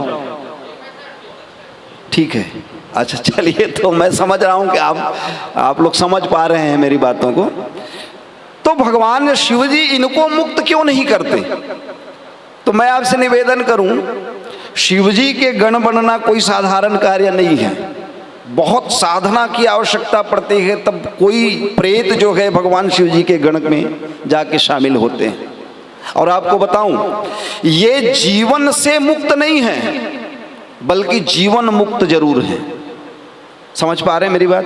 जीवन मुक्त होना और जीवन से मुक्त होना ये दोनों अलग अलग बातें हैं। तो भगवान शंभू के जो गण हैं ये जीवन मुक्त पुरुष हैं और सारे लोग भगवान शिव जी का श्रृंगार कर रहे हैं। अब श्रृंगार कर क्या रहे हैं ये बड़ी विचित्र बात है। जटा मुकुट, जटा क्या है? जटा माने, जटा माने, हाँ जी दादाजी, बाल, बाल माने क्या? अच्छा, हम लोग प्रातः उठ करके शीशे के पास जाकर के कंघी लेते हैं और उसको संवारते हैं, क्यों? क्यों संवारते हैं? आपका उत्तर क्या होगा? ये उलझ गए होते हैं ना, माताओं के जो सर में बाल होते हैं वो बहुत बड़े बड़े होते हैं, वो और ज़्यादा उलझ जाते हैं। ये उलझी हुई जटाएं क्या हैं? उलझे हुए बाल क्या हैं? यही है शिव जी के विवाह में उनके श्रृंगार का रहस्य जो है ना, बड़ा अद्भुत है। ये मानस का ऐसा प्रसंग है जहाँ बड़े बड़े विद्वानों से सुनकर के यत्किंचित थोड़ा बहुत समझ में आती है बातें। ये जो सिर में बाल जो हैं हमारे ना, रामचरितमानस में इसको हमारे किंकर जी महाराज समस्या के रूप में इंगित किए। ये बाल समस्या का प्रतीक है। और कौन ऐसा व्यक्ति है जिसके जीवन में समस्या नहीं है? शंभू के बाल समस्या, श्रृंगार किसका? शिव जी का। समस्याओं को जो बिखरे हुए हैं वो समस्याएं, यानी वो जटाएं, जटा कब बनती है? जब बाल जो बिखरे हुए होते हैं वो एक हो जाते हैं, तभी तो वो जटा कहलाती है। अभी हमारी माताएं जितनी बैठी हुई इनके बाल को हम जटा थोड़ी कहेंगे। प्रेमानंद जी महाराज को आपने देखा है, सारे लोगों ने देखा होगा, जटा है वो, यहां भी यहां भी। जटा वास्तव में उलझे हुए जो हमारे जीवन की समस्याएं हैं उसको एक सूत्र में पिरो देना, एक जगह स्थायित्व कर देना और कल्याण रूपी शिव के शीश के ऊपर में ले जाकर के उसको रख देना, ये है जटा का मुकुट बनाना। और मुकुट किस निमित्त धारण किया जाता है? तो मुकुट जो है वो शोभा की वस्तु है। मुकुट शोभा के लिए लगाया जाता है। मुकुट अगर ना लगाए, किसी राजा के सिर के ऊपर में मुकुट, स्वर्ण मुकुट अगर ना लगाया जाए तो राजा का प्रतीक, राजा दिखता नहीं है। या प्रतीक के रूप में हम ये कह सकते हैं कि ये सत्ता का प्रतीक है, शोभा की वस्तु है। तो क्या आप ये कह सकते हैं कि शिव जी के जीवन में जो भी समस्याएं हैं वो केवल शोभा के लिए है, समस्या के लिए नहीं है? अब आप ये मत समझिएगा कि जिसके सिर पर कम बाल हैं भाई हमारे यादव जी, या उसके जीवन में समस्या नहीं है, ऐसा नहीं है। अब आप गौर करें, जटा को मुकुट की तरह बनाया जा रहा है। समस्या क्या है? समस्या है तारकासुर। मानस का अध्ययन करते समय जब हमारे जीवन में तर्क का असुर आए, रामचंद्र जी के पथ में चलते हुए जब हमारे जीवन में तर्क का असुर आए, तो ये हमारे जीवन की बहुत बड़ी समस्या है। तो सबसे पहले कल्याण रूपी शिव जी के मस्तिष्क पर उसको हम जा करके रख दें। मस्तिष्क जो होता है वो विचार का केंद्र होता है और समस्याएं जब भी सुलझती हैं तो विचारों से सुलझा करती है। इसलिए सारी जटाओं को मुकुट के रूप में परिवर्तित कर दिया गया। आप अगर गौर करें तो शिवजी के परिवार में और शिवजी के जीवन में जितनी भी क्षमताएं हैं, किसी भी ईश्वर या ईश्वरीय अवतार के जीवन में उतनी समस्याएं नहीं है। बावजूद इनके शिवजी के जीवन में, उनके परिवार में केवल अनुकूलता ही अनुकूलता आपको दिखाई देगी। क्यों? शिवजी कल्याण है ना, उनका प्रत्येक कार्य जो होता है वो कल्याण के लिए होता है। इसलिए शिवजी की आराधना जब की जाती है तो उसको आशुतोष मानकर किया जाता है कि प्रभु आप थोड़े में ही प्रसन्न हो जाते हैं, तो जो हमारे जीवन की समस्याएं हैं वो आप थोड़े में ही सुलझा देंगे, क्योंकि हमारे जीवन में ज़्यादा भक्ति करने का समय नहीं है। क्योंकि बालेंद्र भाई शिक्षक हैं, हमारे भाई साहब पीछे वाले डॉक्टर हैं, तो समस्याएं स्कूल में ज़्यादा हैं, परिवार है, उसके बाद फिर मरीजों की देखभाल करनी है, तो पूजा पाठ भगवान के ध्यान के लिए उतना समय नहीं मिलता है। आशुतोष भगवान थोड़े में प्रसन्न हो जाइए और हमारे जो जीवन की समस्या है आप उसको सुलझा दीजिए। ऐसा अगर हम मान करके चले और अपने हिसाब से अगर हम शिव जी को मांग करें तो भगवान शिव जी जो तो हैं वो दे देंगे, लेकिन समस्या में हम ही लोग फंसेंगे। आप शिव जी के स्वरूप का ध्यान करिए, फिर आपको सारी बातें एकदम क्लिस्टर क्लियर हो जाएंगी। शिवजी के सिर के ऊपर में है गंगा, जटा के ऊपर, जटा के बीच में गंगा, उसके बाद में ललाट में चंद्रमा, यहां भुजंग, यहां विष। कितनी विषमताएं हैं आप गौर कर रहे हैं? ये कोई साधारण विष नहीं था। देवता दानव के द्वारा सिंधु को जब मथा गया तो कालकूट विष निकला, निकलते ही पूरे विश्व को जलाने लगा था वो कालकूट विष। ऐसे विष को जो अपने गला में धारण कर ले, ये कोई साधारण बात नहीं है। शिव इसलिए कल्याण गए कि सारी विषमताओं को अपने आप में समेट करके जीवन जगत को कल्याण प्रदान करते हैं। कितनी भी विषमताएं आप देखिए ना, एक का वाहन मोर है तो दूसरे का वाहन, उसके बेटे का वाहन मूषक है, और दोनों एक दूसरे के पक्का दुश्मन है। लेकिन विषमताएं भी जहां कर जा करके सम हो जाए वही तो शिव हैं। और जगत कल्याण के हित जगत कल्याण के लिए ही भगवान शिव जी विवाह करने जा रहे हैं, और विवाह में उनकी जो श्रृंगार की जा रही है ये बड़ा ही सांकेतिक प्रसंग है। इसमें कहा गया जटाओं का मुकुट बनाया गया, यानी समस्याएं जितनी भी थी सबको सुलझा करके, सबको सजा करके शिव जी के मस्तक पर रख दिया। महाराज ये सारी समस्याएं हमारी नहीं, ये आपकी, आप सुलझाएं, कैसे सुलझाना चाहते हैं। बावजूद इसके भगवान शंकर को कोई फर्क नहीं पड़ा। चुटकी लेने वाले इसमें एक चुटकी लेते हैं। हमारे रामायणी जी महाराज बहुत बढ़िया बात कहते थे, थोड़ा संकेत कर दूं। रामायणी जी महाराज ये कहते थे कि महाराज विवाह करना है तो विवाह करना है तो दूल्हा जो होता है अपने विवाह में जाता है तो भले बाकी दिन ना सजे ना संवरे कोई बात नहीं, लेकिन जिस दिन विवाह होती है, जिस दिन बारात जाना होता है, उस दिन तो कम से कम उधार का ही सही सब कुछ दिखावे के लिए करना पड़ता है। श्रृंगार तो महाराज भगवान श्री हरि के पास से स्वर्ण मुकुट मंगवा लें। उनके गण कह रहे हैं, नंदी जी, भगवान शिव ने कहा एक दिन के लिए मंगाओगे स्वर्ण मुकुट, दूसरे दिन जब वो मुकुट खुलेगा और कन्या जब देखेगी तो क्या अच्छा प्रभाव पड़ेगा। एक दिन के लिए दिखावे कर दो। पहले ऐसे घटनाएं सुनने को मिलती थी कि लड़की पक्ष वाले लड़का के घर देखने आए तो कह दिया कि हमारे यहाँ 12 एकड़ खेत है जी, अच्छा चलो दिखाते हैं, तो तालाब के पार में खड़े कर दिए और वो 3 खेत के बाद जितना भी प्लाट दिख रहा है सब मेरा। विवाह के बाद पता चला कि उसका एक डिसमिल नहीं है। अब आप गौर करें, क्या ये विवाह सफल होगा? क्लेश तो यहीं से शुरू होगी ना। एक दिन के लिए आपने उनको उल्लू बना दिया, वो ठीक है, लेकिन जीवन भर के लिए ऐसा बनाया नहीं जा सकता। भगवान शिव ने कहा कि नहीं, जो शाश्वत है, जो सही है, वो सही के रूप में ही जाएं। और भगवान शिव जी जब बारात गए तो नंग धड़ंग ही चले गए, कपड़े भी नहीं पहने। विवाह के प्रसंग में आप पढ़ेंगे तो आपको आगे मिलेगा भाई। और वो भी नंदी में बैठकर उल्टा, नंदी का मुंह उधर, भगवान शिव का मुंह इधर।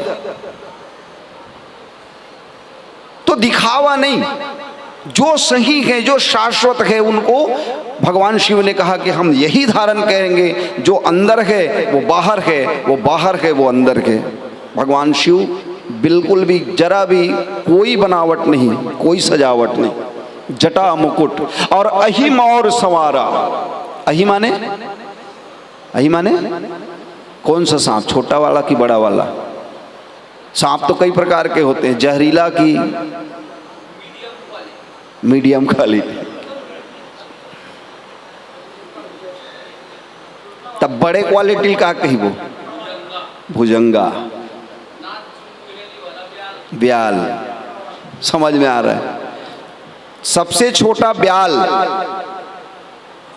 मंझोलन में अही, और सबसे बड़ा जो है वो भुजंग। इसलिए उसको भुजंग नहीं भुजंगा कहा गया इसके प्रसंग में।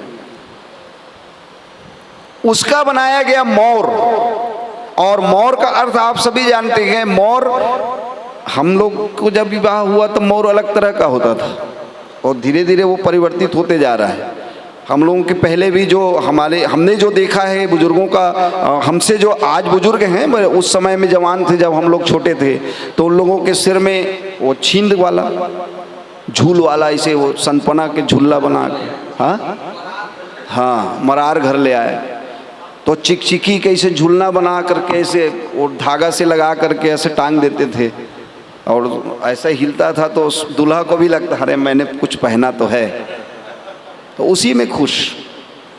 हम लोगों का जब विवाह हुआ तो हम लोगों का जो वो था वो पगड़ी नुमा था, और यहाँ पे एक वो ऐसा ताज टाइप का बांध दिया गया था। आजकल तो बिल्कुल और अलग है, आप टोपी पहना दी।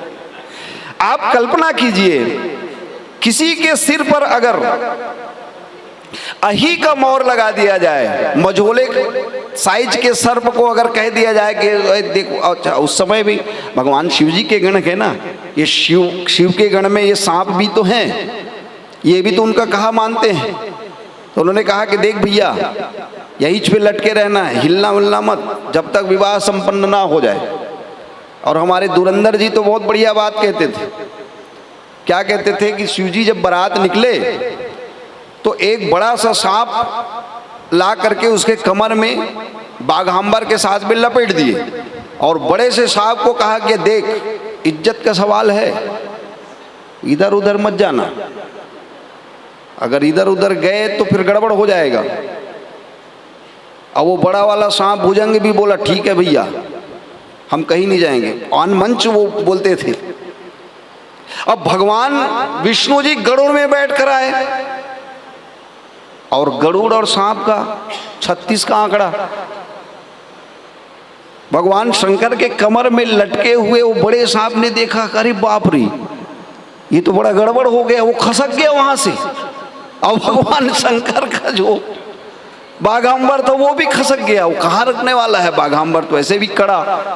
भगवान दिगंबर हो गए, नंग धड़ंग, और ऐसे ही बारात चले गए। वो ये कहते थे, एक हाथ से पुट देने के लिए इस बात को कहा जाता था। वास्तव में हुआ नहीं हुआ वो बड़े विद्वानों की बातें हैं, और सही गलत का निर्णय ना करके ये बातें सही भी हो सकती हैं, क्योंकि उन्होंने बहुत सारे राम कथा के बहुत सारे ग्रंथों को उन्होंने पढ़ा है, तो हमने सुना था, आपको बता दिया। आप भी चाहे तो मंच में शेयर करें, लेकिन मर्यादित शब्दों में।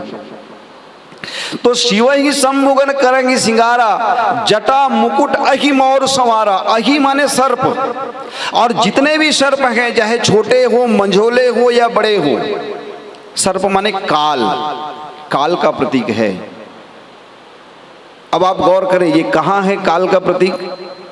मस्तक पर। विचार के केंद्र में काल का प्रतीक जो सर्प है उसको मोर के रूप में बना दिया गया। संकेत क्या है?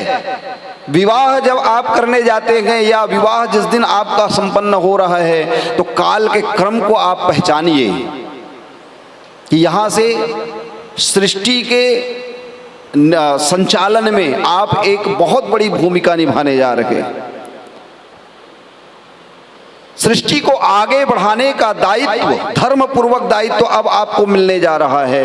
ये काल के साथ में विचार के केंद्र में आपको उसको रखना पड़ेगा। ये जीवन दर्शन है। भोग के लिए विवाह अलग विषय है। आज भी आप लोगों ने देखा होगा कि 60 साल का बुढ़ऊ 30-35 साल की कन्या से विवाह करते हैं, और इस मामले में हमारे राजनेता लोग तो और बहुत ज़्यादा आगे हैं। लेकिन भगवान शिव, जिसको धर्म का मूल कहा गया है, उनके विवाह की जब चर्चा हो तो ऐसे चर्चा में हमको इस बात को समझना होगा कि विवाह वास्तव में धर्म का मूल ही है।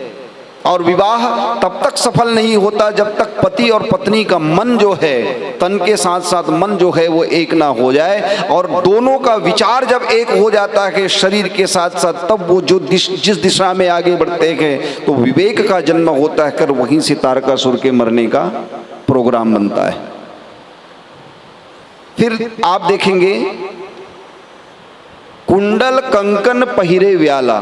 समय अतिक्रमण हो रहा है क्या?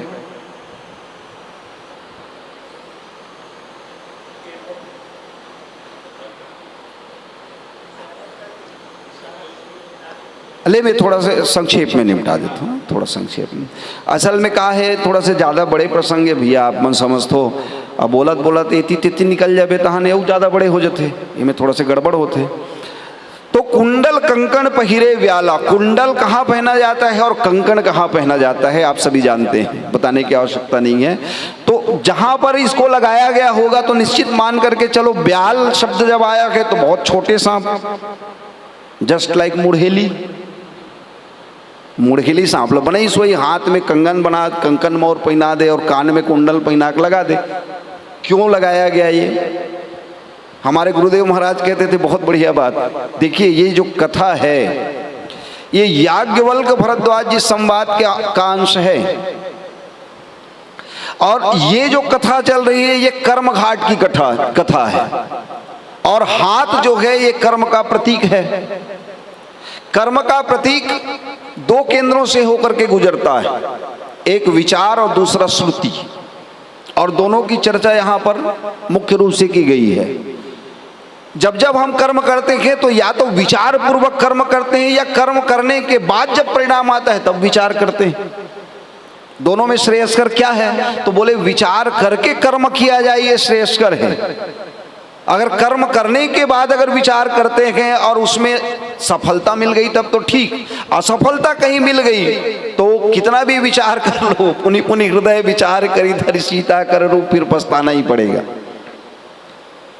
अच्छा, आप गौर करेंगे सती जी के प्रसंग में विचार तो हो रहा है, पुनि पुनि हृदय विचार करी धरि सीता कर रूप, लेकिन विचार किस स्तर पर हो रहा है पता है? परीक्षा के स्तर पर। ये सोच करके विचार नहीं हो रहा है कि मैं परीक्षा लूं कि ना लूं। उन्होंने ये ठान लिया है कि मुझे परीक्षा लेना है, कैसे लेना है इस पर विचार हो रहा है, इसलिए उसको पछताना पड़ा। अगर इस पर विचार करती सती जी कि मैं परीक्षा लूं कि ना लूं, पति के साथ जाऊं कि अपने मस्तिष्क के साथ जाऊं, तो सती जी को पछताना नहीं पड़ता। तो ये जो हाथों में व्याल पहनाया जा रहा है, मैंने पहले ही संकेत किया, व्याल चाहे वो छोटा सांप हो, बड़ा सांप अही हो, चाहे वो भुजंग हो, तीनों ही काल के प्रतीक हैं। इसलिए आप देखेंगे कि छोटा सा छोटा सांप भी अगर हम देख लें तो शरीर में एक शिहरन सी पैदा हो जाती है, भले वो पिरपिट्टी सांप क्यों न हो। कुरियम को न चल दी ना तो रात भर नींद नहीं पड़े, भले हम कतको जानन किए जहरीला नहीं हुए, लेकिन काल तो काल ही है भाई। काल अगर हमारे कमरे में हो और हमको पता चल जाए कि अरे ये काल है, आप गौर करें आपकी स्थिति क्या होगी। हाथों में पहना दिया गया भगवान शंकर के कंकन मोर की तरह, मानो ये विचार किया, बताया गया, ये विचार हम लोगों को दिया गया कि जब भी आपका कर्म हो तो काल को विचार करके आपके जीवन में आपका कर्म हो। और दूसरा श्रुति यानी कान, ये विश्वास का एक प्रतीक है। रामचरितमानस में इसका संकेत बहुत बार किया गया है। भरत जी ने जब बाण मारा तो एक इधर और एक इधर, यहाँ तक चाप श्रवण लगी तान।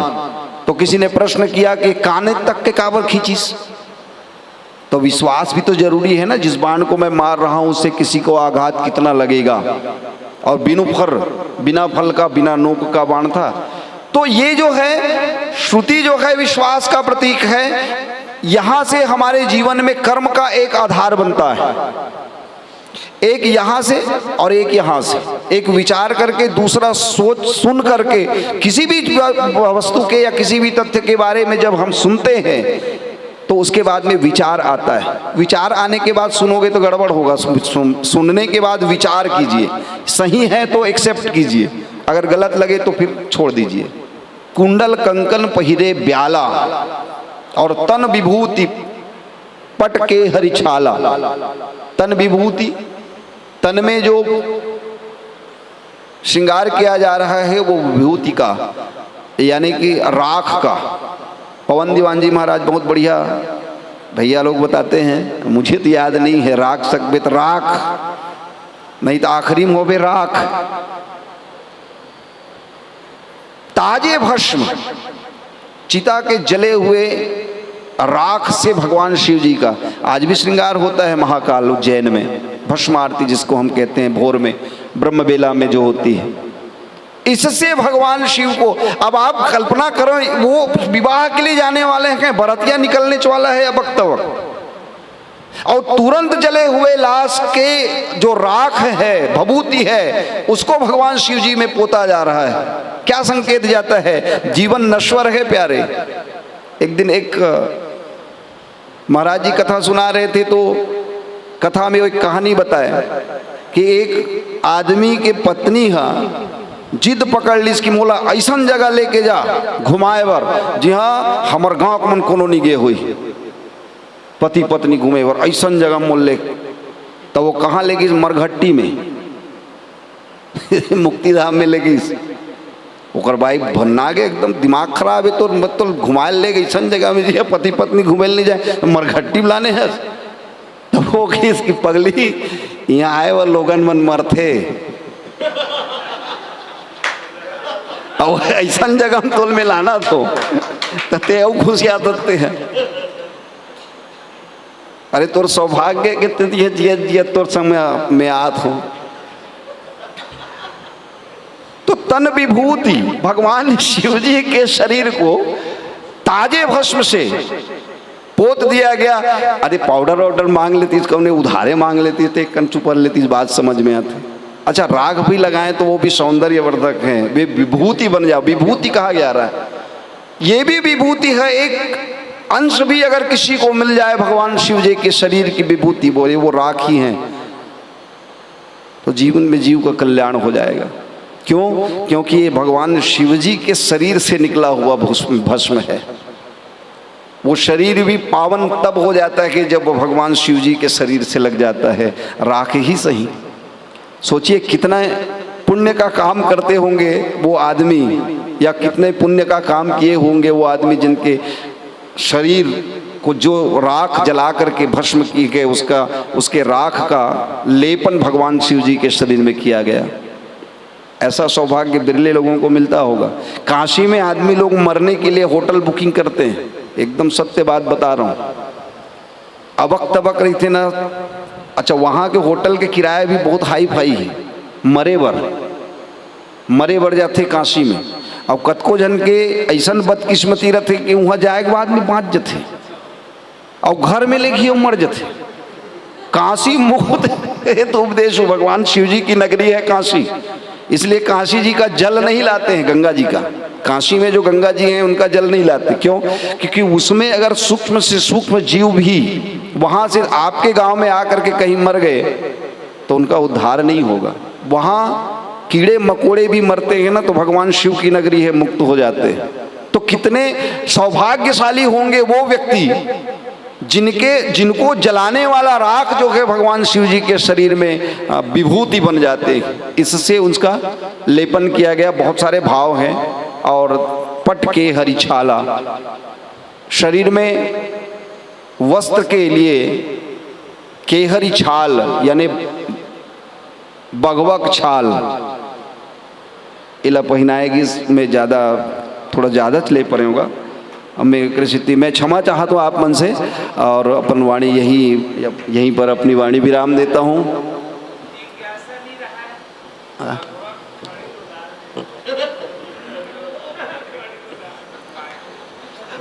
हाँ, इस संबंध में देखो, भगवान राम जब मृगया करते हैं तो कई लोगों के अंदर में ये संशय बना रहते हैं कि राम जी भी मृगया करते हैं, मृगों को मारते हैं। मृग पुनीत बहुमारत भयउ, तो वहां देखा जाता है कि कौन सा मृग जो है वो मरने के अधिकारी हैं। भगवान के लिए भी कोई मरता है तो वो अधिकारी होता है तभी मरता है। और ये कहा जाता है कि जो मरकर के परम धाम गमन जिसका कर्म अच्छा हो, उसी मृग के ऊपर भगवान के बाण जो हैं वो लगते रहे और उनको मुक्त किया जाता रहा। अधम शरीर पा करके भी उनका जो खाल है वो भगवान के बैठने का स्थान या बैठने के लिए चटाई बनता रहा, जैसे मारीच। ठीक ऐसे ही भगवान शिव जी के लिए जब किसी व्याघ को मारा गया होगा, तो आप जानते हैं कि परमार्थ के लिए हमारे यहाँ ऐसे भी मनुष्य हुए हैं जो अपने शरीर को दान करके हड्डियों का वज्र बनवाते हैं, हड्डियों से गांडीव बनवाते हैं, हड्डियों से पिनाक बनवाते हैं। तो उस समय की जब बात हम करें, सतयुग या उससे भी पहले कोई युग रहा होगा। हमको तो 4 ही युग बताया गया है। जिस युग में साक्षात स्वयं भगवान शिव जी ऐसे भ्रमण करते रहे होंगे, वो सतयुग से भी हो सकता है कोई और युग रहा हो, या सतयुग ही नहीं। तो उनके बैठने के लिए निश्चित मान करके चलिए कि कोई सौभाग्यशाली बाघ ही अपना शरीर दान करके अपनी खाल उतरवा ले। मैं इस विषय में ज़्यादा तो नहीं जानता, एक अनुमान से, चूँकि वो भगवान राम जी के मृगया की जो कथा है वहाँ से लेकर के मैं आपको बता रहा हूँ। जिज्ञासा आपकी अच्छी है और हो सकता है किसी के पास में इसका जवाब हो तो हमारे राजपूत भाई समर्थ हैं, और किसी से भी हमारे पटेल भैया जी इससे जिज्ञासा का समन कराया जा सकता है। बहरहाल मैं अपनी वाणी यहीं विराम देता हूँ, और आप सब ने मुझे सुना, और हो सकता है कि कितने ही लोगों ने मेरे को झेला भी होगा, तो मैं आप सबसे क्षमा प्रार्थी और अपनी वाणी यहीं विराम देता हूँ। आप सबको प्रणाम करता हूँ। बोलिए श्यावर रामचंद्र की जय। ताली बजाएंगे, आप सभी से निवेदन है। और हम सभी ने बहुत ही तल्लीनता के साथ और बहुत ध्यान के साथ आदरणीय गुरुदेव जी के उनके चिंतन को, उनके विचार को आप हम सब श्रवण किए रहेंगे। और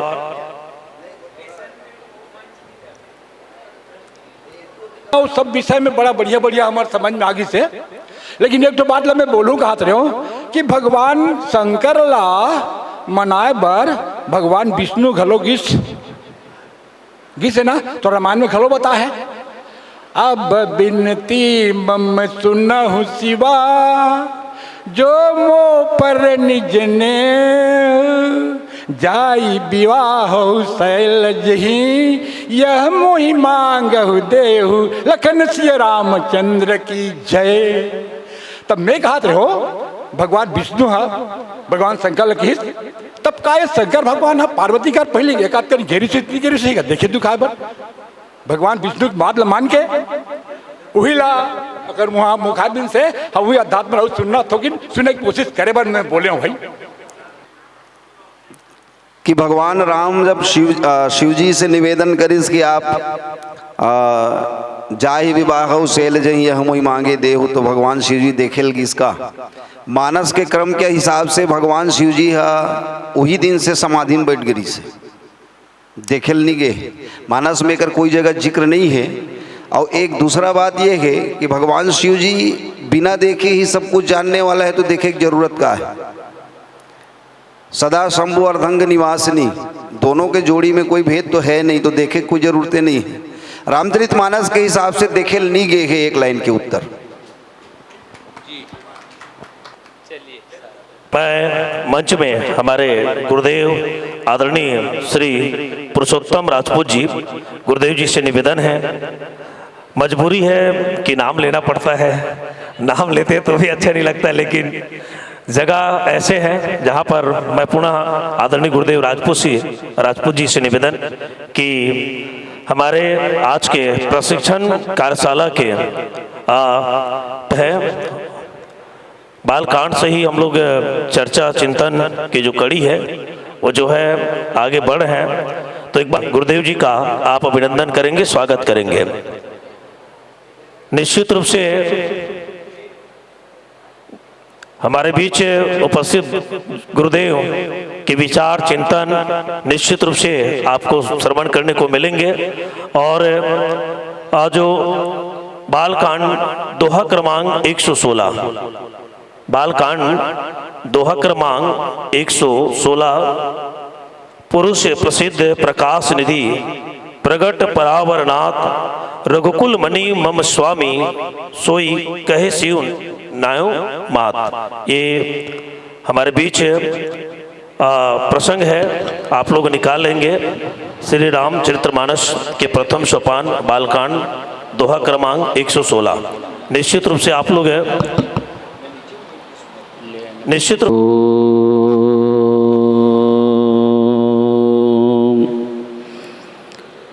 यस्यान्तं न आदिमध्यं नैकचरणं नाम गोत्रं न सूत्रं नैव जातिर्वर्णो नैव पुरुषो न च स्त्रीः न पुंसो भवति नाकारो नैव कारो न हि जनिमरणं न पापं न पुण्यं तत्त्वं तत्त्वमेकं सहजसमर्थं सद्गुरुं स्वामिकुं भजे पूज्य बापूजी चरणारविन्दं नमामि। ध्यानमूलं गुरुमूर्ति पूजामूलं गुरुपदं मंत्रमूलं गुरुर्वाक्यं मोक्षमूलं गुरुकृपा।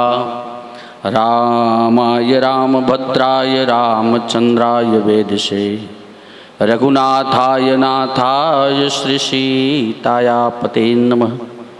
बोल श्याम रामचंद्र की जय, पवन सुत हनुमान की जय, प्रेम से बोल राघवेंद्र सरकार की जय।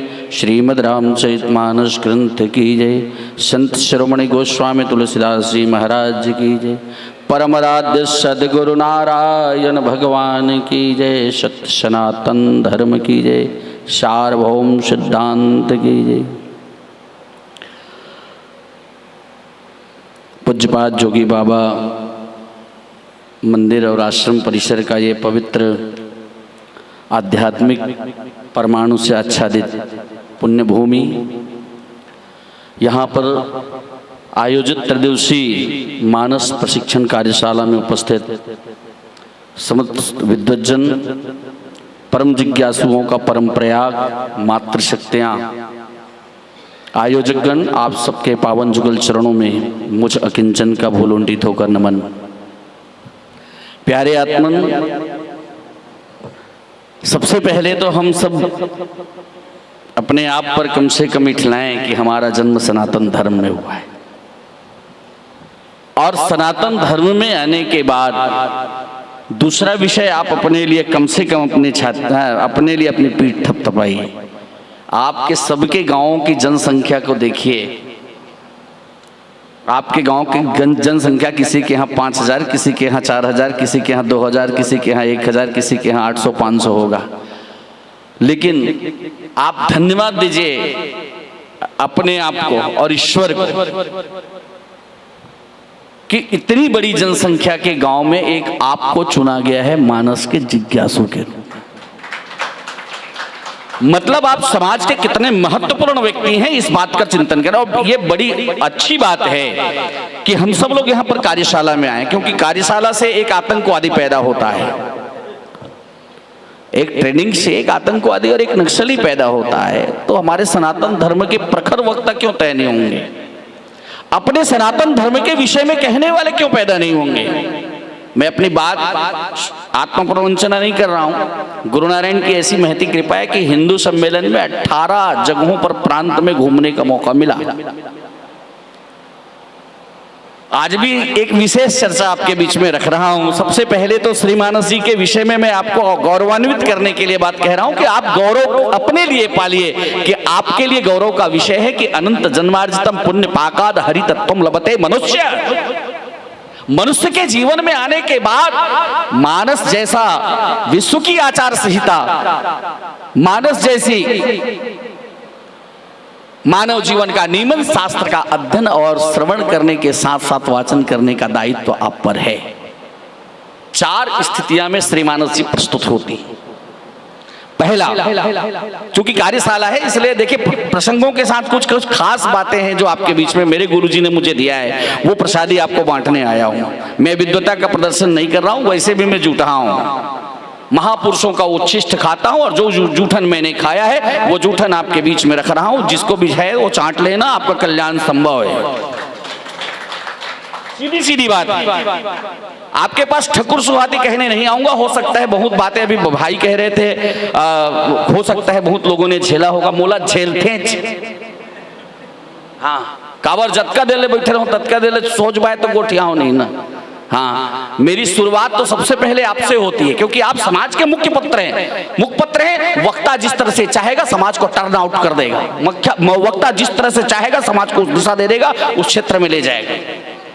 इसलिए मानस की तैयारी आपके लिए जरूरी है और इसके लिए सबसे पहले मेरे गुरुजी ने कहा कि आप आद्योपांत श्रीमद् रामचरित मानस पढ़िए और कहीं जाने की जरूरत नहीं है। क्यों? उसका कारण है आपको अन्य ग्रंथों की विचरण करने की आवश्यकता नहीं पड़ेगी। प्यारे, इतनी बड़ी महती कृपा संत शिरोमणि गोस्वामी तुलसीदास जी महाराज ने श्रीमद् रामचरित मानस विरचित करके दे दिया है। दुनिया का कोई शास्त्र इस बात के लिए सीना चौड़ा करके कोई लेखक नहीं कह सकता जो भगवान गोस्वामी जी महाराज ने कहा है। गावत वेद पुराण अष्टदश छहो शास्त्र सब ग्रंथन को रस तोला जतिक झोर न है ततिक झोर ले, अतिक झोर भरा है।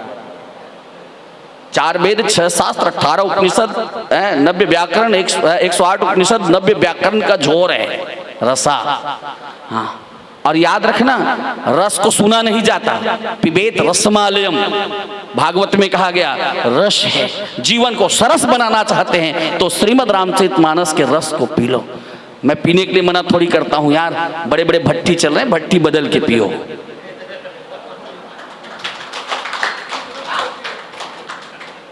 अभी मैं एक ही शब्द पर आपका ध्यान आकृष्ट करूंगा। चूंकि जिस प्रसंग को मुझे दिया गया है, मैं ऐश्वर्य का वक्ता हूं। एक आत्मा के परे तत्व भेदवार्ता कथम भवेत। पूरे ब्रह्मांड के अंदर में सिर्फ एक ही सनातन धर्म है जिसमें व्यवस्था यह है कि आप जीते जी अपने परमात्मा से मिल सकते हैं और दूसरे के पास तो जा करके देंगे तो वहां सिर्फ उधारी है। मरने के बाद 72 हुरे मिलेंगे, तू हर चाल में लूका लागे। सनातन धर्म सामने प्रत्यक्ष आपके परमात्मा को करतलगत आमलक समाना। मानस की पंक्ति कहती है यार, मैं अपनी बात नहीं कह रहा हूं। आइए जिस प्रश्न पर मुझे चर्चा करनी है, आत्म जिज्ञासा से परिपूर्ण प्रश्न। बहुरी कहूं करुणा यतन किन्न जो अचरज राम प्रजा सहित गोवंश मुनि किम गौने जो निजधाम से शुरू। अब और उसके आगे चलिए। बंदों पदधरि धरणी सिर विनय करऊं करजोरी बरनई रघुबर विशद जसु श्रुति सिद्धांत। कथा नहीं कहा, श्रुति सिद्धांत निचोड़। और गोस्वामी जी महाराज ने भी निचोड़ लिखा। भगवान भोलेनाथ कहने लगे, भगवान भोलेनाथ ने परम आराध्य मगन ध्यान दंडजुग पुनिबन बाहर किन्न। 4 बातें श्री मानस जी में जीवन दर्शन के लिखी गई। पहला, किसी कथानक के माध्यम से हमारे जीवन को सम्मोहित करने का प्रयास किया गया, कथा प्रभाग। दूसरा, किसी पात्र के चरित्र को दिखा करके प्रस्तुत किया गया कि समाज में किस पात्र की भूमिका क्या थी। रामावतार में उस पात्र से आपको क्या शिक्षा मिली, आप अपने जीवन को उन्नत कर सकते हैं, समुन्नत कर सकते हैं। तीसरा, अगर किसी पात्र से नहीं सीख सकते तो तीसरा है उपदेश मूलक प्रसंग के माध्यम से समझाया गया कि मनुष्य का जीवन समुन्नत कैसे हो। और चौथा विषय रखा गया, आप उपदेश को भी ग्रहण नहीं कर सकते तो स्तुति के माध्यम से अपने जीवन को समुन्नत करके मानव जीवन की श्रेष्ठता को साबित कर दीजिए। ये 4 बिंदु मानस की व्याख्या करते समय विषय पर आऊंगा, कुछ बातें ध्यान रखिए। पहला शब्द का उच्चारण शब्दशः उच्चारण शुद्ध हो।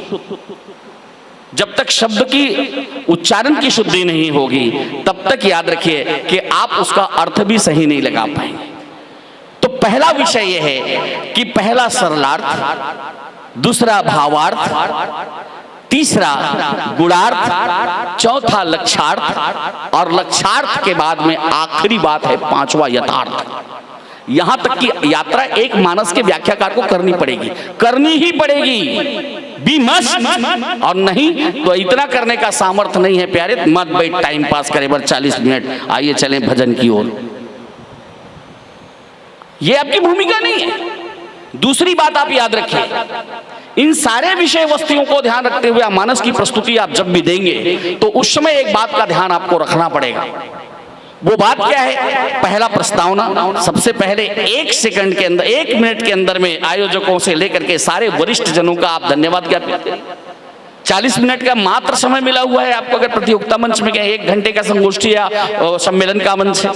दूसरा विषय, तुरंत उसके बाद में आप प्रस्तावना पर आइए कि किन बातों को लेकर के ये बातें कही जा रही है। प्रस्तावना भूमिका के रूप में, भूमिका इसके 1 मिनट की भूमिका, इसके तुरंत बाद 2 मिनट में आप कथा प्रसंग के भीतर में प्रवेश करिए। दुर्भाग्य इस देश का यह है कि सुनने वाला सुन रहा है, बोलने वाला बोल रहा है, 40 मिनट में 25 मिनट का समय निकल गया, पंक्ति तक नहीं पढ़ी गई दोहे की और चौपाई की। ये दुर्दशा को आमंत्रण देना है। कम से कम यार अपने सनातन धर्म को सजा नहीं सकते तो उसके दुर्दशा का कारण मत बनो। ये आग्रह मैं आप सबसे करना चाहता हूं। दोबारा जरूरत नहीं पड़ी मत बलाना, लेकिन जिन बात है तेल थोट ठोस बोल के जाऊं। हाँ, तीसरा विषय मैं आपसे निवेदन कर दूं, इसके बाद उनके ये 5 चीजों को समाहित करते हुए सरलार्थ, भावार्थ, लक्षार्थ, गुणार्थ, लक्षार्थ और यथार्थ, यहां तक पहुंचने का प्रयास पूरे आपके समय काल में आपके द्वारा होनी चाहिए। और फिर इसके बाद आप एक बात का याद रखें, इसके तुरंत बाद आपको उपसंहार कहनी है समसामयिक विवेचन के साथ। और आखिर में एक बात का ध्यान रखना है कि किसी भी वक्ता के जीवन में उसके वक्तव्य में पूर्वापरि विरोध, ये मेरे स्वामी जी ने मुझे सिखाया, पूर्वापरि विरोध नहीं होनी चाहिए कि जिस बात को आप समाज को कह रहे हैं उसी बात को आप काटते हुए चल रहे हैं। आप एक तरफ उस कथन को कह रहे हैं, दूसरी तरफ काट रहे हैं, समाज दिग्भ्रमित हो जाएगा। इसलिए निवेदन आप सबके श्री चरणों में इन सब चीज का परिपालन एक वक्ता के द्वारा हो, इस बात को सुनिश्चित करके गठरी बांध कर रख लीजिए। ऐसा मेरे गुरुजी ने कहा है, वो निर्देश आपके बीच प्रसारित है। आइए जिस प्रसंग पर मुझे चर्चा करने, तुरंत आपके बीच में आ रहा हूं। भगवान भोलेनाथ जी महाराज से जैसे ही ज्ञान के शिखर में बात हो रही है, कैलाश के उत्तुंग धवल शिखर पर मां भगवती पार्वती बैठी है। जिस दिन ये बात, मैं फिर से निवेदन, मेरी मातृशक्ति बैठी है, बड़ी जिम्मेदारी आपके हाथ में। हमारा भारत का समाज 2 दिन में समुन्नत हो जाएगा। बोले जिस दिन हमारे घर की गृहिणियां, हमारी माताएं इस बात को बिल्कुल स्वीकार कर लेंगे, अगर सचमुच में रामचरितमानस पढ़ती हैं तो उनके परिपाटी को आप अपने जीवन में ग्रहण कर लीजिए। घर में अगर आपके पति देवता फुर्सत के क्षण में बैठे, भगवान शिव और पार्वती की भूमिका में आपको आना पड़ेगा। जैसे ही फुर्सत के क्षण में आए तो एक ही बात पूछे, बंदों पद धरि धरने सिर विनय करो कर जोरी बरनौ रघुवर विशद जसो श्रुति सिद्धांत निचोड़। जिस दिन घर की माताएं राम की कथा पूछेंगी उस दिन उसके घर में राजनीति की चर्चा नहीं होगी। मजबूरी में पति देवता को रामचरितमानस पढ़ना पड़ेगा आपके जिज्ञासा के चलते, और तब आपका घर राममय होगा। करके देखिए, हाल घोड़ा हाल मैदान दौड़ा ले, देख ले। ये तो हमारे सनातन धर्म की विशेषता है। दूसरा विषय मैं आपसे रखना चाहूंगा, जैसे मां भगवती पार्वती ने भारत के भीतर में क्रांति घटी, एक रामचरितमानस में पूरा सारी बातें भगवान राम के और दूसरा बात मैं कहना चाहूंगा, श्रीमद् रामचरितमानस तत्व का दर्शन है, ये प्रदर्शन नहीं है। भगवान मुक्तेश्वर ने कहा जो स्व का दर्शन करा दे उसका नाम दर्शन है, बाकी सब प्रदर्शन है। आइए स्वदर्शन के लिए चले। पूरा ब्रह्मांड किससे संचालित है? द्वैत से कि अद्वैत? बलेन भाई, अद्वैत से। मानस की पंक्ति में एकदम सीधी सीधी बात लिखी गई है, मैं आपके श्री चरणों में निवेदन करूं। बाबा जी महाराज लिखते हैं, राम कौन है? परिचय देते, राम सच्चिदानंद दिनेशा, राम सच्चिदानंद दिनेशा, नहीं तह मोह निसालो लेसा। कहां कसरत करे गुंजाइश है यार? सहज प्रकाश रूप भगवाना, सहज प्रकाश, यही सबले बड़े गड़े बड़ी है। हाँ, कि आज आदमी विशेष बनने चला है। भगवान कैसे? सहज प्रकाश रूप भगवाना, नहीं तह पुनि विज्ञान बिहाना। भगवान का परिचय देते कह रहे हैं भगवान भोलेनाथ जी महाराज। भगवान भोलेनाथ कौन है? अभी भोलेनाथ की चर्चा विवाह की हो रही थी। तुम त्रिभुवन गुरु वेद, और क्या कहा उन्होंने? फिर से निवेदन, वो निवेदन ये है, मानस को सिर्फ पढ़िए मत, मानस को मानिए मत। कई जन मोर सोटी, हाँ पत्थर फेंके जा सकते मोर पर। ये कैसे नास्तिक आदमी मानस ला मानो मत कथे। परम पूज्य स्वामी विवेकानंद जी महाराज आज से 100 साल पहले भारत के उस तूफानी सन्यासी ने, गुलाम भारत के तूफानी सन्यासी ने जब जाके शिकागो के धर्म सम्मेलन में खड़ा होकर के सिर्फ 2 शब्द कहे तो 20 मिनट तक ताली बजती रही। मैं उनकी बातें कह रहा हूं। आस्तिक होने के लिए परम नास्तिकता के दौर से गुजरना पड़ेगा। यह सूत्र है, नोट कर लीजिए, बहुत काम आएगा जी। आस्तिक होने के लिए आपको परम नास्तिकता के दौर से गुजरना पड़ेगा। बोले कैसे? मैं फिर से कहूंगा, रामचरितमानस को अगर सचमुच में शिव के पुजारी हो, अगर भगवान शिव को स्वीकार करते हो तो भगवान शिव की वाणी को स्वीकार कर लो। क्या कहा? झूठे हूं सत्य जाई बिनु जाने, जिमी भुजंग बिनु रजु पही। झूठे हूं सत्य जाई बिनु जाने, लिख सकते थे माने, है ना। जब भगवान सारे देवता इकट्ठे हुए, पृथ्वी त्राहिमाम कर ली, गाय का रूप धारण करके पृथ्वी माता आई, और फिर जय जय सुरदायक जन सुखदायक प्रणत पाल भगवंता गोदी जितकारी जय सुरारी सिंधु सुता परिकंता, ये सब बातें आई तो भगवान तुरंत बोले, कोई कहता है कि चलो भगवान की प्रार्थना करने के लिए हम जाएंगे। बोले कहाँ? बैकुंठ में। कोई कहा क्षीर सागर में जाएंगे। बोले भगवान शिव ने कहा, हरि व्यापक सर्वत्र समाना, प्रेम ते प्रकट,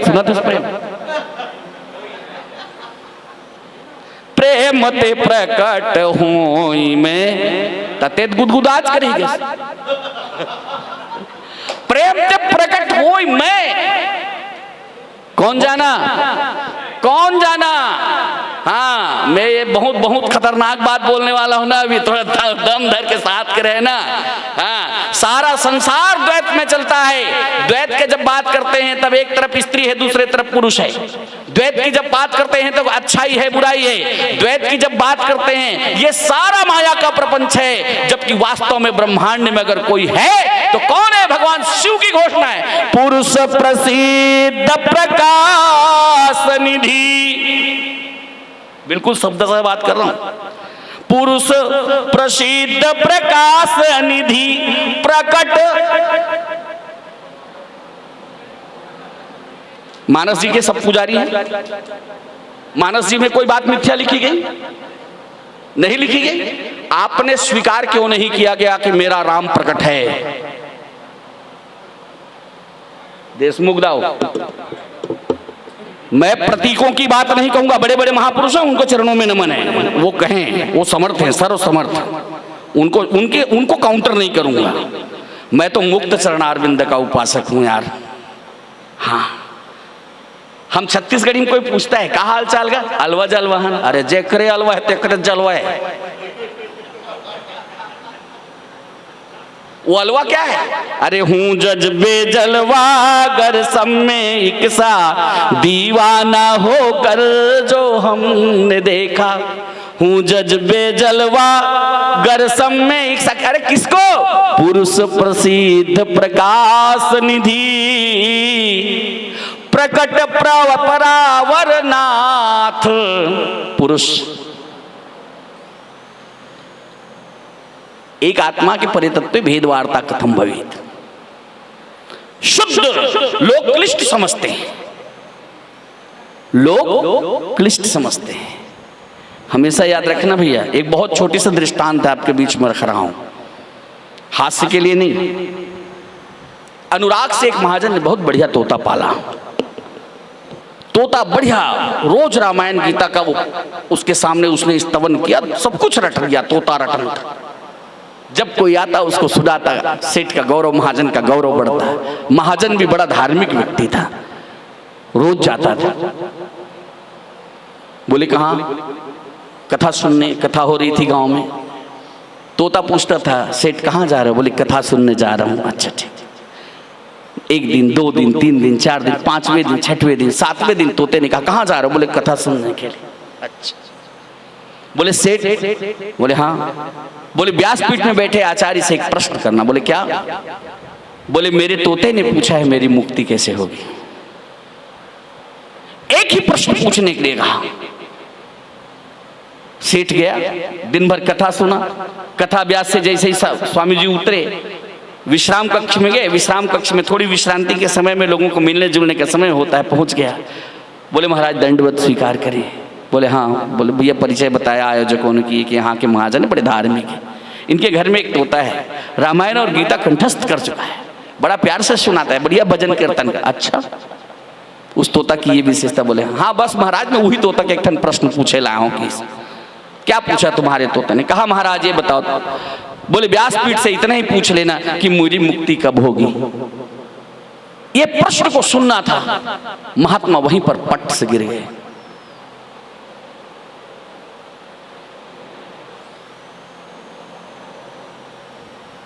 लोगों ने इतना कोसा महाजन को, हाथापाई तक की स्थिति आगे निकालो बड़ धोखा है, और मिट्ठू घलो धोखा है। एक ठन प्रश्न करी महाराज देख रहे आंखी कान लड़ेड़ दी, पानी वानी छिड़का गया, उनको ले जा करके कमरे में, अभी इनके साथ कोई मत मिलो, तबीयत बिगड़ गई है।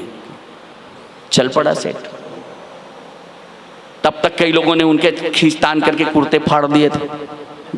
जैसे ही दरवाजे पर पहुंचा, तोते ने पूछा सेठ जी आ गए? बोले हाँ।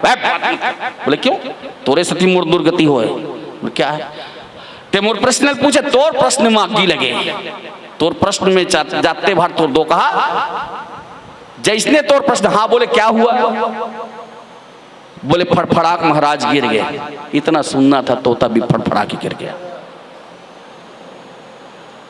महाजन ने तुरंत अपने पिंजरे से उस तोते को निकाला, हला झुलाक देखी,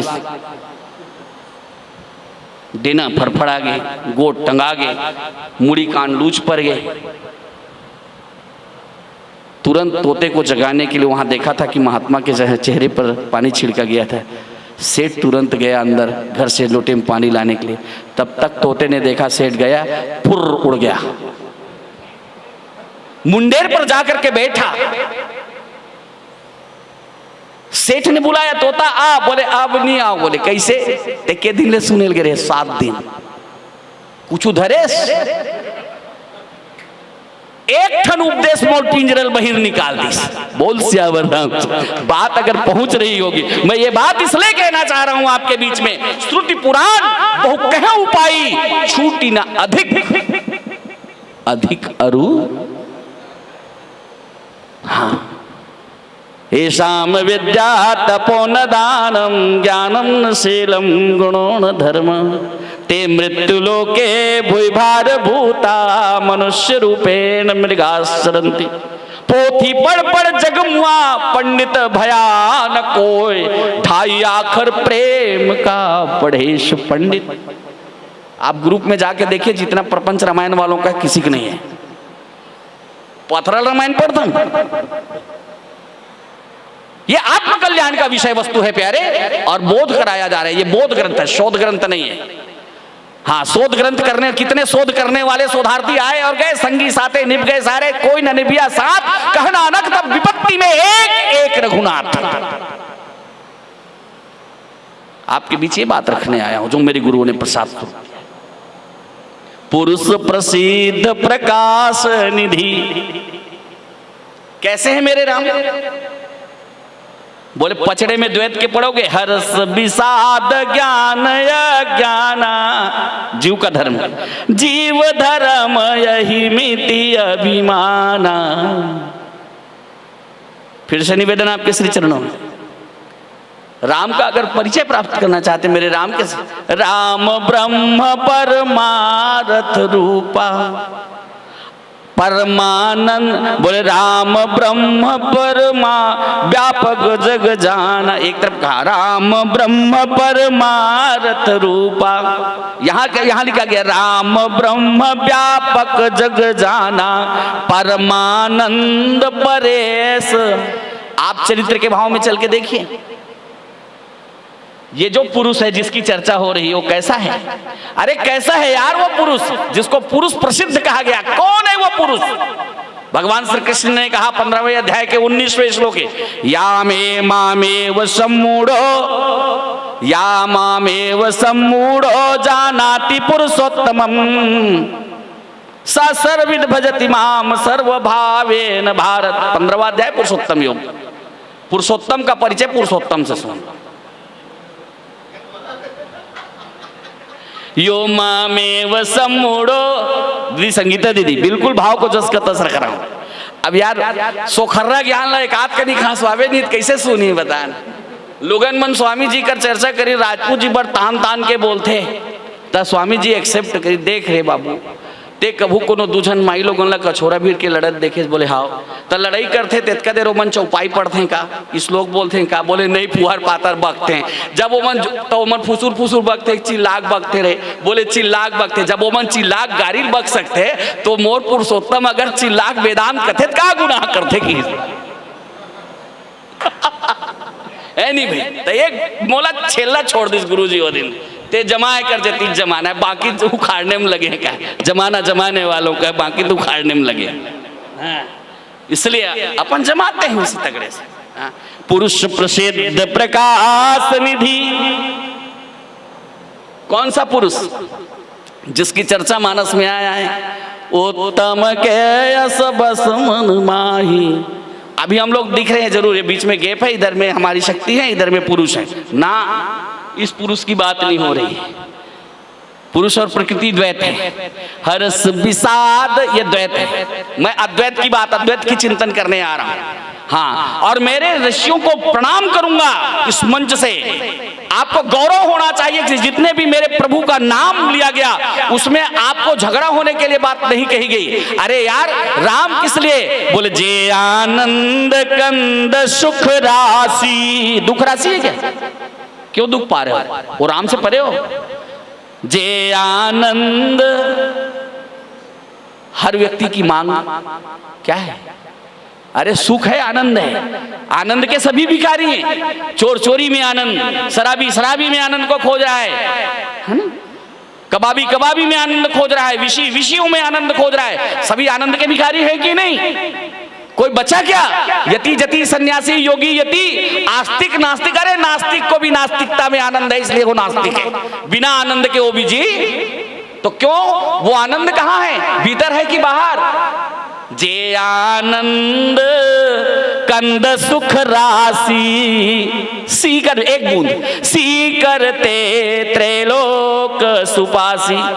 इसलिए भगवान हनुमान जी महाराज को कहना पड़ा, जाके बल लौले सते जितऊं चराचर झारिसी करते त्रैलोक सुपासी। कौन है वो? सो सुख धाम राम यस नामा अखिल लोक दायक वेश। शांत हो जाइए, ठहर जाइए। पुरुष प्रसिद्ध प्रकाश निधि, इस पुरुष की चर्चा हो रही जिसका कोई किसी के बाप में ताकत नहीं है कि कोई उसका विरोध। इसलिए मेरा राम निर्विरोध है। अब कहेंगे कैसे? आइए, आप सभी गुरुजी लोग बैठे हैं, आप तो अपने बच्चों को पढ़ाते हैं। कितने पुरुष पढ़ाते हैं व्याकरण? कौन कौन से? उत्तम पुरुष, मध्यम पुरुष, अन्य पुरुष। तीनों पुरुष की अपनी अपनी संबोधन है। संगीता दीदी, मैं तुम वह, लेकिन जिस समय तुम और वह भी अपने संबोधन में आएगा तो वो भी मैं बोलेगा। हाँ, तो मैं जो संबोधन है वो किसका है? बोले उत्तम पुरुष का। तो मैं एक प्रश्न आप लोगों से करता हूं, यहां जितने लोग बैठे हैं, जो मानस पढ़ते हैं नहीं पढ़ते, मानस सुनते हैं नहीं सुनते, भगवान को मानते हैं नहीं मानते, सारे लोगों से एक प्रश्न पूछता हूं। किसी के पूछने पर कोई कौन हो जी तो क्या बोलते हो? मैं हूं बोलते हो ना? कौन असगत मैं हूं कथन? तो मैं होने पर कोई डाउट है क्या? नहीं पूछे जाता क्या? देशमुख जी मैं हाँ नहीं हूं, बताओ कि नहीं? कौन हूं? तो तो मैं हूं। अच्छा, मैं हूं की जो अभिव्यक्ति है वो सहज की अभिव्यक्ति है कि उसके लिए दिया बारना पड़ा है? 11 साल एकादशी रेहल पड़ी तब मैं जाने होगा मेहरों के ऐसे हो सकते का है? 35 साल रामायण पढ़े तब मोल पता चलेगा मैं हूं के कोई कह सकता है? तो मैं हूं सहज है कि मैं हूं कठिन है? तो मैं हूं किसका संबोधन है? उत्तम पुरुष का। तो जो मैं हूं है वो किसका संबोधन है? पुरुषस्य उत्तम इति पुरुषोत्तम, अर्थात मैं हूं का जो संबोधन करता है वो पुरुषों में ही उत्तम है, इसलिए उसका नाम मर्यादा पुरुषोत्तम है, जिसको मैं राम कहता हूं। फिर से निवेदन आपके चरणों में। गुरुजी मन दूसरा पाठ पढ़ाते। हाँ, noun is the name of person, place और थिंग, है ना। व्यक्ति, वस्तु या स्थान के नाम को संज्ञा कहते हैं। राम संज्ञा है और संज्ञा के बदले आने वाले शब्द को सर्वनाम कहते हैं। तो संज्ञा के बदले जो मैं संबोधन आ रहा है वो सर्वनाम है कि पोग रही है कि झनका है? नहीं, व्याकरण की दृष्टि से भी तौल के देख लो ना यार, सर्वनाम है कि नहीं? मैं हूं को सर्व लोग बोलते हैं कि एक अकेला बलेन भर बोलता है, कि प्रेम भर बोलता है, कि हमारे भाई साहब बोलते हैं देशमुख जी? मैं को बोलने सब लोग बोलते हैं ना मैं हूं। अच्छा, कौन कौन बोलता है? हिंदू भी बोलता है मैं हूं, मुसलमान भी बोलता है मैं हूं, सिख भी बोलता है मैं हूं, ईसाई भी बोलता है मैं हूं, उर्दू भी बोलता है मैं हूं, फारसी भी बोलता है मैं हूं, नास्तिक भी बोलता है मैं हूं, आस्तिक भी बोलता है मैं हूं, पढ़ा लिखा भी बोलता है मैं हूं, मूर्ख भी बोलता है मैं हूं पर किसी का कोई विरोध? तो जिसका कोई विरोध नहीं है वो निर्विरोध है कि नहीं? तो जो निर्विरोध है उसको हमने क्या कहा? परमात्मा। और वो परमात्मा सर्वश्रेष्ठ क्या है? यो मामेव सम्मूढ़ो जानाति पुरुषोत्तम पुरुष प्रसिद्ध प्रकाश निधि। अब उसकी प्रसिद्धि में कोई प्रश्न चिन्ह लगा सकता है? हूँ जज्बे जलवा गर सम्यक सा, देखो उसका जलवा कैसा है। दीवाना होकर जो हमने देखा, कब पता चलेगा? गई जहन्नुम में ये सारी दुनिया। हाँ, दुनिया भाड़ में जाए ये कहने का ताकत रहेगा तब उसको मैं हूं को समझ सकते हो। हाँ, यहाँ तो मान रोक रहा है, प्रतिष्ठा रोक रहा है, हमारे पास धन रोक रहा है, जन बल पुर्जन बल चतुराई सारी चीज हमको रोक रोक के रखे। हम विद्वान हो जाए ना प्यारे, एक बात याद रखना, बहुत सीधी सीधी बात है। प्यास अपनी होनी चाहिए, पानी कोई पिला सकता है। भूख आपकी होनी चाहिए, भोजन कोई भी करा सकता है। 56 भोग बनने के लिए तैयार है। हाँ, जिस दिन आपके भीतर में एक मछली की तरह तड़प बढ़ जाए, रामचरितमानस की एक पंक्ति आपके जीवन में क्रांति घटित करा देगी। ये श्रीमद् रामचरित पुरुष, क्योंकि उस पुरुष प्रसिद्ध प्रकाश निधि से आप परे। एक्यो हम द्वितीयो नास्ति नेह नास्तिकस्य, नारायण उपनिषद भी कहते हैं। नारायण उपनिषद में भी भगवान उपनिषद के ऋषि ने कहा है, क्या कहा है? एकदम सीधी सीधी बात, न पुरुषो न च स्त्री न नपुंसो भवति। खल सारा संसार क्या है? नारायण वेदम सर्वम यद्भूतम यज्जभव्यम निरंजनो निष्कलंको निर्विकल्पो निराख्याता शुद्धो देव एको नारायणो न नारायणो अस्ति न द्वितीय अस्ति कश्चित् या एवं वेद सा विष्णुरेव भवतु।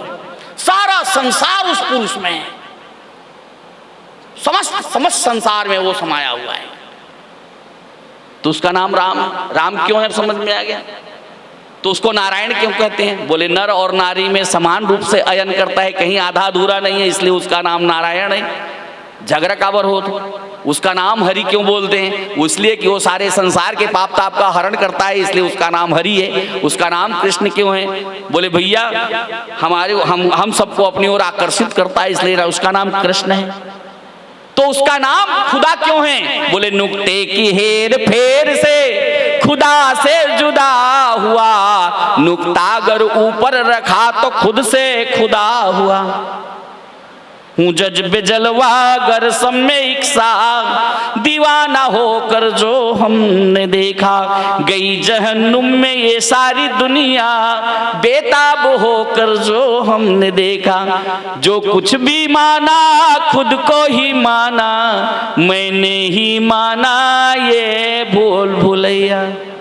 जो कुछ भी माना खुद को ही माना, मैंने ही माना ये भूल भुलैया।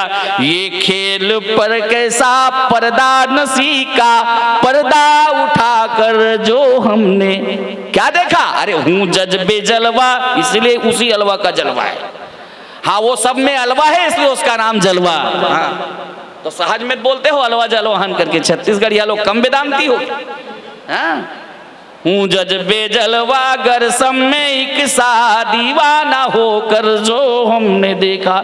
श्रीमद् भगवद गीता के 15वें अध्याय के 7वें श्लोक में भगवान श्री कृष्ण कहते अर्जुन को, न तद्भास्यते सूर्यो न शशांको न पावकः, न तद्भास्यते सूर्यो न शशांको न पावकः, यद्गत्वा न निवर्तन्ते तद्धाम परमं मम। इस गजल में भगवान मुक्तदेव जी महाराज फरमाते हैं, मेरी हुकूमत से शमसे रोशन कमर सितारे हैं जगमगाते। मेरी हुकूमत से शमसे रोशन कमर सितारे हैं जगमगाते। चश्मे मुबारक बेमुल्क शाही, है तो बादशाह लेकिन अपन कटोरल धर के कोयला मांगे लगे, बेइज्जती खुद एक करा था यार। भगवान ने तो पूर्ण ब्रह्म, पूर्ण ब्रह्म, तू तो पूर्ण ब्रह्म है। हाँ चाह चमाड़ी चूमड़ी अति नीचन की नीच, तू तो पूर्ण ब्रह्म है जो चाह न होती पीछ। सारा चाह कंपनी के फेल होते ही नर नारायण हो जाता, मुक्त सूत्र है। क्योंकि देखो भैया जिस जो हमारे भीतर बैठा है वो कौन है? हाँ हरि व्यापक सर्वत्र समाना, प्रेम ते प्रकट होई मैं जाना। जिस दिन मैं का ज्ञान हो जाएगा, मैं को जान लिया, उसके बाद और कुछ जानना बाकी। हाँ उसके बाद कहाँ कथा हो कहाँ कहानी। मेरी हुकूमत, क्योंकि उसके बाद तो किसकी हुकूमत है? क्योंकि वो मुझसे न थे, वो मुझसे दूर, ना मैं उनसे दूर था। क्यों भगवान को अलग मानते हो यार? एक सांस भी उसके बिना नहीं ले सकते, एक सांस भी उसके बिना नहीं ले सकते। इसका प्रमाण क्या है? जिस दिन ये सांस की लड़ी छूटेगी तब पता चलता है राम नाम, तब कोई निपट के तभी पता चलता। ओकर पहली सत्य नहीं रही। जब सत्य है तो जीवित अवस्था, वो सत्य को जानो। हाँ बाबा जी महाराज निवेदन करते हैं, हाँ राम सच्चिदानंद दिनेशा नहीं तहमो। इतना प्रसिद्ध है वो पुरुष, पुरुष प्रसिद्ध प्रकाश निधि है। तो प्रकाश का निधान खुद के भीतर में। हाँ महात्मा कबीर ने कहा, हम वासी उस देश के जहाँ पार ब्रह्म का खेल, दिया जले अगम का बिन बाती बिन तेल। मानस में पंक्ति दोहराएगी, सहज प्रकाश रूप दिन राती, नहीं कछु चाहिए दिया घृत। अरे किसका प्रकाश है यार? पुरुष प्रसिद्ध प्रकाश निधि, जड़ में चेतन में सब में वही समाया। इसलिए जड़ चेतन सग जीव जत सकल राम में जान, जानने पर सारा संसार राम है। और तब हाथ जुड़ जाता है बंदों सबके पद कमल का सदा जोरी जुगपान। तब ये बातें समझ में आती, सिया राम मैं सब जग जान। कितना प्रसिद्ध है वो, आपसे हमसे जुदा नहीं। बोलो कैसे? आइए एक ही सूत्र, कार्य कारण के सिद्धांत पर प्रत्येक वस्तु परमात्मा के अतिरिक्त ना कुछ था ना है ना हो सकता है। वो पुरुष की प्रसिद्धि इतनी है कि उसकी प्रसिद्धि को कोई चाह के भी इनकार नहीं कर सकता। इतना प्रसिद्ध है कि उसके प्रसिद्धि पर और कोई क्वेश्चन टैग लगता। हाँ क्योंकि वो एको हम द्वितीयो नास्ती है, उस एक के अतिरिक्त कुछ दूसरा है ही नहीं। पुरुष प्रसिद्ध, उसकी प्रसिद्धि इसी में। कैसा प्रसिद्ध है? मेरी हुकूमत से शमसे रोशन कमर सितारे हैं जगमगाते। भगवान योगेश्वर की वाणी, है ना। इधर मुक्त वाणी, न तद्भास्यते सूर्यो न शशांको न पावक। कितना बड़ा कनेक्शन है। आप गड़बड़ क्या हो रहा है मालूम? हमने आज तक उनकी ड्यूटीज नहीं दी है, टैक्स नहीं दिया। बिजली जलाते हो, बिल नहीं भरोगे तो क्या होगा? डिस्कनेक्ट। लेकिन रोज सूर्य देव आकर के उदित हो रहे हैं, है ना। कभी हमने इधर से उदित होकर के उदयाचल से आते हैं, कभी हमने जल के 2 लोटे चढ़ाए। यशुर शस्त्र बाबो तेजो राजो जगतपते अनुकंपया मां भक्त्या ग्रहणात् दिवाकर। टाइम नहीं है हमारे पास। और जिस दिन वो लाइन कट कर दिया तब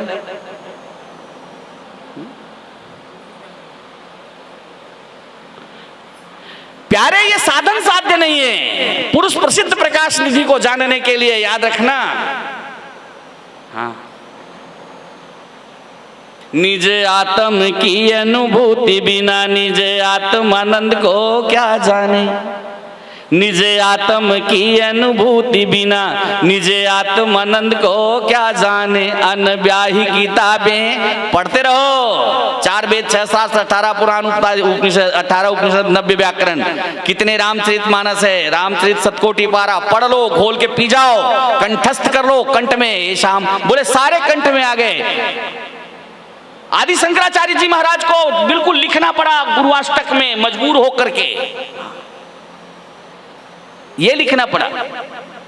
मुखे शास्त्र विद्या कवित्वादि गद्यम सुपद्यम करोति। षडंगादि वेदो मुखे शास्त्र विद्या कवित्वाद गद्यम सुपद्यम करोति। 3 फीट ऊपर ढाले नहीं जाते ना, नहीं धरातल में उतर के बात करूंगा। अगर क्लिष्ट हो रहा होगा तो बिल्कुल जो अनीति का जो भाषा हो भाई तो मोही बढ़ जाओ 20-22 समझ में नहीं आएगा, कॉलर पकड़ के उतार देना यार, कोई दिक्कत नहीं है। इधर में कोई अपमान मान सम्मान की बात नहीं। हाँ, जिस खातिर मैं आया हूँ वो पूरा करके जाऊंगा, ड्यूटी पूरी होगी, है ना। हाँ, 40 मिनट निपट गए। अभी पुरुष प्रसिद्ध महा प्रकाश निधि बाँचे 6 निवेदन कर रहा हूं आपसे श्री चरणों में। कितना महत्वपूर्ण विषय है। 2 लाइन मार के निकल के इस भजन गा के समाज परिवर्तित हो जाएगा जिस दिन एक दिन व्याख्याकार जाग जाएगा। एक व्याख्याकार समाज के भीतर में जागेगा जिस दिन पुरुष प्रसिद्ध प्रकाश निधि प्रकट परावरनाथ धरातल में उतर करके जिस दिन वो समाज को बोध करा देगा, समाज के भीतर से सारी विषमता खत्म हो जाएगी। क्या हिंदू, क्या मुसलमान, क्या सिख, क्या ईसाई, सारे फसाद खत्म हो जाएंगे, पूरी सांप्रदायिकता ध्वस्त हो जाएगी। ये वेदांत है प्यारे। हाँ, ये शेरनी का दूध है, स्वर्ण पात्र में टिकता है, बाकी हड़िया तौलील छेदा मार के निकल जाएगी। इसलिए पात्र बनना पड़ेगा। हाँ, और उसके लिए क्या करना?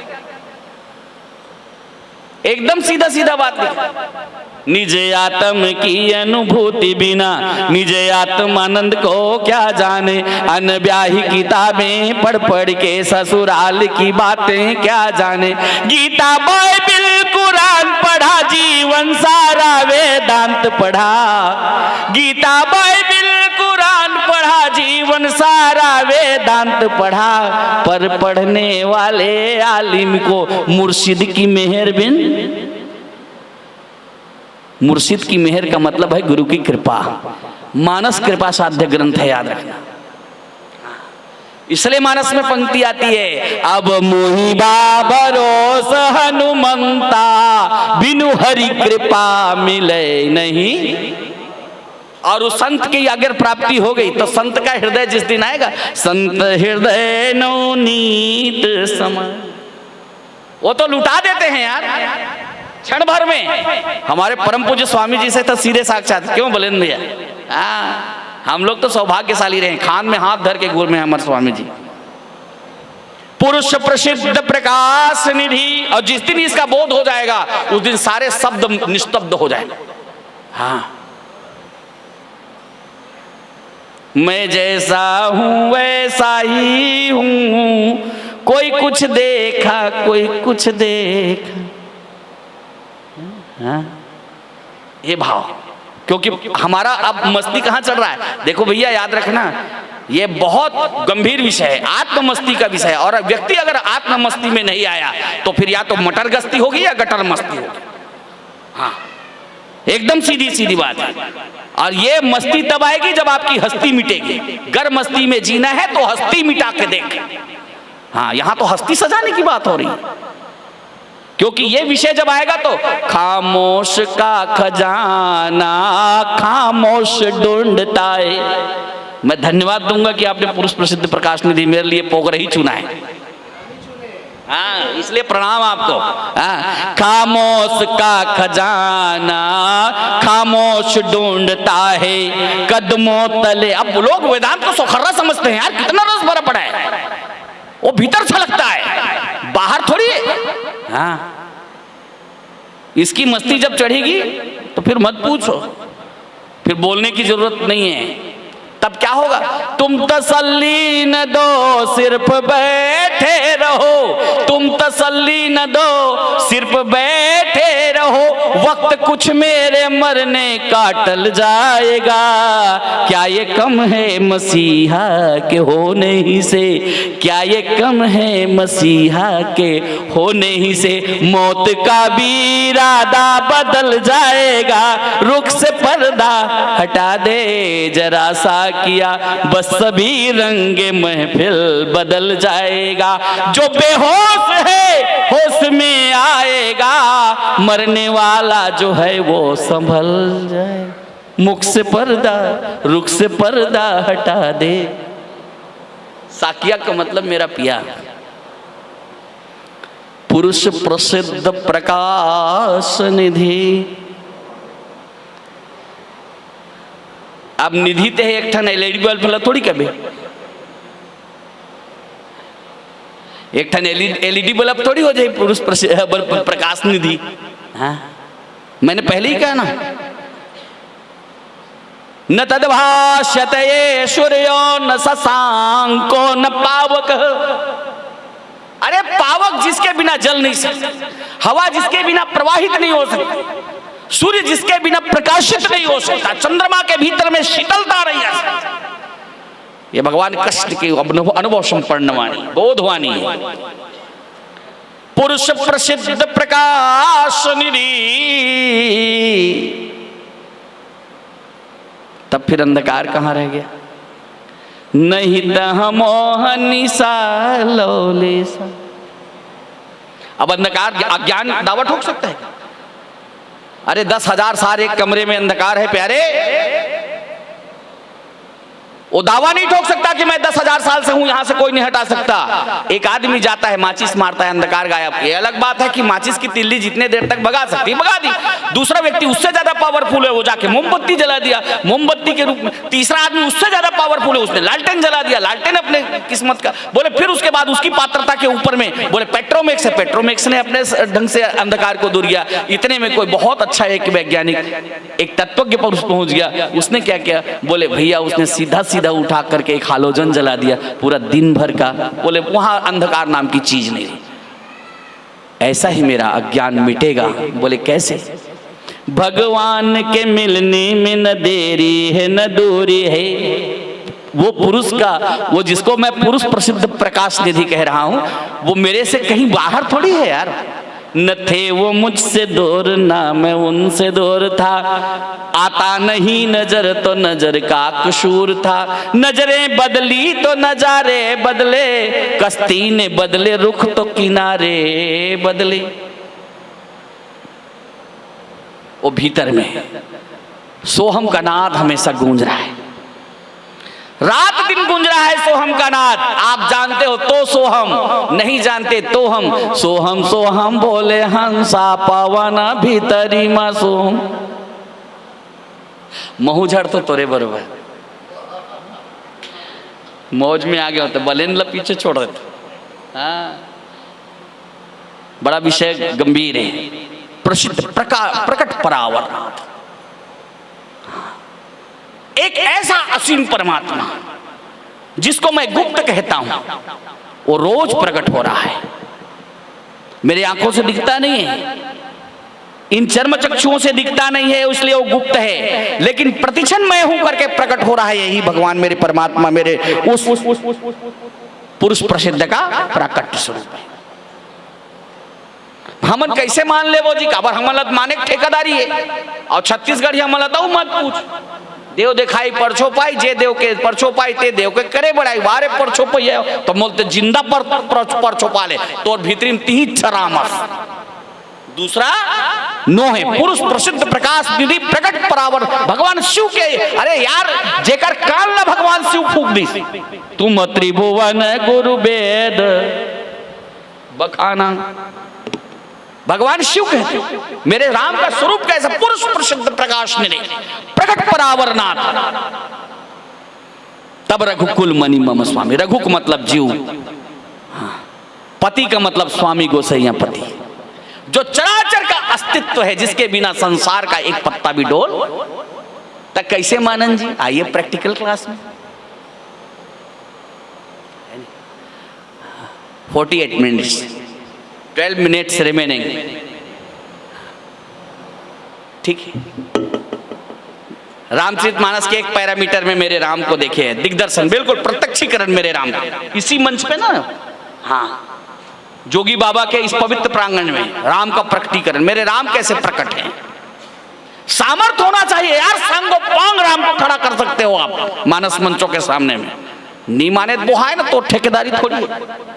हाँ, और जो स्वीकार कर सो कर जीवन तत्व के कल्याण में नहीं पड़ी, वही समाधि लग जाएगी प्यारे।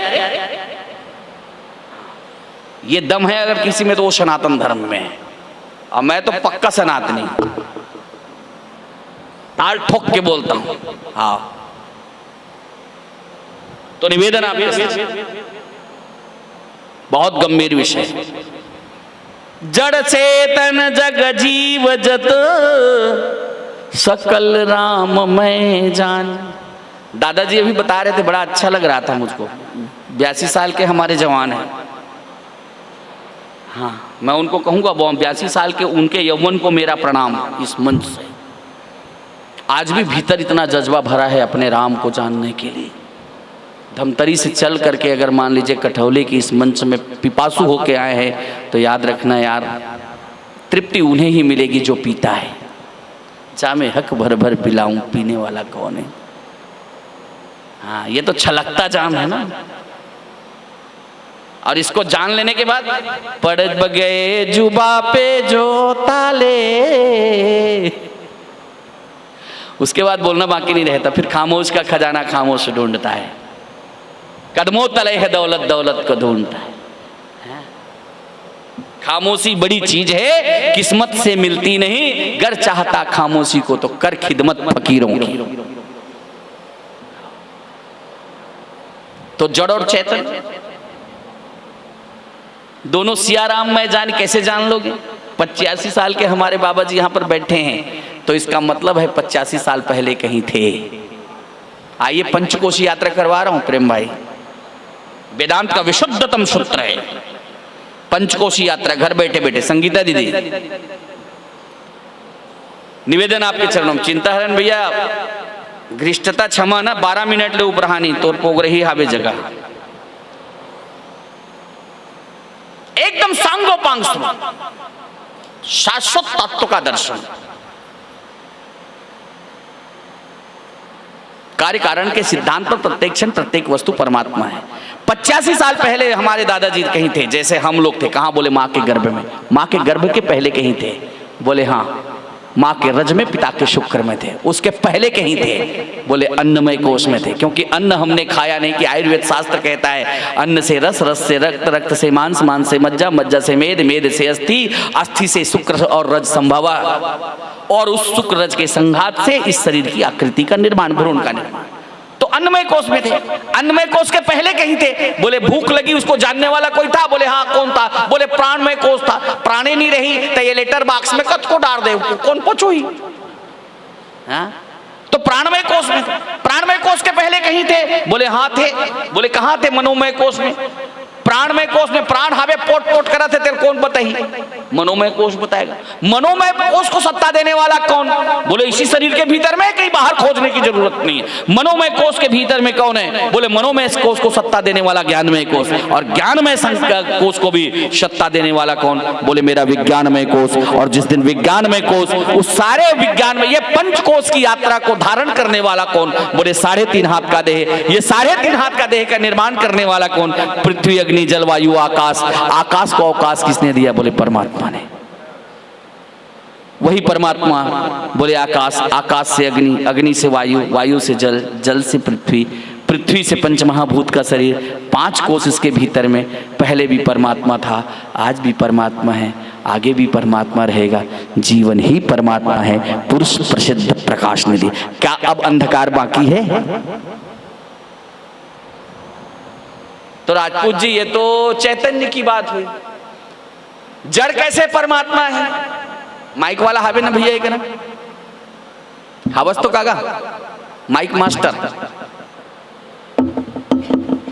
नहीं है का? कोई नहीं है। चल आप ही लोग बताए, महतारी मन बताओ, ये जड़ एक चेतन है दाई? ये कहूँ चो अपने अपन हालते डोलते का जे अपन से हालते तेला कथे चैतन्य, और जे अपन से कहूँ कर रेंगा नहीं सके तेला कथे जड़।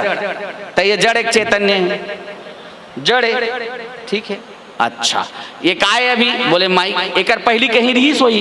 बोले हाउ रीस? कहाँ? बोले भिलाई स्टील प्लांट के स्टील रीस। तब वो इंस्ट्रूमेंट बनी।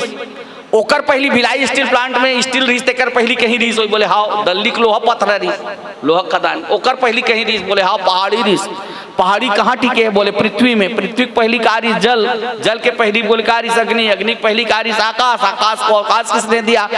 बोले परमात्मा ने। परमात्मा से बोले आकाश से वायु, वायु से अग्नि, अग्नि से जल, जल से पृथ्वी, पृथ्वी से पंचमहाभूत का ये इंस्ट्रूमेंट, और टूट फूट जाएगा उसके बाद भी इसके भगवान होने में कोई शंका। तो जड़ चेतन जग जीव जत सकल राम मैं जान, बंदों सबके पद कमल। कोई राम से रहित है क्या? तो क्या गलत लिखा मेरे? प्रकट है मेरे राम, प्रकट है कि नहीं? अभी माइक के रूप में भी राम प्रकट है। हाँ, इसके होने में कोई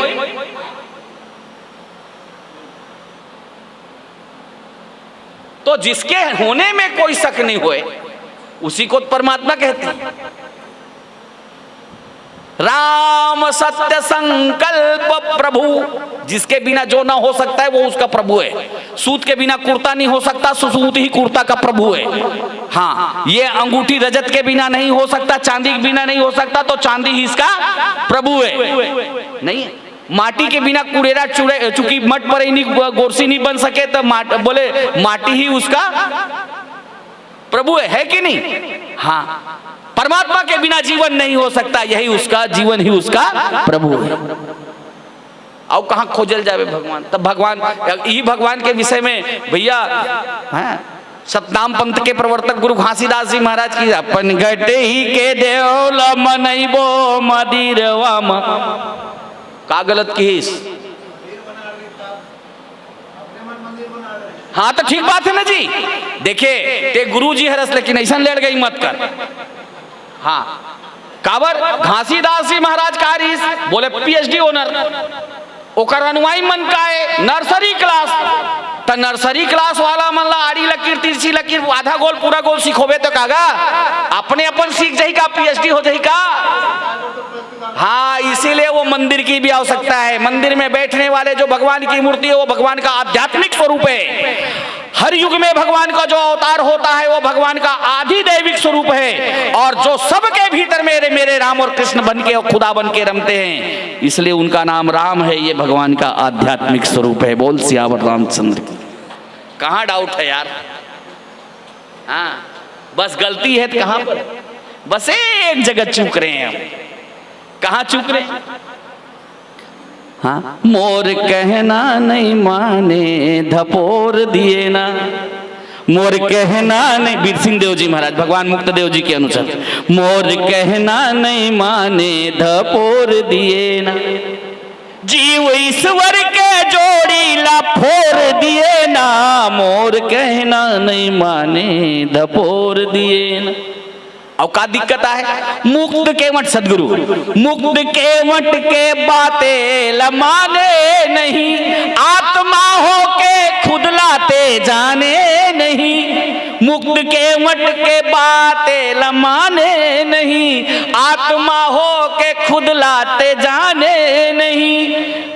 बीच नरवामा, जीवन एक नदी है, संकल्प विकल्प दो किनारे। बीच नरवामा डोंगाला बोर डरे ना, मोर कहना नहीं माने धपोर दिए ना, मोर कहना नहीं माने धपोर दिए ना। बहुत गहरा भाव है इस भजन का।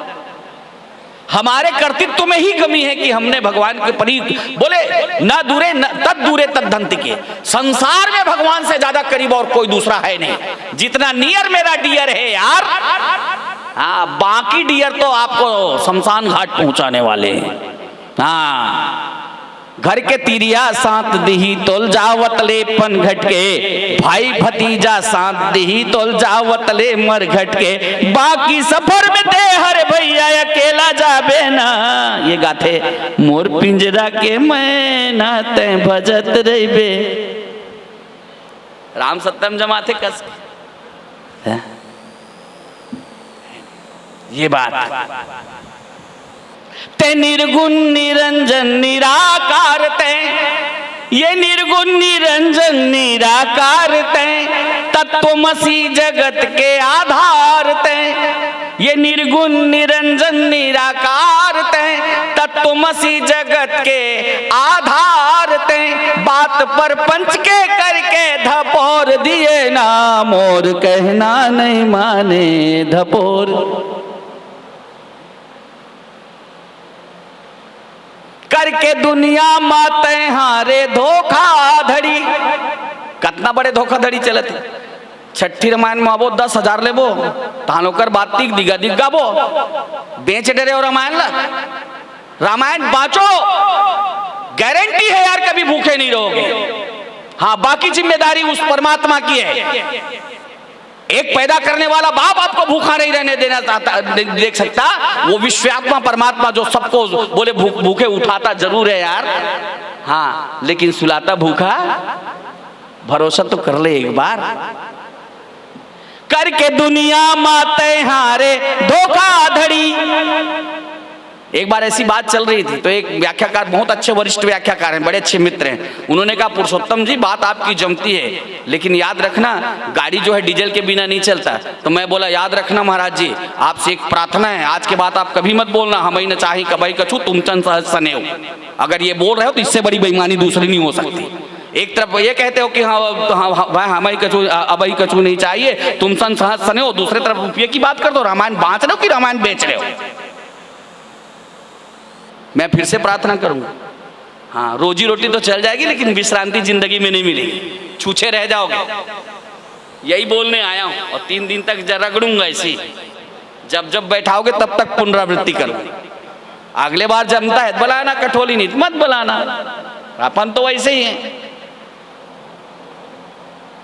तो निवेदन कर हकीकत को कहना अगर बगावत है, बेशक मैं बागी हूं मजहब मेरी बगावत में चिरपरिचित मेरी एक शायरी है, मैं हमेशा ठोकता हूं इसे। करके दुनिया माते हारे धोखाधड़ी, नहीं भजे कृष्ण गोविंद एको घड़ी। अब ये करोड़ों का तन है, एक पैसा के बदला करोड़ दिए ना, मोर कहना नहीं माने। मोर का मतलब सदगुरु, मोर कहना नहीं माने धपोर दिए ना। तो पुरुष प्रसिद्ध प्रकाश निधि प्रकट परावरनाथ। समझ में आ गया ना? पुरुष कौन?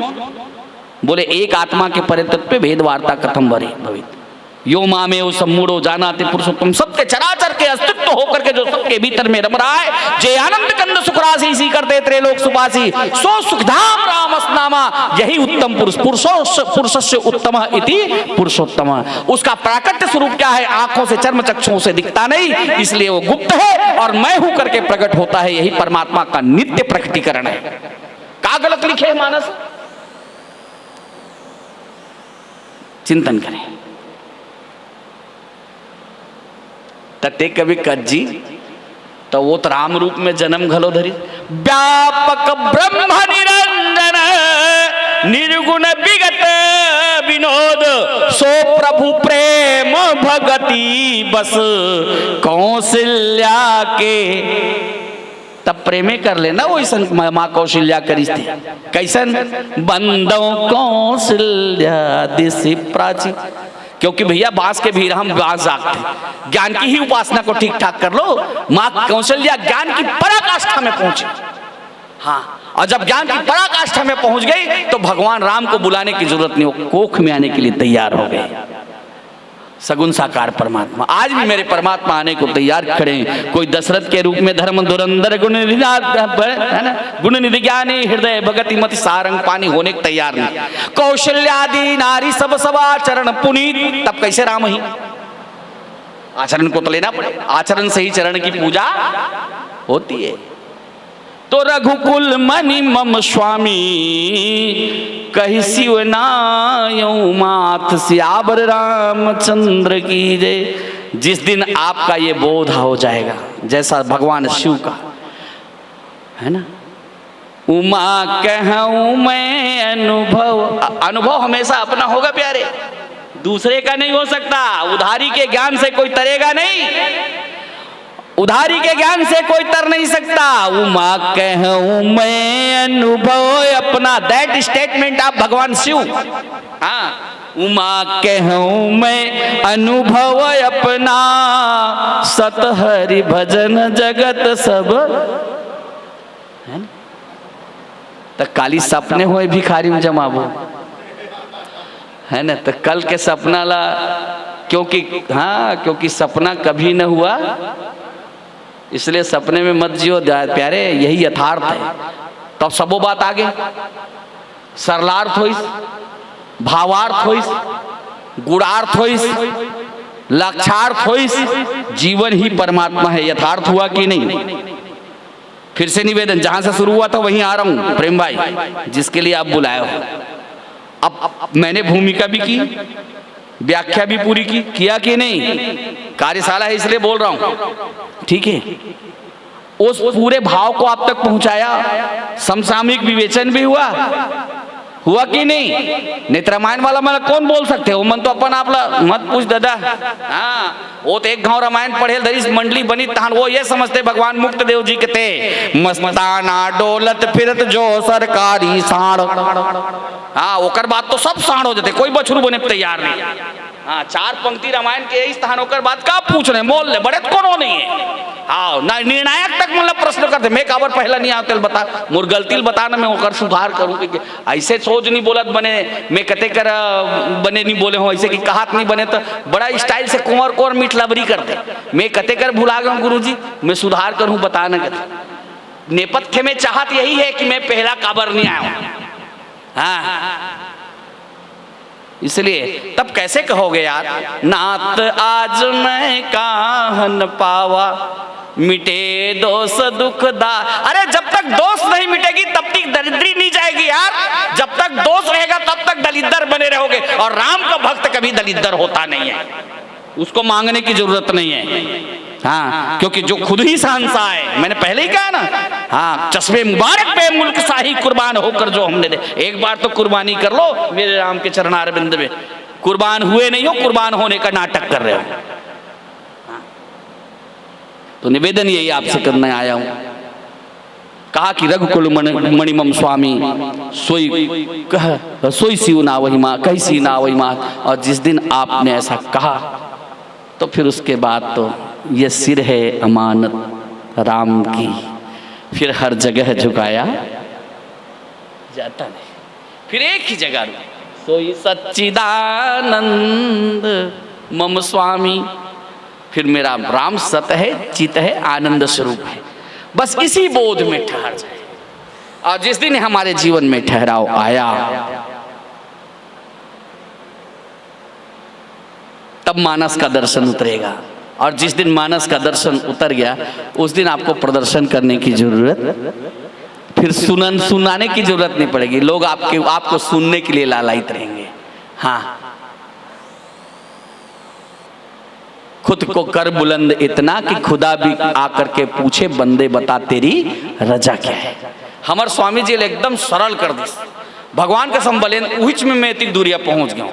एक ठन सूत्र में स्वामी कुंभत जी के मेरे प्यारे दुलारे ब्रह्मलीन वेदांत के श्री स्वामी कुंभत जी को इस मन से प्रणाम। अगर नहीं करूंगा तो बेईमानी हो जाएगी, क्योंकि उन्हीं की वाणी की पुनरावृत्ति कर। वो एक ठन बात लगे इस राजपूत भगवान एक ठन याद रखना, बोले का फूल में दम होना चाहिए, भोंगर्रल निमंत्रण पत्र देख जरूरत नहीं। प्रकृति का नियम है यार, आपके पास में गुरु का ज्ञान पचाने की ताकत हो जाए, वाणी खुद सरस्वती माँ आके विराजेगी, और फिर उसके बाद देखना कि आपके लिए भीड़ की जरूरत नहीं, भीड़ खुद जुट जाएगी आपको सुनने के लिए। क्योंकि आप जो बोलोगे आप नहीं बोलोगे, बोलने वाला बोलेगा। कौन बोलेगा? बिनु पग चले सुनई बिनु काना, कर बिनु कर्म करें विधि नाना, आनंद रहित सकल रस भोगी, बिन बानी बक्ता बड़। और अपने व्याख्यान में एक बात और निवेदन कर लेना चाहूंगा, 4 चीज का बिल्कुल जितनी बातें मैंने आपसे कही है उस बात को कंडेंस में डालिए और इसके साथ बातें प्रमाणित करिए। प्रमाणित करने के लिए क्या करना पड़ेगा? बोले 4 प्रमाण की आवश्यकता पड़ती है। बोले कौन सा प्रमाण? बोले सबसे पहले आपको शास्त्र प्रमाण की जरूरत पड़ेगी।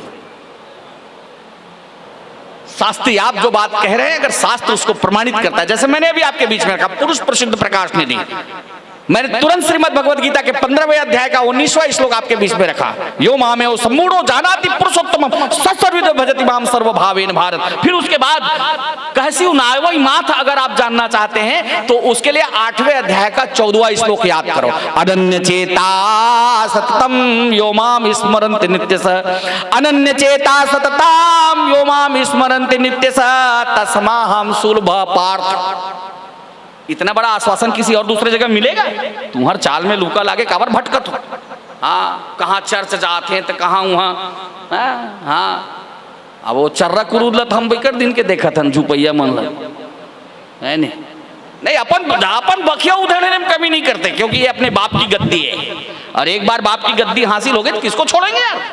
हाँ, फिर उसके बाद तो भगवान मुक्तदेव जी की हम गजल तो बोलते थे ना अपने आप में। हाँ, ये बात। तो पहला शास्त्रीय प्रमाण, दूसरा पहला शास्त्रीय प्रमाण हुआ, दूसरा संत प्रमाण,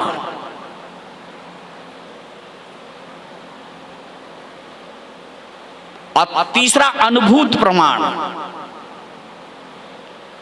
और चौथा उस सिचुएशन में आपको कहीं ना कहीं से प्रत्यक्ष प्रमाण मिल जाएगा। आपकी नजरें जानी चाहिए। 4 प्रमाण के साथ आपकी वाक सिद्धि हो गई। किसी के बाप की ताकत नहीं है कि आपको झुका सके। हाँ, हमको मिटा सके ये जमाने में दम नहीं, हमसे है जमाना जमाने से हम नहीं। फिर आपके पीछे जमाना चलेगा यार। बस अपने को बुलंद, मैं फिर से कहूंगा, अपने को गौरवान्वित करिए कि भगवान ने आपको चुना है राम कथा कहने के लिए। इससे बड़ा गौरव और दूसरा नहीं हो सकता। और इसलिए हमेशा याद रखिए, एक आखिरी बात कह के अपने वाणी को विराम दूंगा आदरणीय संचालक महोदय जी, और वो बात ये है कि मानस की एक पंक्ति जीवन में आचरण हो जाए। बोले कौन सा? जेगा वहीं यह चरित संभारे, ते यह ताल चतुर रखवा। या तो राम के चरित्र को संभल के गाओ, या अपने चरित्र को संभाल लो तब रामचरित गाओ। बोल सियावर रामचंद्र की। महर्षि मुक्त जी के अनन्याचल, मेरे परम आदर्श, मेरे पथ प्रदर्शक, मेरे गुरुदेव परम पूज्य स्वामी कुंभत जी, और आत्मवेत्ता आत्मनैतिक संत परम पूज्य संत से आसाराम बापू जी के पावन जुगल चरणों में नमन करते हुए, जिनसे ये ज्ञान मैं आप तक पहुंचा पाया, उनका दिया हुआ प्रसादी है, आपको बांटा। आप सबने हृदय से सुना। आपके हृदय में रमने वाले राम को मेरा सादर सादर प्रणाम। जो कुछ भी अच्छी वाणी लगी वो सब मेरे सदगुरुओं की अच्छी लगी होगी। आंचल के किसी कोने में गठरी बांध के रख लेना, जीवन में फुर्सत के क्षण मिले गठरी खोल के चख लेना, कल्याण ही प्राप्त होगा। जो कुछ खारा खट्टा लगा मुझ अकिंचन का क्षमा कीजिएगा। बोल सियावर रामचंद्र कीजिए।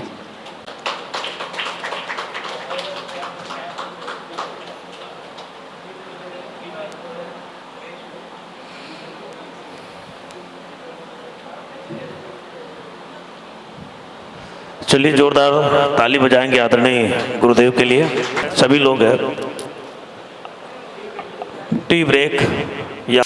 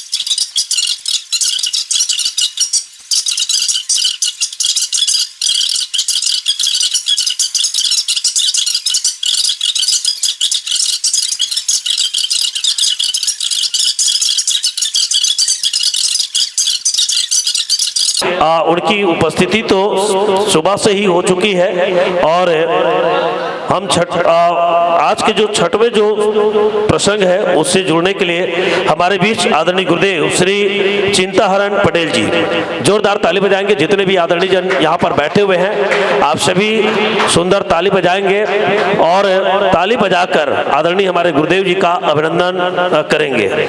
आइए सबसे पहले हम भारत की संस्कृति सनातन धर्म से जुड़े और हमारे बीच हमारे मानस के मंच में बैठे हमारे गुरुदेव जी के सम्मान के लिए हमारे बीच यहाँ आदरणीय जी आप आ जाएंगे।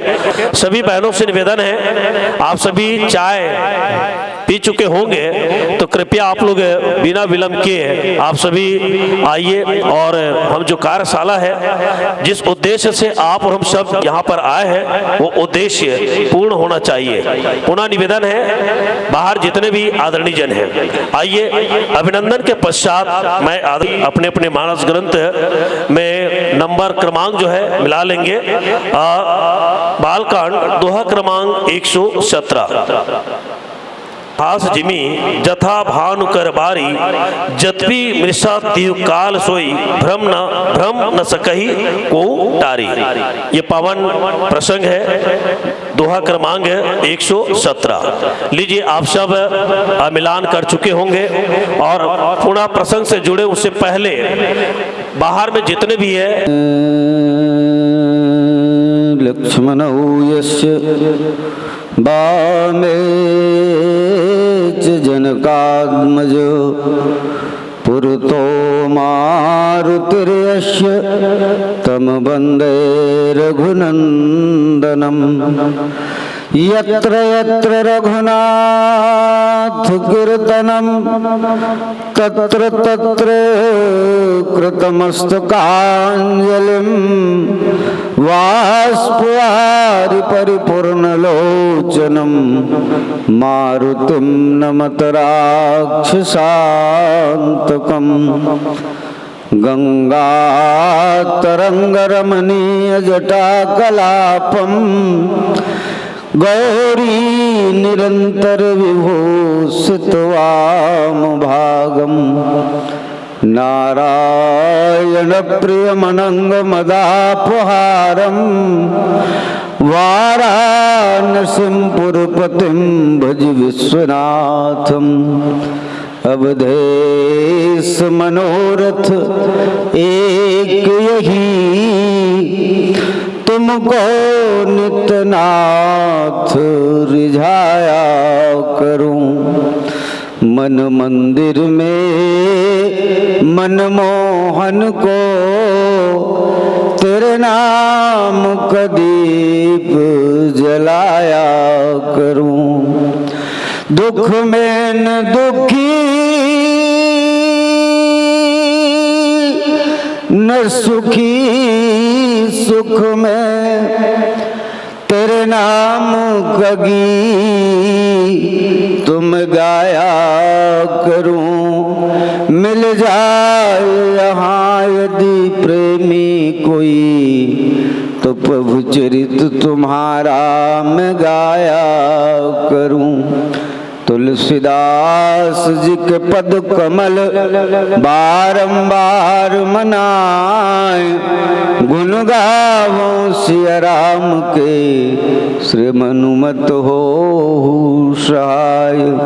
सियावर रामचंद्र की जय, उमापति महादेव की जय, पवन सुत हनुमान जी की जय, गोस्वामी तुलसीदास महाराज की।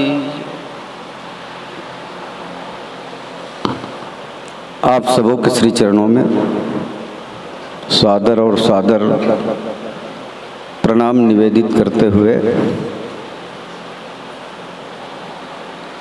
मैं जिस दोहे को केंद्र में रख कर के चर्चा करने की बातें कही गई है उन पर चर्चा करूं उससे पहले चूँकि ये प्रशिक्षण कार्यशाला है इसलिए एक बातें आपके बीच रख देना चाहूँगा। मैं हाँ आज घर ले जैसे निकले हूँ अब चूंकि मुरझुरगू निकले हो 5:30 बजे नहा तैयार हो गए हो निकले हो ना, सामने वाले घर पड़ोसी है निकल के अच्छा दुआरी में बैठे रही से, कहाँ जाता है? मैं क्यों कठौली जाता हूँ। काबर जाता है? तो कार्यशाला है कि का कार्यशाला? तो रामायण के कार्यशाला। अच्छा नंबर रोजगार खोल रहे हो किसी से, बात पर गौर करना। जौन आदमी हाँ हमला ताना दे सकत है, काली यहाँ बैठे हो तेनोल ताना दे सकत है। इस कार्यशाला के पीछे आपकी ही नहीं हमारी भी प्रतिष्ठा जुड़ी है, और जब दोनों की प्रतिष्ठा जुड़ी हुई है, दांव पर मानस का ग्रंथ लगा है, तो निश्चित तौर से उस स्तर से प्रयास होना भी जरूरी है। इसलिए मैं आप सबों से दोनों हाथ जोड़ करके प्रणाम करता हूँ। आपकी नाम न जाए और हमारी नाम न जाए, और धर्म ग्रंथ की प्रतिष्ठा भी बनी रहे, बची रहे, इस स्तर से आप प्रयास करें। वैसे लोगन के काम है पूछना। मैं पूछे होला कि आखिरकार मोला टोकेच काबर निकले के बेरे, तो वो कथे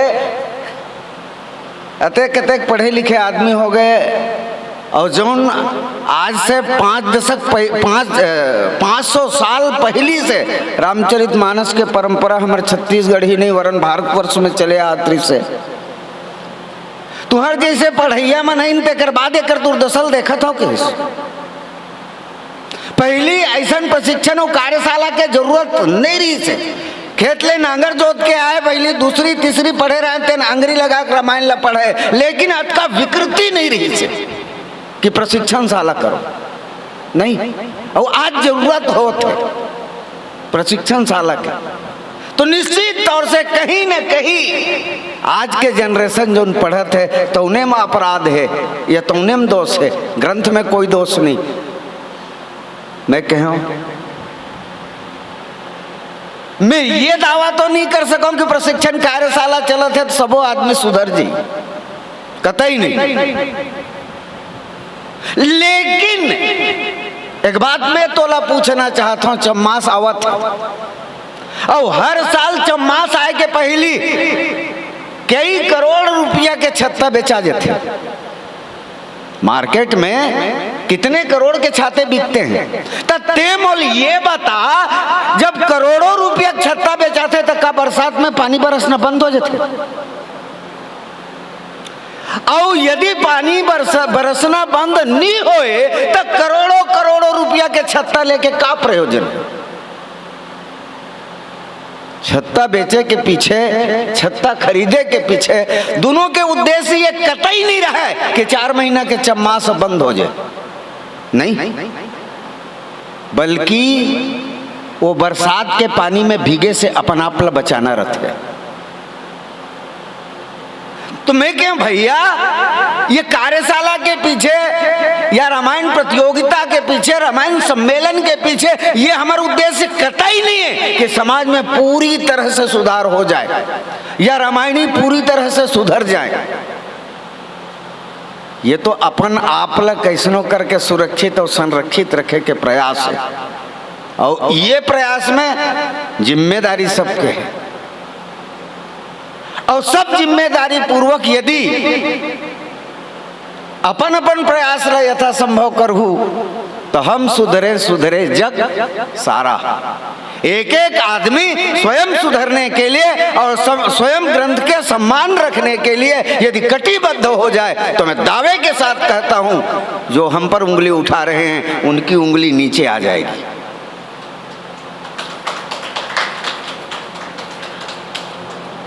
आओ, मैं बालकांड के प्रसंग आप सुने हो जिन केंद्र में रख करके कुछ बात गोठियाए के यत्किंचित प्रयास करत हूँ, और सब ले हिनहर में ही हो काबर ना तो मैं पढ़े लिखे हूँ ज्यादा और न समय भी मिले, काबर सोच भाई नगरिया आदमी हो, खेत खार जाए लाख नहीं। तो जौन प्रसंग ला बोला चर्चा करना है, रजत सीप महु भास जिम जथा भानुकर बारी। और यद्यपि मृषा तिहु काल सोई भ्रम न सके को टारी। रजत सीप मह भास जिम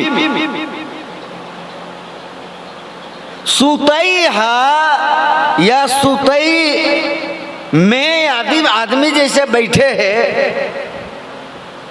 ओला भोरहा हो जाते, धोखा हो जाते, भ्रम हो जाते। जब चमकते सुतई है या सीप है तो ऐसे लगते कि मानो चांदी चमकत है का। रजत सीप मह भास जिम, सीप में मोती के भोरहा और जथा भानुकर बार। सूर्य के चिलचिलाती धूप में कभू कभू ऐसे लगते कि चारों मुड़ा पानी भरा है का। हमन बचपन में स्कूली जीवन में एक दोहा पढ़े रहे, कस्तूरी कुंडली बसे मृग ढूंढे बनमाई। और ये पानी के लिए दौड़ना मृग तृष्णा कहे गए, मृग तृष्णा नहीं। तो रजत सीप महाभास जिम जथा भानुकर बार, ये सूर्य के चिलचिलाते हुए किरण है। और जिन ऐसे दुर्हल लगते कि पट पर भाठम गला जलरंग पानी भरे है का नहीं। तो यद्यपि मृषा तिहु काल, ये मिथ्या है। और कब के लिए मिथ्या है? तो ये पहली भी मिथ्या रही से, आज भी मिथ्या है और कालांतर में भी मिथ्या रही। तो यद्यपि मृषा तिहु काल, फिर भ्रम न सके को टारी। लेकिन ये भ्रमला, ये भोरहला कोनो हटा भी नहीं सके। पूज्यपाद गोस्वामी तुलसीदास जी महाराज श्रीमद् रामचरितमानस के पंक्ति में लिखते हैं कि यन माया वस्वर्ति विश्वमखिलम ब्रह्मादि देवासुरा यत्सत्वाद मृषयो भाति सकलम रज्जौ यथा हेर ब्रह्मा। डोरी में सांप के भोरहा हो गए, जैसे अंधियार में कुरिया भीतरी गैस और लाइन है चुमुक ले गोल हो, और लाइन है गोल हो गए, कुरिया में डोरी मारे है और डोरी में गोल है गीस। अब तो भोरहा हो गए कि अंधियार में कहीं सांप तो नहीं आ गया, नहीं। तो वो कर निवृत्ति का है भाई, वो कर निवृत्ति तो कुछ न कुछ हो ही। और ये झूठ है का, तो पूर्णतः झूठ नो है। को का सत्य झूठ का को उभय प्रबल को माने। और तुलसीदास परिहरे तीन गुण तब अतिशय पहचाने। ये पूरा पूरा झूठ है कि वे तो डोरी तो हवा, डोरी नहीं रहती तो सांप के धोखा कहाँ होता, बोरहा कहाँ होता है नहीं भाई। तो डोरी हवा तो डोरी तेन का सांप है तो नो है, तो झूठ है। तो भ्रम न सके को उतारी, भ्रम ल कौन हो नहीं टार सके। जैसे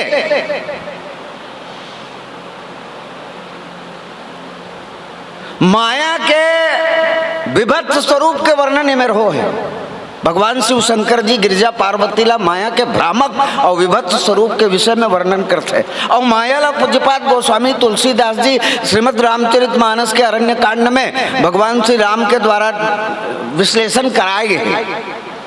जब लक्ष्मण जी महाराज भगवान ले प्रश्न पूछते, कहो विराग ज्ञान और माया, कहो सो भगत करो देदाया, ईश्वर जीव भेद प्रभु सकल कहो समझाई, और जाते होई चरण रति शोक मोह भ्रम जाई।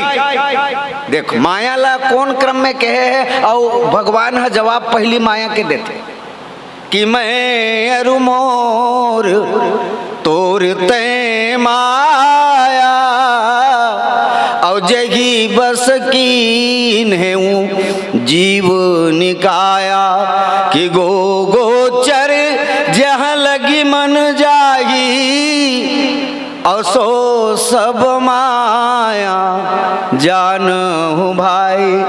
भगवान राम लक्ष्मण कथे के भाई गो मतलब इंद्री, और गोचर माने इंद्री ला चलाने वाला मन, ये जिहा तक के जाही ना तिहा तक के माया है। अच्छा,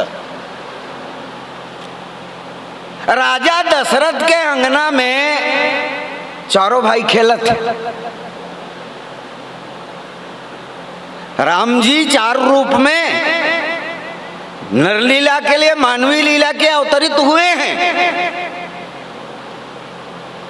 तो ये इंद्रियातीत हो गए कि नहीं?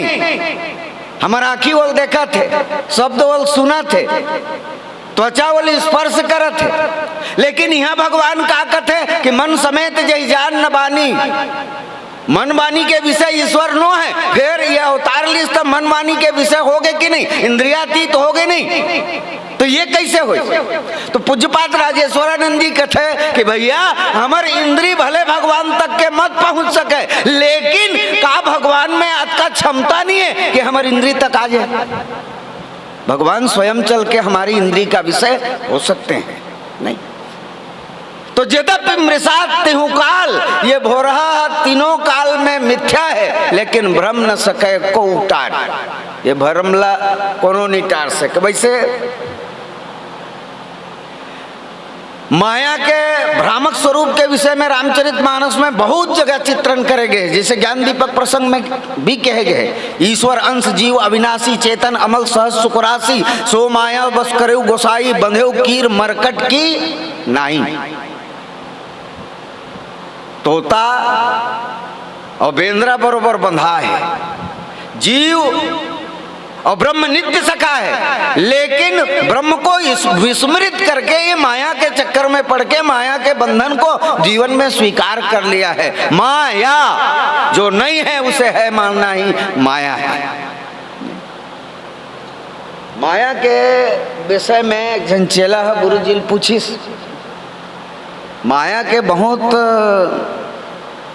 व्यापक प्रभाव बताते जीवन में गुरु जी, और माया ला असत्य घला कहे जाते।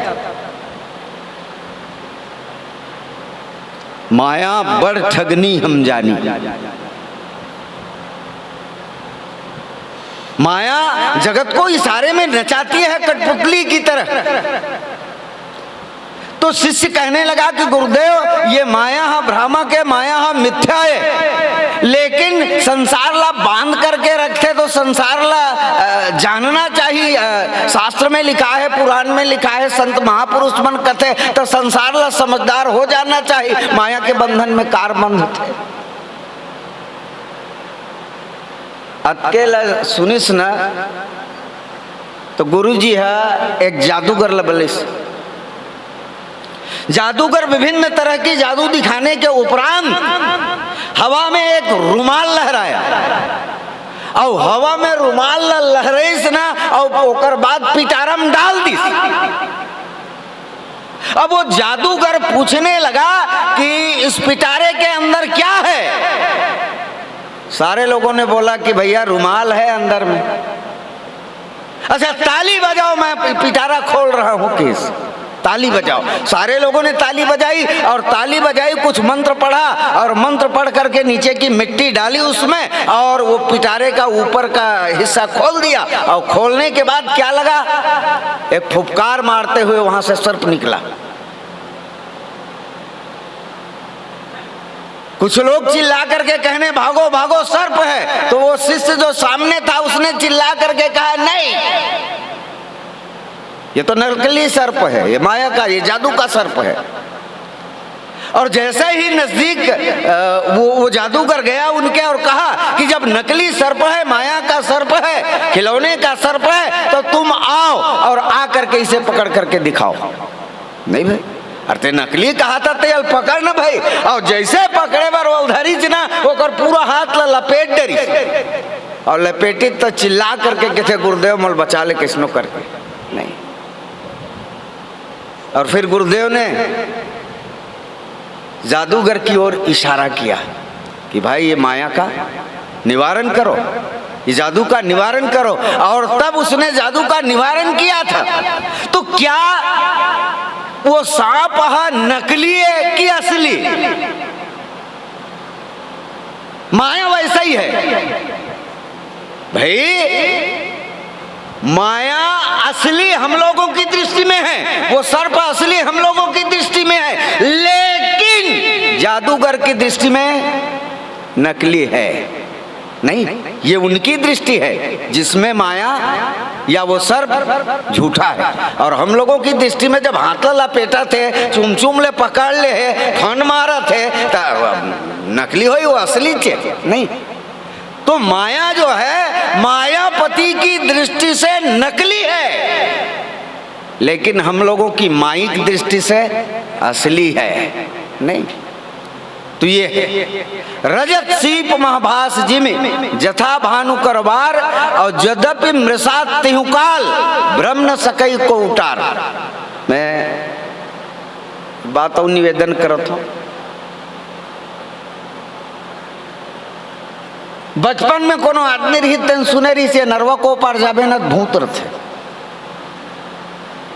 रथे वो आदमी जाबे नहीं करे नरवा लो पार ना कहीं नहीं। दिन बुढ़िस मतलब मुंधियार हो जाना नहीं, हम नहीं जान नरवा को पार हो सकत है। ये डहर ना दक्षिण में हम चल रहे थे, काबर दक्षिण के यात्रा हम अनवरत 20-25 साल 30 साल हो गए रामायण में जाते थे कर से थी, लेकिन पूर्व में नहीं जा सके है ना। तो नरवा को पार नहीं जाना है, काबर नहीं जाना है, तो नरवा को पार भूत रहते ऐसे हो संयोग से एक बार जाके नंबरे आ गए। अब वो बार गे रहे ना तेनहा बने 9-10 बज के रात है और अंधियारी रात बरसात के समय जैसे वो आवत रहे नरवा किनारे में एक जन बड़े जन ठूड़गा रहे, रुख काटे ऊपर ले ऐसे हर्राटा चलते में गिर जाते, तो झटका वो कर डारा खाना रहते तेन टूट के गिर रहे थे, वो लकड़ी वाले में लग जाते और ठूड़गा खड़े। अब अंधियारी रात है, रात बहुत हो गए, लेकिन एकाएक बोलते खिंच की नरवक पारे में है एक बड़े जरूर है ना वही चाय कहे तेरे मोला अच्छा बता रही तो मेरे को बेर नहीं आ रहे हो, लेकिन आ जाए तो मैं समझ में आ गए कि नहीं वो हवाई आज ले हवाई नहीं। अब ये भ्रम ला निवारण कौन करही, तब पांचों डहल लेना खेत डहल ले आदमी आवत रही रात के 2 जन आदमी आवत रही ने, अब आदमी आवत रही तेन मन टार्च धरे रही ने, और टार्च धरे रही ने ना तो वो करिए करिए दिखत रही तेन डहर मारिस। और टार्च जब पड़ते ना तो ठुड़गा है एकदम चकचक ले दिख गए, तो ठुड़गा ला वो प्रकट करेगा, भूत के निवृत्ति करके ठुड़गल वो प्रकट करेगा नहीं। यद्यपि मृषात तिहुकाल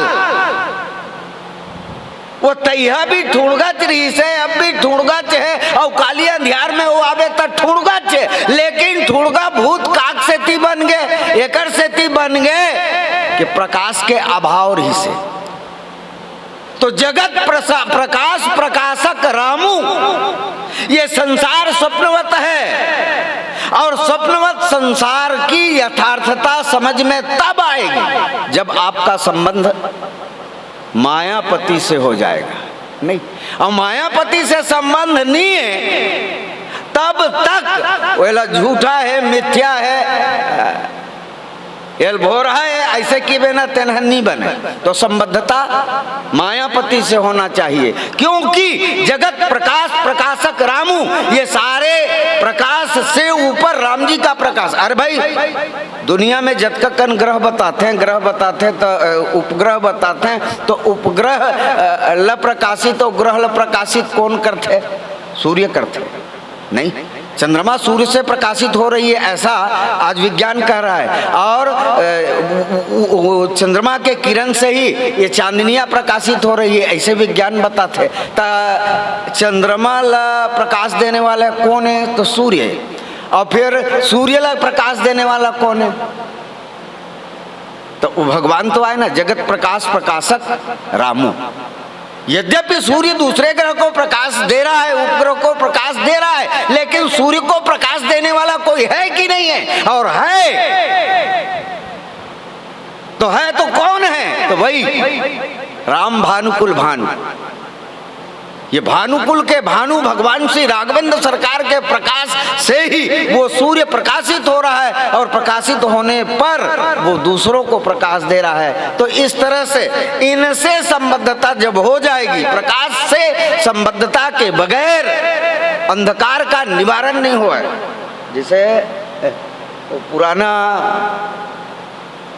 मैं काबर आप केहू घेरी खेत दृष्टांत देवत जाते कि क्या मैं का भाई एकदम सिद्धांत ल कोनो ना दृष्टांत से सरल करके मैं बताता हूँ। काबर मोर लई हुई है मोर स्तर के तकर से हुई मन पकड़े तो गंभीर चीज तो मुलाबे नहीं करे। काबर में बचपन से क्लासों पढ़ाई जीवन में घला नहीं पढ़ पाऊँ ज़्यादा दिन है ना, तो एकर से पढ़े कम हो और तुम्हारे बीच रही के तुम्हारे मन तिल तिल के धरे हो ना तेने मन तुम्हारे करो और या था है नहीं।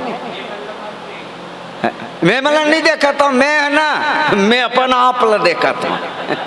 मैं हाँ कथा कहा था तो तुम्हार पर नहीं अपन लिए कहा था। और यदि मेरे कहने में कुछ बातें आपके लायक हो तो शहर से उसे स्वीकार करें, अन्यथा मैं किसी को स्वीकार करने के लिए बाध्य भी नहीं करूँगा, बाध्य भी नहीं करूँगा। ओहे जो हाँ हाँ हाँ हाँ ते मोर पक्ष में बोले, बहुत जोरदार लगी। कोई तो है तो पुराने एक दृष्टांत आते, दृष्टांत में एक बहु नवा नवाइश है, एक बहु नवा नवाइश कहाँ है ससुरार में आई और ससुरार में आई 3 दिन ना वो घर के सियान नवा पारा बाजार गिरा है काबर टुकना लेबर गिरा है काबर आज का दिन हमारे घर में 4 आदमी रहे, 4 टुकना रही से बहु घला आगे 5 टुकना हो जाए ऐसे की। अब जैसे जल्दी रांधीन खाइन पीन और खाए पिए एक बाद 5 टुकना मार गए कहाँ घर के अंगना में। बहू पूछते ये टुकना का करना है तो किस 4 आदमी रहे ना ते अंधियार ला डोहारत रहे ले देम डोहरावत रही। अब 5 आदमी हो गए ना, 5 मिला डोहार बहुत संज के रहे डोहरा जाही और जल्दी बिहनिया हो जाए अंजोर हो जाए ऐसे की। बहू की सच्चा झंझट में आग पर नहीं। अब ये रात भर ये टुकना डोहारे लगी ये मैं कहीं नहीं, रात भर टुकना डोहारना है अंधियार डोहारना है कि वो बहु दिमाग लगे कि नहीं एक लिए कुछ न कुछ तरकीब बनाए चला लगी। और वो तब वो घर के सियान लग कथे मोर बात मानो तो एक काम करो काली जुआर जाके ना एक ठी कंडील लालू हो थोकन माटी तेल लालू हो और एक ठी माचिस लालू हो और तहान का हो ही तो तहान ये हो ही तुहार 4 जन के छुट्टी। अंधियार ला मैं अकेला डोहार हूँ नहीं मैं तो हूँ और मोर राहत ले तू मन बूता कर हूँ ये ठीक बात नहीं।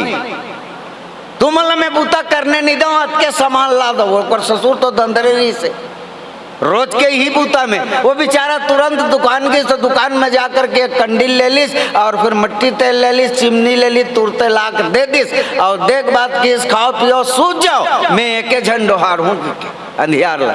और तुरंत उसने फिर प्रकाश जला दी और प्रकाश जब जल गई तो अंधेरा आपसे आप दूर हो गया। नहीं तो ज्ञान है जो माया का निवृत्ति करती है। नहीं भगवान ज्ञान स्वरूप है, सानुसी समेत प्रभु राजत परन कुटीर और भगत ज्ञान बैराग जन सोहत धरे शरीर। तो पूज्यपाद गोस्वामी तुलसीदास जी कहते हैं कि भगवान शंकर कथे कि पार्वती कि अस निज हृदय विचारी तजु संशय भज राम पद सुन गिरिराज कुमारी भ्रम तम रवि कर वचन मन। भ्रम तम ये भ्रम हकाये तो अंधियारे रविकर बचन मम मोर वाक्य काये तो ये सूर्य के समान है। भाई भगवान शंकर जी चूंकि भगवान राम की कथा कहने जा रहे हैं नहीं मगन ध्यान रस दंड जुग पुनिमन बाहिर कीन तो भगवान की कथा क्या है तो सूर्य के समान है। असनिज हृदय विचारी तज संशय भज राम पद संशय का परित्याग करके राम जी का पद का चिंतन करो भजन करो उपासना करो। और सुनु गिरिराज कुमारी आप पर्वतराज की बेटी हो गिरिराज कुमारी। और पर्वत जिनका एक नाम अचल है, अचल दृढ़ निष्ठा ये आप में होनी चाहिए। तो सुन गिरिराज कुमारी ब्रह्मतम रविकर बचन मम, ये सूर्य की किरण की तरह मेरा वाक्य है। और जिन वाक्यों के द्वारा भगवान शंकर जो है भगवान राम की कथा कह रहे हैं, तो इस तरह से भगवान शंकर जी कथे कि पार्वती कि रजत सीप महाभास जी में जथा भानु करवारी, जदपि मृषाति हूँ काल सोई भ्रम न सकई को उटारी। एगी विधि जग हरि आश्रित रही, यद्यपि सत्य देत दुख अहई। कि जो सपने सिर काटे कोई, जैसे हम रात कन सूते हैं ना और सपना देखे थे, एक बात बड़ा विचित्र है, ऐसे कोनो सपना बताओ जेमा हम नहीं रहा, सपना देखने वाला नहीं रहा, ऐसा कोई सपना है का?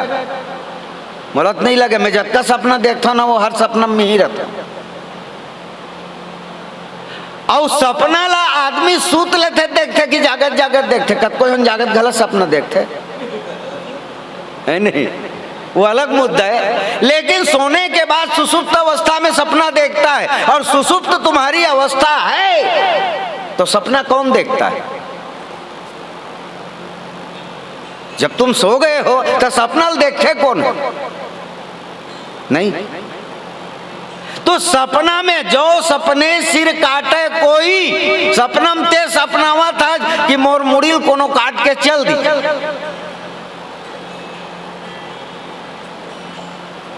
अब ओकर मुड़िल जोड़वाए पर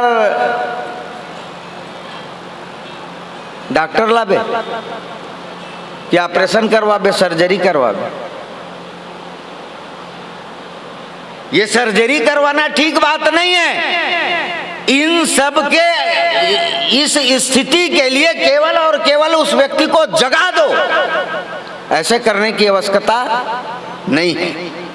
केवल और केवल जगाना है, और संत लोग यही काम करते हैं। उठ जाग मुसाफिर भोर भई, अब रैन कहाँ जो सोवत है, जो सोवत है सो खोवत है, जो जागत है सो पावत है। तुक नींद से अखियाँ खोल जरा, फिर अपने प्रभु पे ध्यान लगा। ये प्रीत करन की रीत नहीं, प्रभु जागत है तू सोवत है।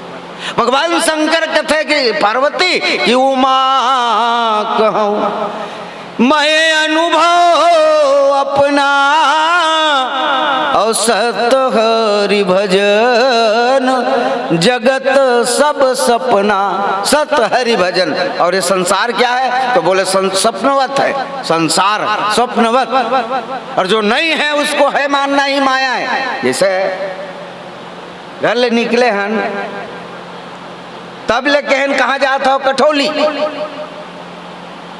आगू गांव में, पीछे गांव है, तेन में पूछे कठौली कहाँ है? तो बोले आगे है, बिल्कुल आगे है, आगे न यही कठौली है। हाँ यही कठौली लिखा है, गलत। ये सब चीज यहाँ है, लेकिन कठौली नाम के कोई चीज है का? कहते कठौली। तो जो नहीं है उसे है मानना ही माया है कि नहीं भाई? आजकल परंपरा बदल गए। पहली 5 दिन में छठी होए, 10 दिन 11 दिन में नामकरण हो जाए। नामकरण होए तो फिर लड़का मन के नाम धरे, और नाम धरे, नाम वाजिब में धरते, काबर धरते? तेकर पीछे कारण एक है, चम्मच है, चम्मच नो है। वो अपन आवश्यकता ला पूरा करे बर उही लोहा ला करछुल बना दे, उही झारा बना दे, उही चम्मच बना दे, उही लोहा कड़ाही बन। ये सारी अलग अलग आवश्यकताओं की पूर्ति करने के लिए सबको नाम दिया गया है। लेकिन दिक्कत ये है कि छठी दिन नामकरण हो, इस नाम दे दी टेटकू राम, एक नाम है।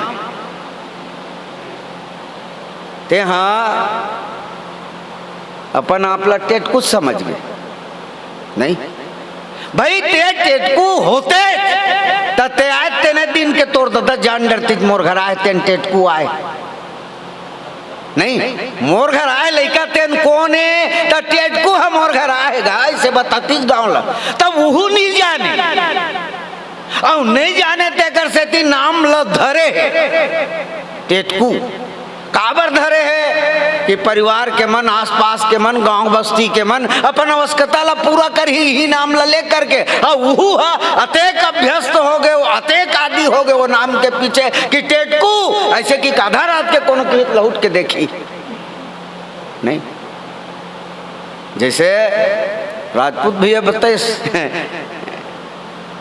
कोना से ऐसे कि बे तब मैं कहते मैं नहीं मैं ये जीव का वास्तविक पहचान है लेकिन ओकर बाद आओ ते रिपीट कर ते कौन ऐसे कि तब मैं टेटकू चौकी मैं और भुला जी हो नहीं दूसरैया की बे ना तो अपन आपला टेटकू समझी तो वाकई ये जीव जो है ईश्वर अंश जीव अविनाशी चेतन अमल सहज सुख राशि सो माया बस ये भ्रामक और मिथ्या बंधन में बंद करके अपन आपला टेटकू राम मना डरी जबकि तय शुद्ध सच्चिदानंद आत्मा घट घट वासी रे फिर सबज बातला फूल परे चक्कर 84 रे नहीं ये विशुद्ध सच्चिदानंद में जीवात्मा है ईश्वर और इनका सीधा रिश्ता है ईश्वर अंश जीव अविनाशी चेतन अमल सहज सुख राशि जीव में ईश्वर में जो जो वैशिष्ट है सहज रूप से जीव में है लेकिन वो अपन आपला टेटकू राम बना रही ना नहीं और एकर लिए फिर भगवान शंकर कथे का कि जा सुकृपासी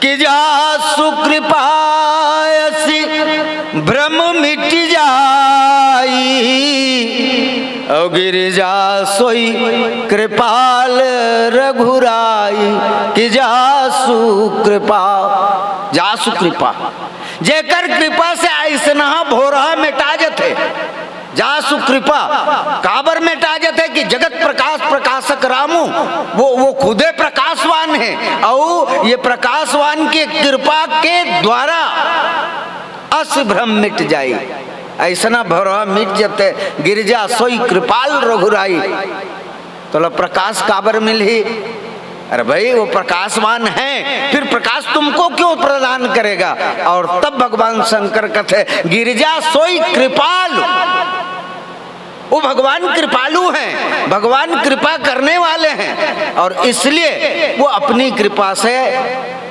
जीव के ऊपर कृपा करने के लिए माया के मिथ्या और भ्रामक बंधन को तोड़ देता है या खत्म कर देता है तो ये भ्रामक बंधन मिथ्या बंधन किसी को कुछ भी मान लेना तो ये बंधन कारक है और ये बंधन की निवृत्ति तब तक नहीं होगी जब तक के प्रकाश रूप भगवान हमारे जीवन में नहीं आएंगे और प्रकाश रूप भगवान की यदि अनुकंपा होगी उनकी कृपा होगी वे हमारी दैन्यता और दुर्बलता को स्वीकार करेंगे तो निश्चित तौर से माया का भ्रामक और मिथ्या बंधन जीव के जीवन से निवृत्त हो जाएगी बस अतके कही के फिर तुहार मन पर समय देता हूँ बोल दे राजा रामचंद्र की जय।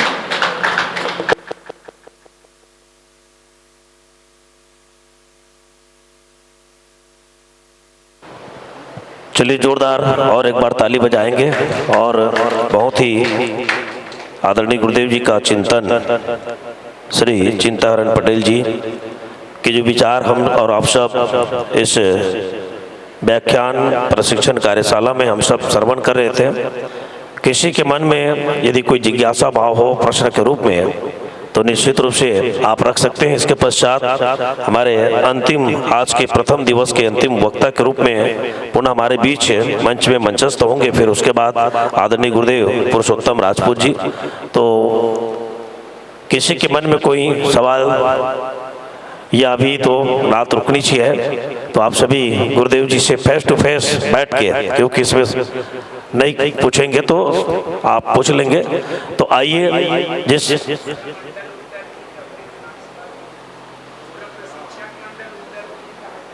अच्छा हाँ, अभी जितने भी हमारे प्रशिक्षक मंडल हैं उनसे आप पूछ लेंगे, जान लेंगे। तो आइए, बहुत सम्मान के साथ आदरणीय गुरुदेव को पुनः मैं इस मंच से मंचे में ही आप बैठे रहेंगे। और आइए, आज के प्रथम दिवस के अंतिम वक्ता के रूप में आदरणीय गुरुदेव श्री पुरुषोत्तम राजपूत जी से निश्चित रूप से लेके आप चलते हैं। तो आदरणीय गुरुदेव जी से पुनः निवेदन है कि आप आएंगे और पुनः हमें राम कथा से जोड़ेंगे और इसके पश्चात रामायण जी की आरती और आरती के बाद आज के प्रथम दिवस जो है विश्राम की होगी। तो आइए, गुरुदेव श्री पुरुषोत्तम राजपूत जी हमारे बीच पुनः उपस्थित हो रहे हैं। आदरणीय गुरुदेव जी का हम अभिनंदन करते हैं, स्वागत करते हैं। और आइए, बालकांड सभी लोग निकालेंगे। बालकांड सोरठा क्रमांक 161 खा, सोरठा के 101 क्रमांक 161 खा पर आदरणीय गुरुदेव जी का चिंतन होंगे। तुलसी देखी सुबेसु भुलही मूढ़ना चतुर नर, सुंदर केही पेकु बचन सुधा सम असन अहि।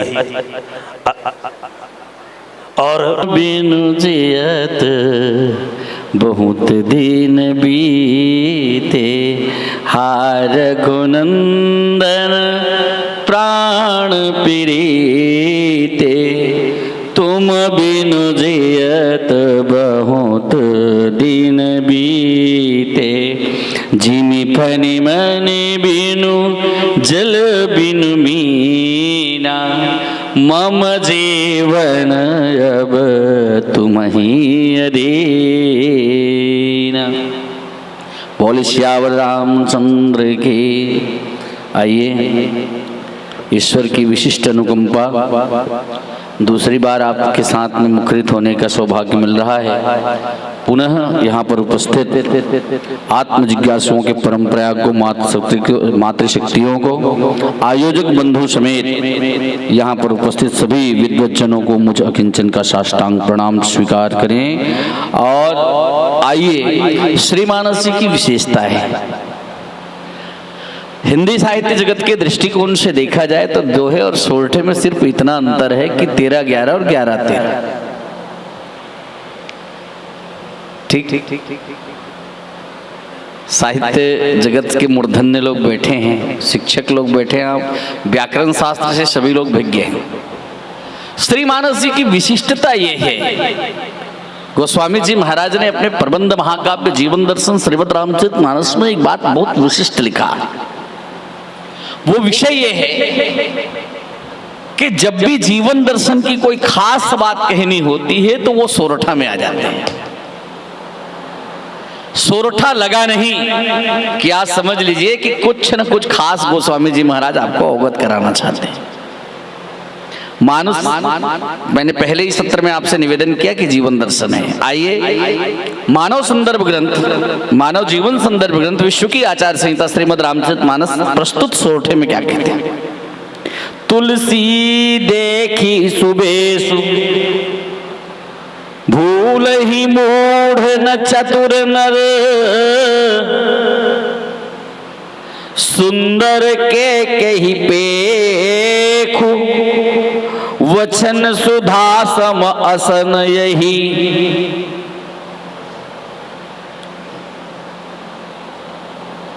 अब इस पर ज्यादा बात तो आप सभी अनुभव संपन्न हैं। समाज में बाढ़ लगी हुई है वेशधारियों की, है ना। तुलसी देखी सुबेश। एक बार किसी ने पूछा स्वामी जी से, स्वामी विवेकानंद जी से पूछा, महाराज ये बताइए कि व्यक्ति के परिधान को देख करके हम उसका अंदाजा कैसे लगा सकते हैं। स्वामी विवेकानंद जी ने कहा, भैया रे याद रखना, परिधान किसी के व्यक्तित्व का पोषक नहीं है।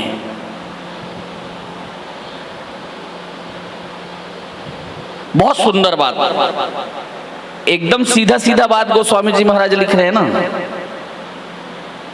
मन न रंगाए रंगाए जोगी कपड़ा। क्योंकि आज समाज ऐसा ही सुबेशधारियों की इतनी बाढ़ आ चुकी है। भाई आज से 600 साल पहले संत शिरोमणि गोस्वामी जी महाराज ने ये पहले ही यही प्रज्ञा चक्षु है। समाज में आने वाले समय में क्या होने वाला है समकालीन विचार है।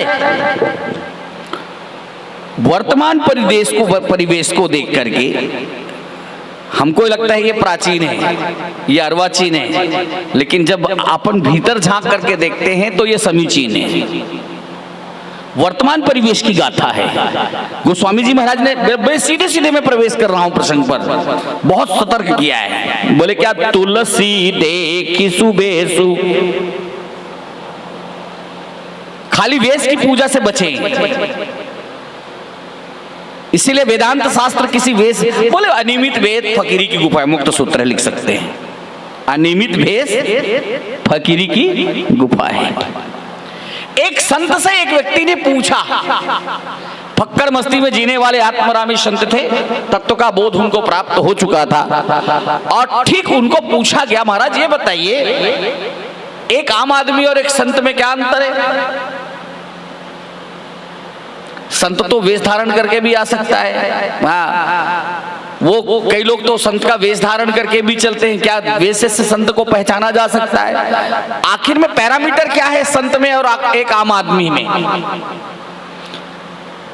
तो एक कॉपिन में रहने वाले संत जो फक्कर थे, आत्मरामी थे, आत्मनिष्ठिक थे, तत्व का बोध हो चुका था, तत्व का दर्शन हो चुका था, उसने कहा बहुत प्यार से, भैया माचिस रखे हो। आदमी हड़बड़ा गया, बोले क्यों? बोले बस रखे हो क्या? बोले हाँ। बोले दे दो।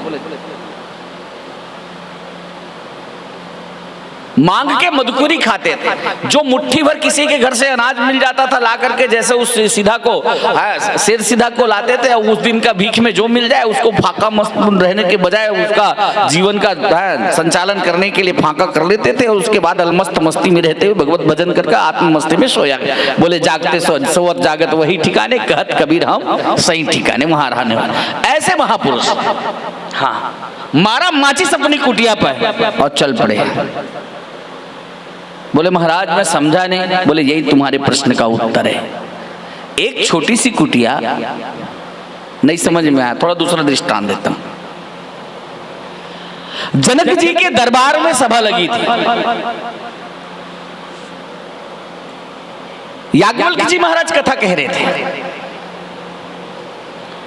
भागवत की कथा चल रही है, याज्ञवल्क्य जी महाराज व्यासपीठ पर बैठे, भागवत की कथा कही जा रही, सुनने के लिए भागवत के प्रथम वक्ता भगवान अखंड बाला ब्रह्मचारी श्रोत्रिय ब्रह्मनिष्ठ 16 वर्षों तक, बोले 16 वर्ष की उम्र में प्रथम बार जिन्होंने भागवत का, उस समय चल रही थी नहीं बात, 4 पीढ़ी के लोग श्रवण करने के लिए बैठे थे,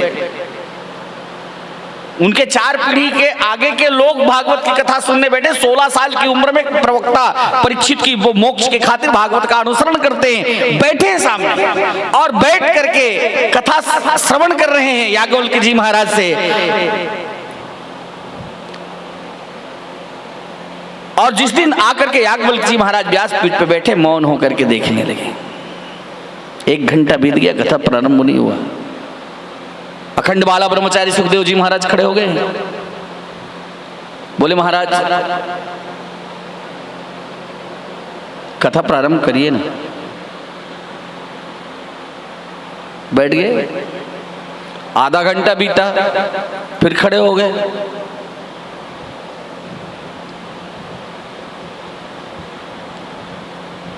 तीसरी बार फिर जब खड़े हुए तो याज्ञवल्क्य जी महाराज ने भगवान सुखदेव जी से पूछा, बोले सुखदेव जी महाराज पूछना चाहते हो ना कथा क्यों प्रारंभ नहीं हो रही है? बोले हाँ।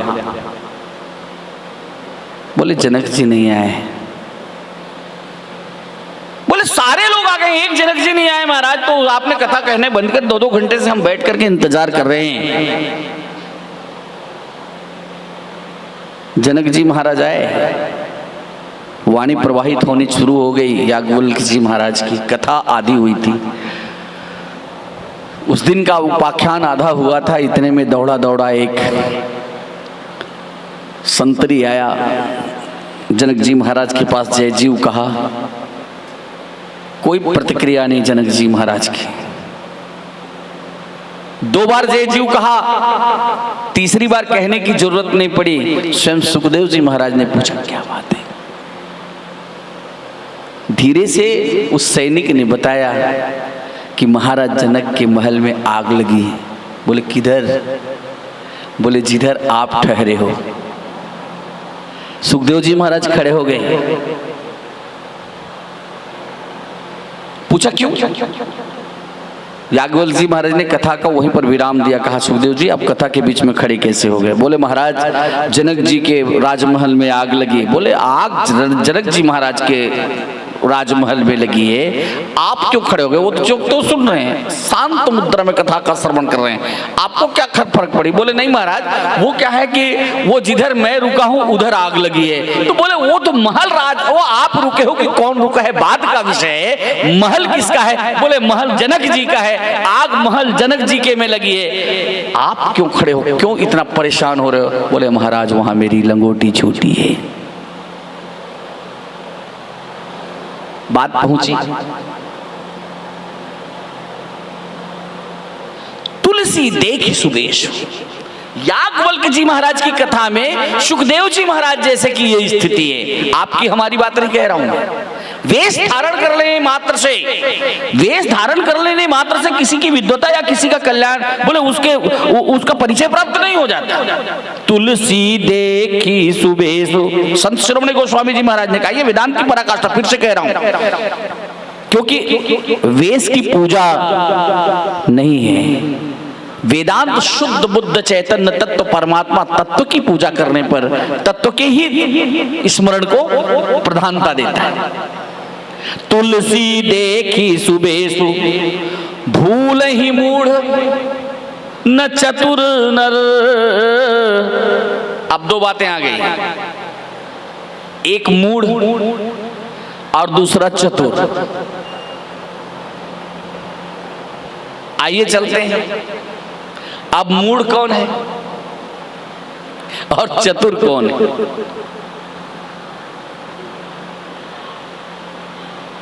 बिल्कुल सीधी सीधी बात है। मूढ़ और चतुर ये दोनों में अंतर देख लीजिए। संसार के भीतर में रह करके वेश की पूजा करने के लिए कौन जा करके फंसता है? बोले मूढ़ फंसता है। भूले ही मूढ़ लिखा गोस्वामी जी महाराज। सुप्रीम कोर्ट का फैसला है ना, कहीं अपील करने की गुंजाइश नहीं है। हाँ, चतुर नहीं फंसता। तो मूढ़ कौन और चतुर कौन? आइए, मूढ़ और चतुर में अंतर है। पिछले सत्र में मैंने आपसे निवेदन किया है, अगर है चाह मिलने की तो कर खिदमत फकीरों की, है ना। जिंदगी कितने दिन की है? 4 ही दिन क्यों बोला गया? प्रश्न पैदा होता है, 4 दिन के जिंदगी में छरा ले, काबर कहेगी इस देशमुख जी।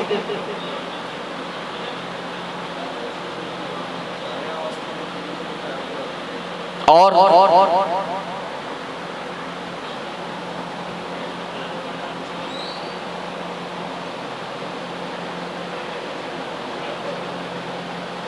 क्यों कहा गया 4 दिन की जिंदगी है?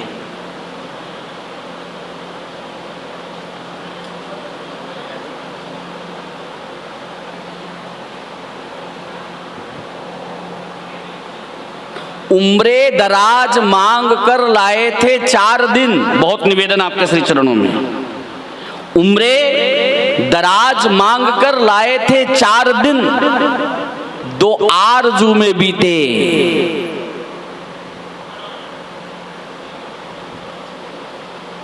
दो इंतजार में।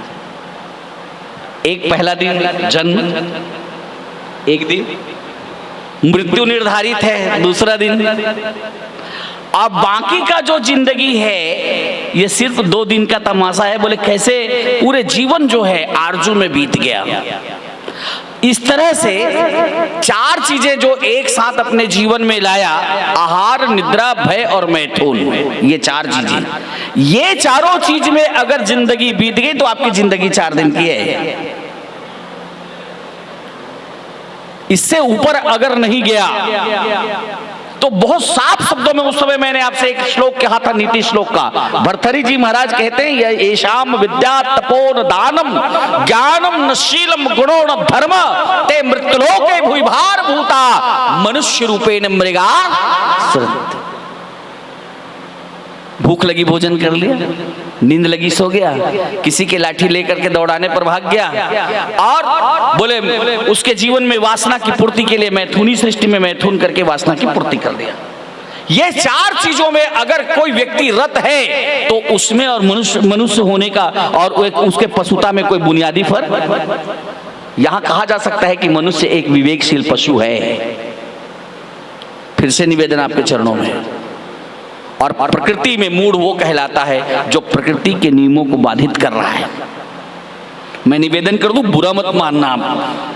प्रकृति में आप देख लीजिए, सारे लोगों को योग करने की आवश्यकता भी 21 जून को और आ रहा है। पूरा तिहार, पूरे ब्रह्मांड के लोग उस दिन फूस फूस करने लग जाएंगे। कितने जो जिंदगी में कोई प्राणायाम नहीं किया वो भी जा करके नाक दबाना शुरू करेगा। बोले क्यों? ये इसकी आवश्यकता क्यों पड़ रही है?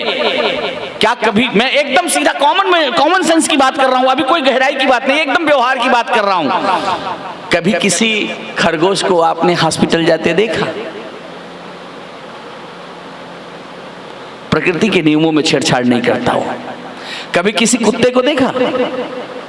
आजकल फैशन में तो कुत्तों से भरा पड़ा है अस्पताल, वो अलग बात है।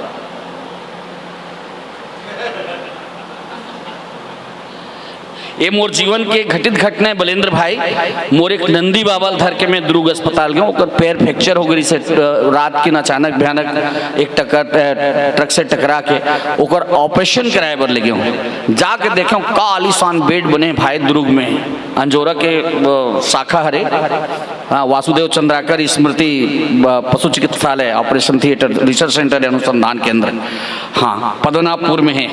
मैं आप लोग बता दूं, वो अति बढ़िया बढ़िया बेड बने रहा है।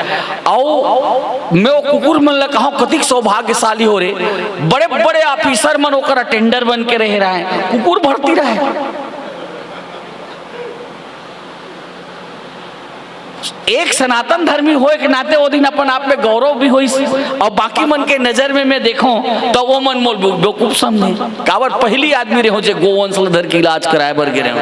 मैं क्यों वारे मेरे भारत की संस्कृति, मैं मूड कहूंगा, मूड का इससे बढ़िया परिभाषा दूसरा नहीं दे सकता। मानस की इतनी परिचय हम लोगों ने अपने राष्ट्र में इतना प्रचार प्रसार किया है, लेकिन कभी कभी हमने अपने आप को झांक के देखा, अरे यार समुद्र का मंथन हुआ, ऋग्वेद का वचन है, ऋग्वेद ने प्रलय सृष्टि से बोले प्रलय से सृष्टि और सृष्टि से फिर प्रलय तक की बात अगर कही, इस दुनिया का सबसे पुराना अगर कोई वेद है, प्राचीन वेद है तो ऋग्वेद है। और सनातन धर्म के ऋग्वेद में जब समुद्र मंथन की कथा आती है तो सबसे पहले हमारे सामने माँ गौ माता आकर के खड़ी होती है, और जो गौ माता सृष्टि के आधार स्तंभ के रूप में खड़ी हुई, पूरे पृथ्वी को उन्होंने जिसने अपने जीवन में पालन पोषण किया, 33 कोटि देवताओं का निवास और 4 पैरों के भीतर में 4 तीर्थों का वास जिसके पास में है, जिसको सनातन धर्मी गर्व से कहा करते थे कि मेरी संस्कृति गो संस्कृति है, आज वो रोड में खड़ी है। इतने सारे लोग हम रामायण पढ़ते हैं, हमारी संस्कृति सड़क पर खड़ी है। यार हम कैसे अपने आप को विद्वान कहते हैं? क्या ये मूढ़ता नहीं? जेकर घर में बाड़ी बछरू सेवा बर नहीं है ते भी प्रधेनु सूर संत हित में फूटा नहीं मारते। क्या हक बनता है उनको? मैं मूढ़ता की परिभाषा ऐसे करूंगा? क्या हम पढ़े लिखे मूर्ख नहीं है?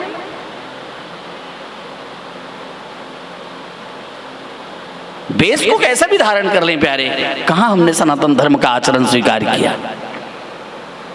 भले हम अपने को आपको अब चतुर कर रहे हैं। ऋषियों ने कहा चतुराई चूल्हे पड़ी पुरपरियो आचार, तुलसी हरि के भजन बिना, हरि के बोध बिना, चारों वर्ण चर्मकार।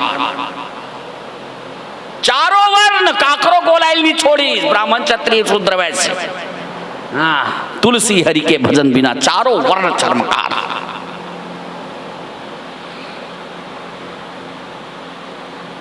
बोध ही चतुरता है। उसके अभाव में भाई सीधी बात है, अपने सनातन परिपाटी के विपरीत भी अगर हम चल रहे तो भेष कैसे भी बना लें। मोल बड़गारी दे रही कन्हारपुरी में बलेन भाई। हाँ, परद्रोही परदार रथ पर धन पर अपवाद, कन्हारपुरी में बंटी गोपाल कुंभज राखेरी से संगोष्ठी धोखम बिचारा महुल बला पारी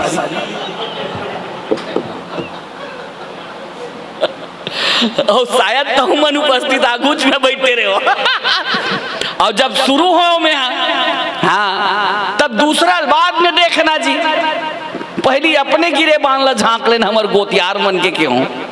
परद्रोही परदार रथ शुरू है महाराज दाऊ जी। हाँ मतलब आज भारत के संस्कृति की दुर्दशा देखिए। वेश तो मत पूछिए, एक भागवत कथा श्रवण करने गया था, रास्ते से गुजर रहा था, मैंने उनके दार्शनिक विचारधारा रुके तो ठक गया, क्योंकि हरपाल सिंह की 4 बातें वाला हूँ। हाँ, जहाँ भी ज्ञान की 2 बातें मेरे ध्यान से सुनो तो बैठ गया वहीं पर मोटरसाइकिल रोक करके। हाँ, मैंने उनका वाणी सुना, शरीरानी नित्यानि वैभव नहीं व शाश्वत। प्यारे, ये शरीर जो खिला पिला कर दे बड़ाई सो भी अगन जलाना है, कर सत्संग अभी से प्राणी नहीं तो फिर पछताना है, पड़ा रहेगा माल खजाना, छोड़ त्रिया सुत जाना है। इस पर इतनी विशद व्याख्या उनकी हुई तो भाव भर गया। 4 महीना बाद वो पंडित जी का फिर भागवत लगा। अब चूंकि उस दिन का नशा चढ़ा हुआ था तो दिमाग में था कि उनकी वो भागवत की घोषणा उसी तिथि पर हो चुकी, तो मैं गया। जिस दिन गौकरण पूजा बोले गौकरण उपाख्यान था, व्यासपीठ पूजा और गौकरण उपाख्यान में भी पहुंचा।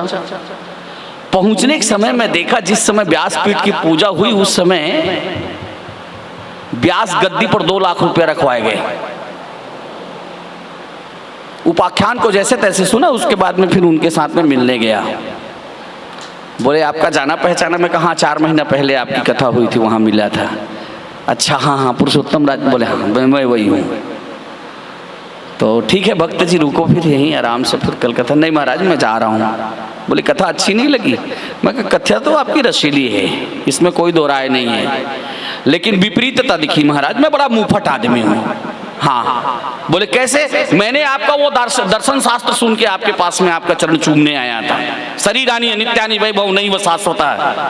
ये संसार में आदमी कुछ भी लेकर नहीं जाएगा। तो मेरे मन के अंदर में प्रश्न कौंधा है महाराज जी, व्यासपीठ पर व्यास पूजा के समय जो 2 लाख रुपए आपने लिया उसको आप कहाँ लेके जाओगे? इसी पता ढूंढना चाहता हूँ। ठेठ भाषा। फिर उसके बाद में सुनने नहीं गया। तुलसी देख सुबेश, बेस पर मत जाइए। तुलसी देख सुबेसु फूल ही मूढ़ न चतुर। उनके धोखे में जो मूढ़ है ना वही आएंगे, चतुर नहीं आएंगे। चतुर कौन है? ग्रंथ करोड़न में कहा, ग्रंथ करोड़न में कहा, कहूं मैं सबका सार। ब्रह्म सत्य जग झूठ है, जी वही ब्रह्म निहार। लो कितना गहन बात है। ग्रंथ करोड़न में कहा, कहूं मैं सबका सार।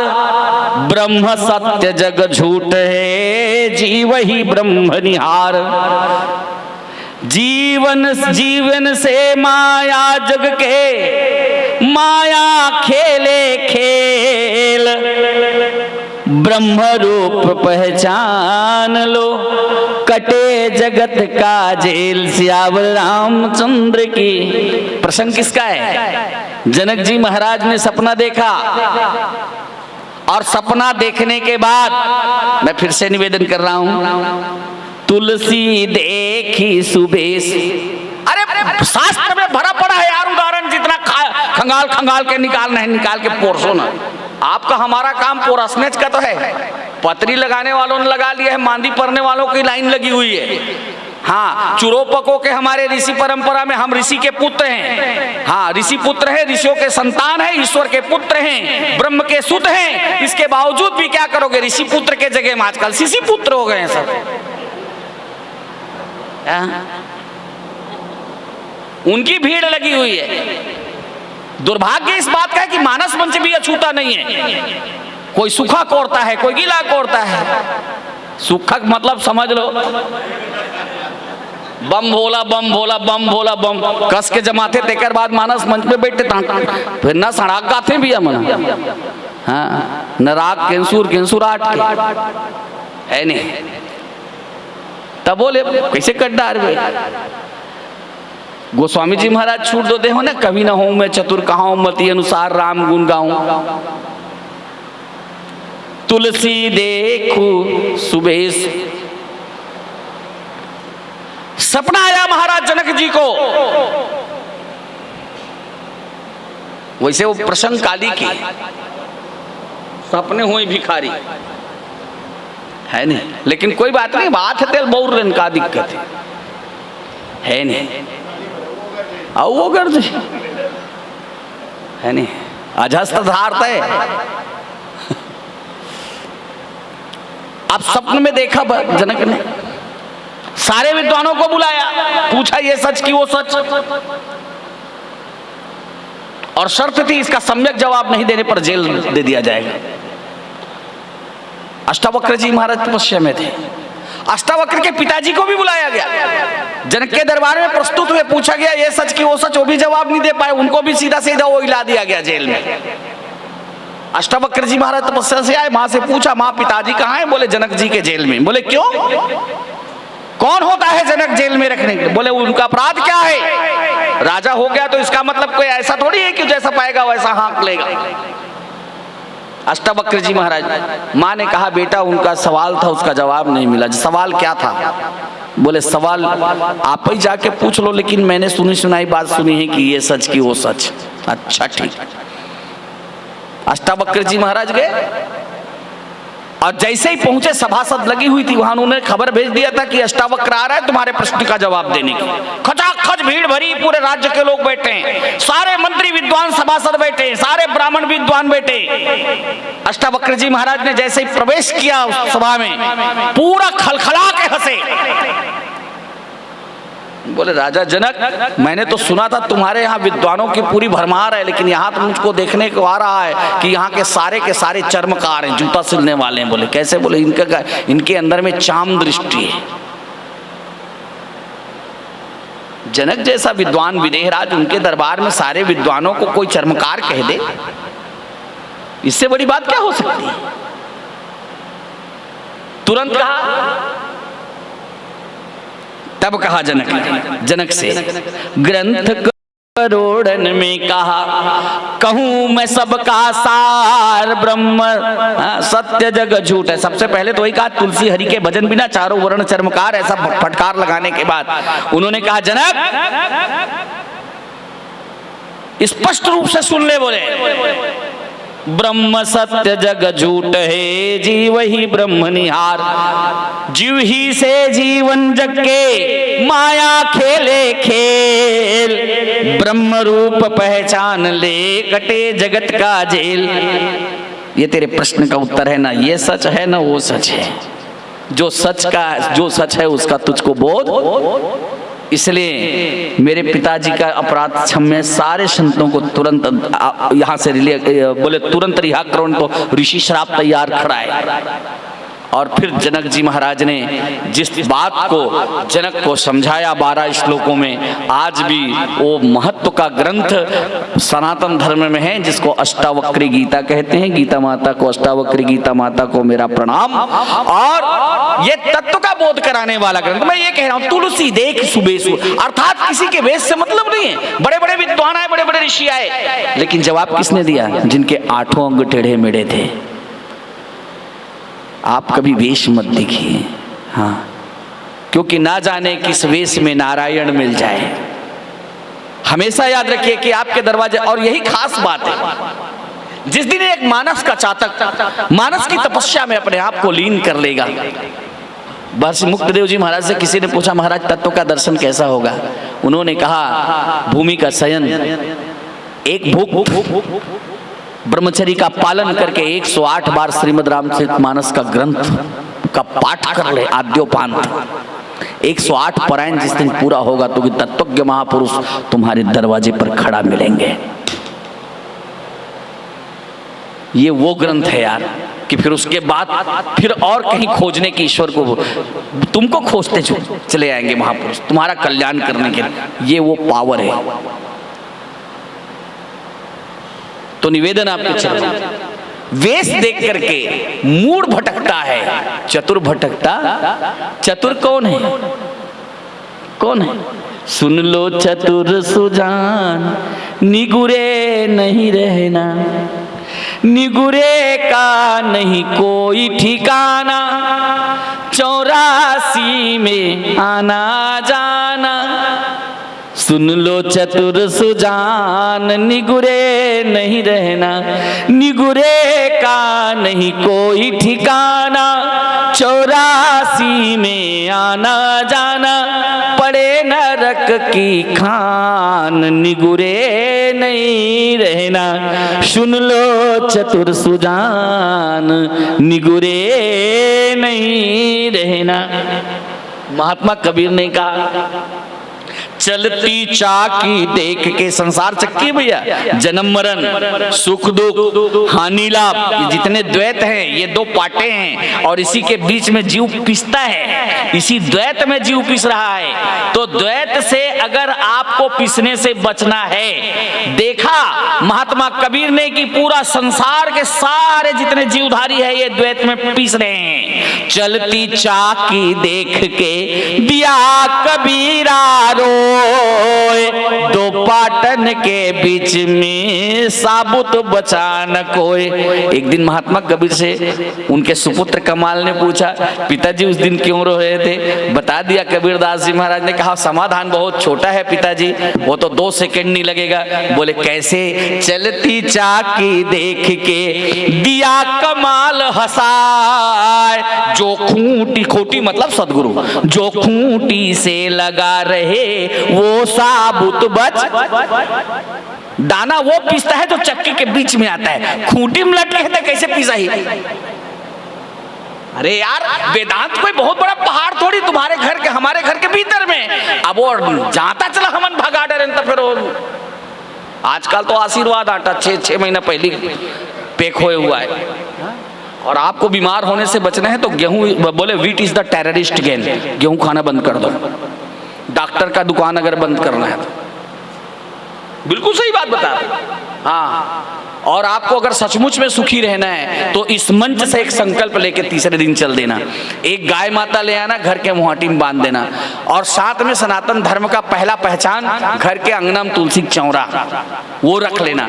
और आपके रसोई घर में, क्योंकि किचन मत बनाना मेरी माताएं, किचन में किचकिच होगा, कीचड़ पकेगा। जब तक प्रेशर कुकर से आप बना बना के लोगों को खिलाओगे तब तक आपके घर के सारे लोग प्रेशर में रहेंगे। कुछ नहीं, ब्लड प्रेशर जरूर होई। नहीं वैद्य बोल रहा हूं भाई, और अनाड़ी वैद्य नहीं बोल रहा हूं, नाड़ी वैद्य बोल रहा हूं। खास बात बता रहा हूं, बहुत सारी बातें इसके अंदर में अभी बहुत भरा पड़ा है। 3 दिन में जितना वसूलना है वसूल लेना। हाँ, ये तो बटने वाला ज्ञान है। माँ सरस्वती के भंडार की बड़ी अपूर्व बात, मैं इसलिए कंजूसी नहीं करता। हाँ, माँ सरस्वती के भंडार की बड़ी अपूर्व बात, जो खर्चों तो बढ़ो, बिन खर्चों घट जात। कौन घाटा में रहे यार? अपन चतुर न रहे, मूड थोड़ी। हाँ, और जो भी बात करते हैं मेछा टेक करते हैं, पूरा तलवार कटवाला, सीधी सीधी बात। अरे अपन ददक संपत्ति बहुरम का दिक्कत है जी। ऋषि पर, हम तो ऋषि परंपरा वाले ना, पहले ही बोले ऋषि पुत्र है, डर ऋषि पुत्रों को है। हमने पहले भी क्या पिलाने के लिए आए हैं, पियो, डट के पियो, जितने पीना है, बस भट्टी भर बदल दो। वो पिछले सत्र में मैंने कहा था। हाँ, जिस दिन आप भट्टी बदलवाने में कामयाब हो गए तो हमारा समाज उन्नत हो जाएगा। ये जिम्मेदारी मेरे व्याख्याकार साथियों की है। हाँ, इसलिए मैं पूरा उड़ेल उड़ेल के बिल्कुल जाम छलका रहा हूँ। जितना छलकता हुआ जमाना है, चीखना है तो चीख ले, ढकेलना है ढकेल, पी ले, क्या दिक्कत है? हाँ, यहाँ तो विष पी करके भी भगवान ने प्रख्यात कर दिया। राणा ने विष दिया, मीरा बोले मानो अमृत पिया, मीरा गोविंद गोपाल गाने लगी। वो तो गली गली हरि गुण गाने। आप भी तो उसी परंपरा के हो, मैं विष पीने के लिए थोड़ी बोल रहा हूँ। मैं तो राम नाम की औषधि खरी नियत से खाए, अंग रोग व्यापे नहीं महारोग मिट। संसार के रोगों को मिटाने में आप समर्थ वैद्य हो सकते हो। बोले क्यों? सारे पुड़िये आपके पास में, सदगुरु वचन वैद्य विश्वासा, संयम यह न विषय कर आशा। बोले आप इतने चतुर हो, जिस दिन गुरु के बनाए हुए पुड़िया को परहेज के साथ में खाने के लिए समाज को तैयार कर लोगे, मेरा समाज एक दिन फिर से राम राज्य का उपासक हो जाएगा। वो आपके हाथ में है प्यारे। हाँ, राम राज्य किसी राजनीतिक नेता के द्वारा नहीं आएगा। आप जिस दिन चाहोगे उस दिन राम राज्य आएगा। बोले क्यों? बोले उस दिन आप केवट पैदा कर सकते हो, जब तक समाज का अंतिम व्यक्ति केवट नहीं हो जाएगा। Because Kevat is the foundation stone of Ram Rajya. और केवट का मतलब क्या है? बहुत किन्न प्रभु लखन सिंह नहीं कछु केवट ले, विदा किन्न करुणायतन भगति विमल बरुदे। क्यों? कबीरा मन निर्मल भया। भगवान खोजने की जरूरत नहीं है। रामायण को एक बार भी आपने उलट करके पढ़ा है तो याद रखना, मानस कहती है कि भगवान को खोजो मत खोदोगे। खोजने की जरूरत नहीं है, भगवान आपको खोजते आएंगे। पात्र बनना पड़ेगा। बोले कैसे? मानस के पात्रों को देखिए। किसी स्कूल में पढ़ने नहीं गया केवट, लेकिन केवट राम रजाय सुपावा, प्रथम नागरिक हो गया। क्यों? कबीरा मन निर्मल भया जैसे गंगा नीर। ये चतुर है ना। कबीरा मन निर्मल भया जैसे गंगा नीर, पाछे पाछे हरि फिरत कहत कबीर कबीर। केवट को राम खोजने की जरूरत नहीं पड़ी, श्रृंगेरपुर में खुद भगवान राम आ गए। अब फिर कहने लगा, फिर तो केवट की मस्ती देखो, नहकाओ नहीं राम तोला ढोंगा के पार, गंगा के पार चला दिया उन्होंने। आखिरी में यहां तक कह दिया, तू उस घाट का नाविक है, मैं यहां इस घाट का नाविक। जात तक को बुला नागे लक्ष्मण जी महाराज कैसे कर बोर्ड बात करे को होश हवा से बेक नहीं है। हाँ, विश्व के सम्राट भगवान राम से बात कर रहे हो तो भगवान बोला का लेना देना है जी। अटपट का मतलब ही यही है। और मानस में 4 भक्ति का वर्णन है। केवट की अटपट भक्ति, जटायु की झटपट भक्ति, बाली की खटपट भक्ति, और रावण की लटपट भक्ति। भक्ति कैसनो है? भक्ति धरे अटपट रहे, खटपट रहे, लटपट रहे, झटपट रहे। नहीं, बकली के मंच में याद है भैया बलेन, मैंने एक बात कहा था, मुक्त पुरुषों के चरणों में जाओगे तो 4 लक्षण मिलेंगे। हाँ, एक तो मुक्त पुरुष का जो शिष्य होता है ना, वो अक्खड़ होता है इसकी तरह। दूसरा वो फक्कड़ होता है, किसी से मतलब नहीं है, धरेगा तो रुपया पैसा पड़ा रहेगा, माल खजाना। हमको मालूम है सब छोड़ छाड़ के जाना है, क्योंकि शरीरानी नित्यानि वैभव नहीं हो शाश्वत, इसलिए उसके चक्कर में पड़ना है। हाँ, वो फक्कड़ होता है। तीसरा वो भुलक्कड़ होता है, तेलगारी खलो तो देव मुस्कुरा करेंगे, छोड़ ना यार, क्या फर्क पड़े। गाली देने वाले ने दिया, हमको साबुन लेने गए, साबुन पसंद नहीं आया, नहीं आया तो किराना दुकान वाले का हो गया। ठीक उसी तरह से गाली देने वाले का गाली का अपने ऊपर मत लो, नहीं लोगे गाली देने वाले के पास वापस रिटर्न जाएगा। आप क्यों मगजमारी कर रहे हो गाली देने वाले को, गाली को अपने साथ लेके? हाँ, मस्त रहो मस्ती में, आनंद बांटो बस्ती में। आग लगे मत बोलना, आग लगेगा तो आग तुम्हारे पास भी आएगा। हाँ, भूरील बारबे तो तोड़ता आँच नहीं, इसलिए याद रखना। तो निवेदन आपने चतुर की बात कर रहा था, केवट चतुर है। और चतुर कौन है? मैं निवेदन कर दूं, एकदम सीधी बात। कंदमूल फल सुरसयति दिए राम कहुआनि, बार बार प्रभु खाए बारंबार। सबरी को राम खोजने जाने की जरूरत पड़ी कि सबरी के घर में भगवान राम आए? ये चतुर नर, ये तुलसी देखी सुबेश। हाँ, बहुत सीधी बात लिखा, भूल ही मूढ़ न चतुर नर। मूढ़ किसको कहते हैं? कृष्ण का दर्शन किया दुर्योधन ने, लेकिन विवेक नहीं बदला।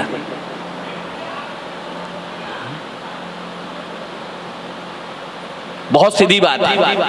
कृष्ण का दर्शन पूतना ने किया, लेकिन जहर पिलाने गई थी। ये मूढ़ है। समाज में मूढ़ता की कमी नहीं है। सुंदर वेश धारण कर लेने मात्र से कोई व्यक्ति श्रेष्ठ नहीं हो जाएगा। मैंने पहले ही कहा अनियमित वेश फकीरी की गुफा है, इसलिए निवेदन करें तुलसी देखी सुबेसु भूले ही मूढ़ न चतुर। तो मूढ़ और मैं समझता हूं कि मूढ़ और चतुर दोनों तो स्पष्ट हो गया, नहीं हुआ क्या?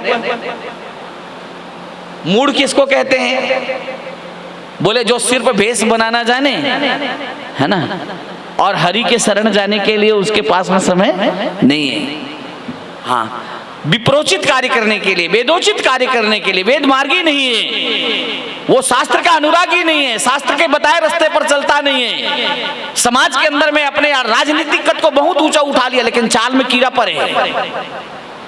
हाँ, आप वोट दे करके उसको एक पौवा के साथ में क्या पता क्या क्या नहीं बना डाले। हाँ, लेकिन अगर भीतर में उसका खोखलापन है तो याद रखना, मानस में गोस्वामी जी महाराज ने एकदम स्पष्ट किया, मूड की परिभाषा कही। बोले क्या?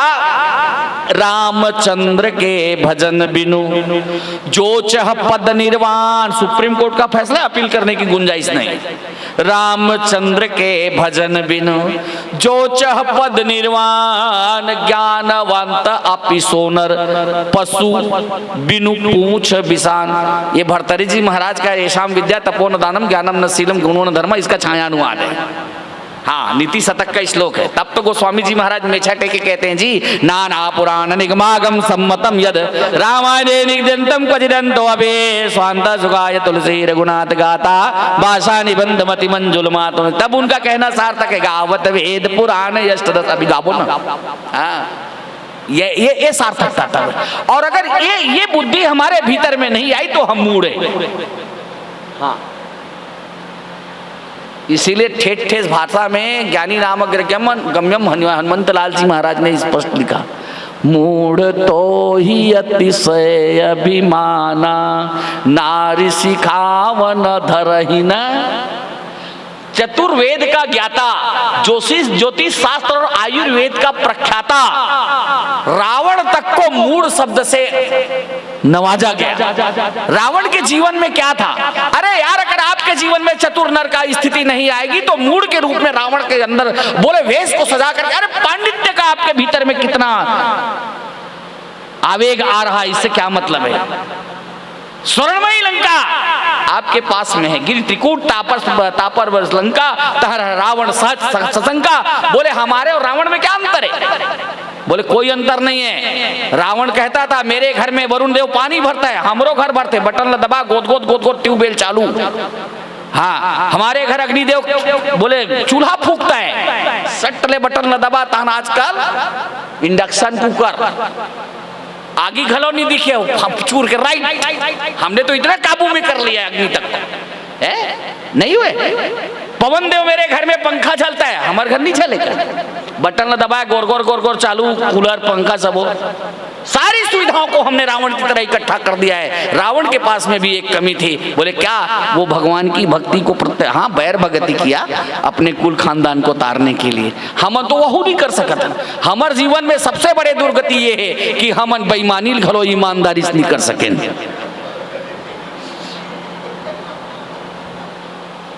अरे बहुलत ईमानदारी से कर ले। अरे रावण ने बैर भक्ति किया यार, तो बैर भक्ति पूरा रामचरितमानस खंगालो बलेन भाई, कहीं भी आपको राम शब्द का उच्चारण करते रावण नहीं दिखेगा। तपस्वी कहा, दशरथ नंदन कहा, वनवासी कहा, है ना, बिरही कहा, लेकिन जेत का देर पूजा ही ना तेत की देर साफ शब्द का कहा राम रन हतऊ तो जा सुनाम सुमिरत एक बार। प्रमाणित होगी नहीं, एक बार उतरई नर भव सिंधु। तो वो पासपोर्ट टिकट पहली बन के रही। बोले कैसे? राम राम कही राम कही राम कही हा राम तर पर तन परि हर रघुपर विरह राव गए सुरराम। दशरथ जी पाछू पाछू जटायु सीता हरण तात जनी कहु तात सन। ये ताते तात घटना ते जाक मत बोलबे। सीता हरण तात जनी कहु तात सन जाय जो मैं राम तखल कुल सहित कहाँ ही दसानन। ओकरो पासपोर्ट ला पहली बना दे वीजा पासपोर्ट बन के ऊंचे चाहने वाला जी हम और दादा के का कैसे को कृपालु रघुवीर सम। ये चतुर नर जानता है कि मेरे परमात्मा की हाँ हम तो अपने राम जी के राम जी हमारे हैं। ताल ठोक के कहता है यार। हाँ, मैं मनोरंजन करने नहीं आया हूं, भोरा हम मत रहे। तो निवेदन आपके सामने, सुंदर के की पेख। दिखने में मोर बड़ा अच्छा लगता है, उसकी वाणी सुरीली लगती है, खाते काला। और आज हमारे समाज की विडंबना है, नीलकंठ कीड़ा भखे मुख में विराजे राम। हाँ, दुर्दशा अत्तिक है, बैनर लगे हुए गाड़ी भट्टी में मिलते।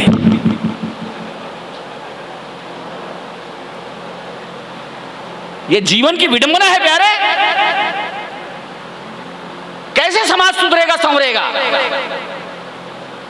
आज कथा कहने वाले धारे धार बोहाए अर्जे बेशरम नहीं मिलत। हाँ, बाकी बात ला छोड़, तो ऐसा कदापि आप सबके बीच में एक ही प्रार्थना होगी, निवेदन होगा, जे गाँव वही है चरित संभारे। पिछले सत्र में भी मैंने कहा था, आप सबसे प्रार्थना है समय का अतिक्रमण ना हो। 45 मिनट बीत चुके हैं, 5 मिनट ऊपर आप बहुत डरे और झेले होते कर बर क्षमा है ना। हाँ, तो मैंने शायद जो गुरु प्रसादी मुझे मिली है, तुलसी दे की सुबेश हो। हाँ, इसलिए बेस के पुजारी नहीं, हम वासी वा देश के, जहाँ पार ब्रह्म का खेल, दिया जले अगम का बिन बाती बिन तेल। और उसी से राम और रामायण की आरती करें। आइए, बोल सियावर रामचंद्र की। कीरति कलित ललित सियपी की, आरती श्री रामायण जी की। कीरति कलित ललित सियपी की, गावत ब्रह्मादिक मुनि नारद, वाल्मीकि ज्ञान विशारद, सुख सनकादि शेष अनुसारद, बरनि पवन सुत कीरतिनी की। आरती श्री रामायण जी की। कीरति कलित ललित सियपी की, गावत वेद पुराण अष्टदश, छहो शास्त्र सब ग्रंथन को रस। मुनि जन धन संतन को सर्वस, सारंश सम्मत सब ही की। आरती श्री रामायण जी की। कीरति कलित ललित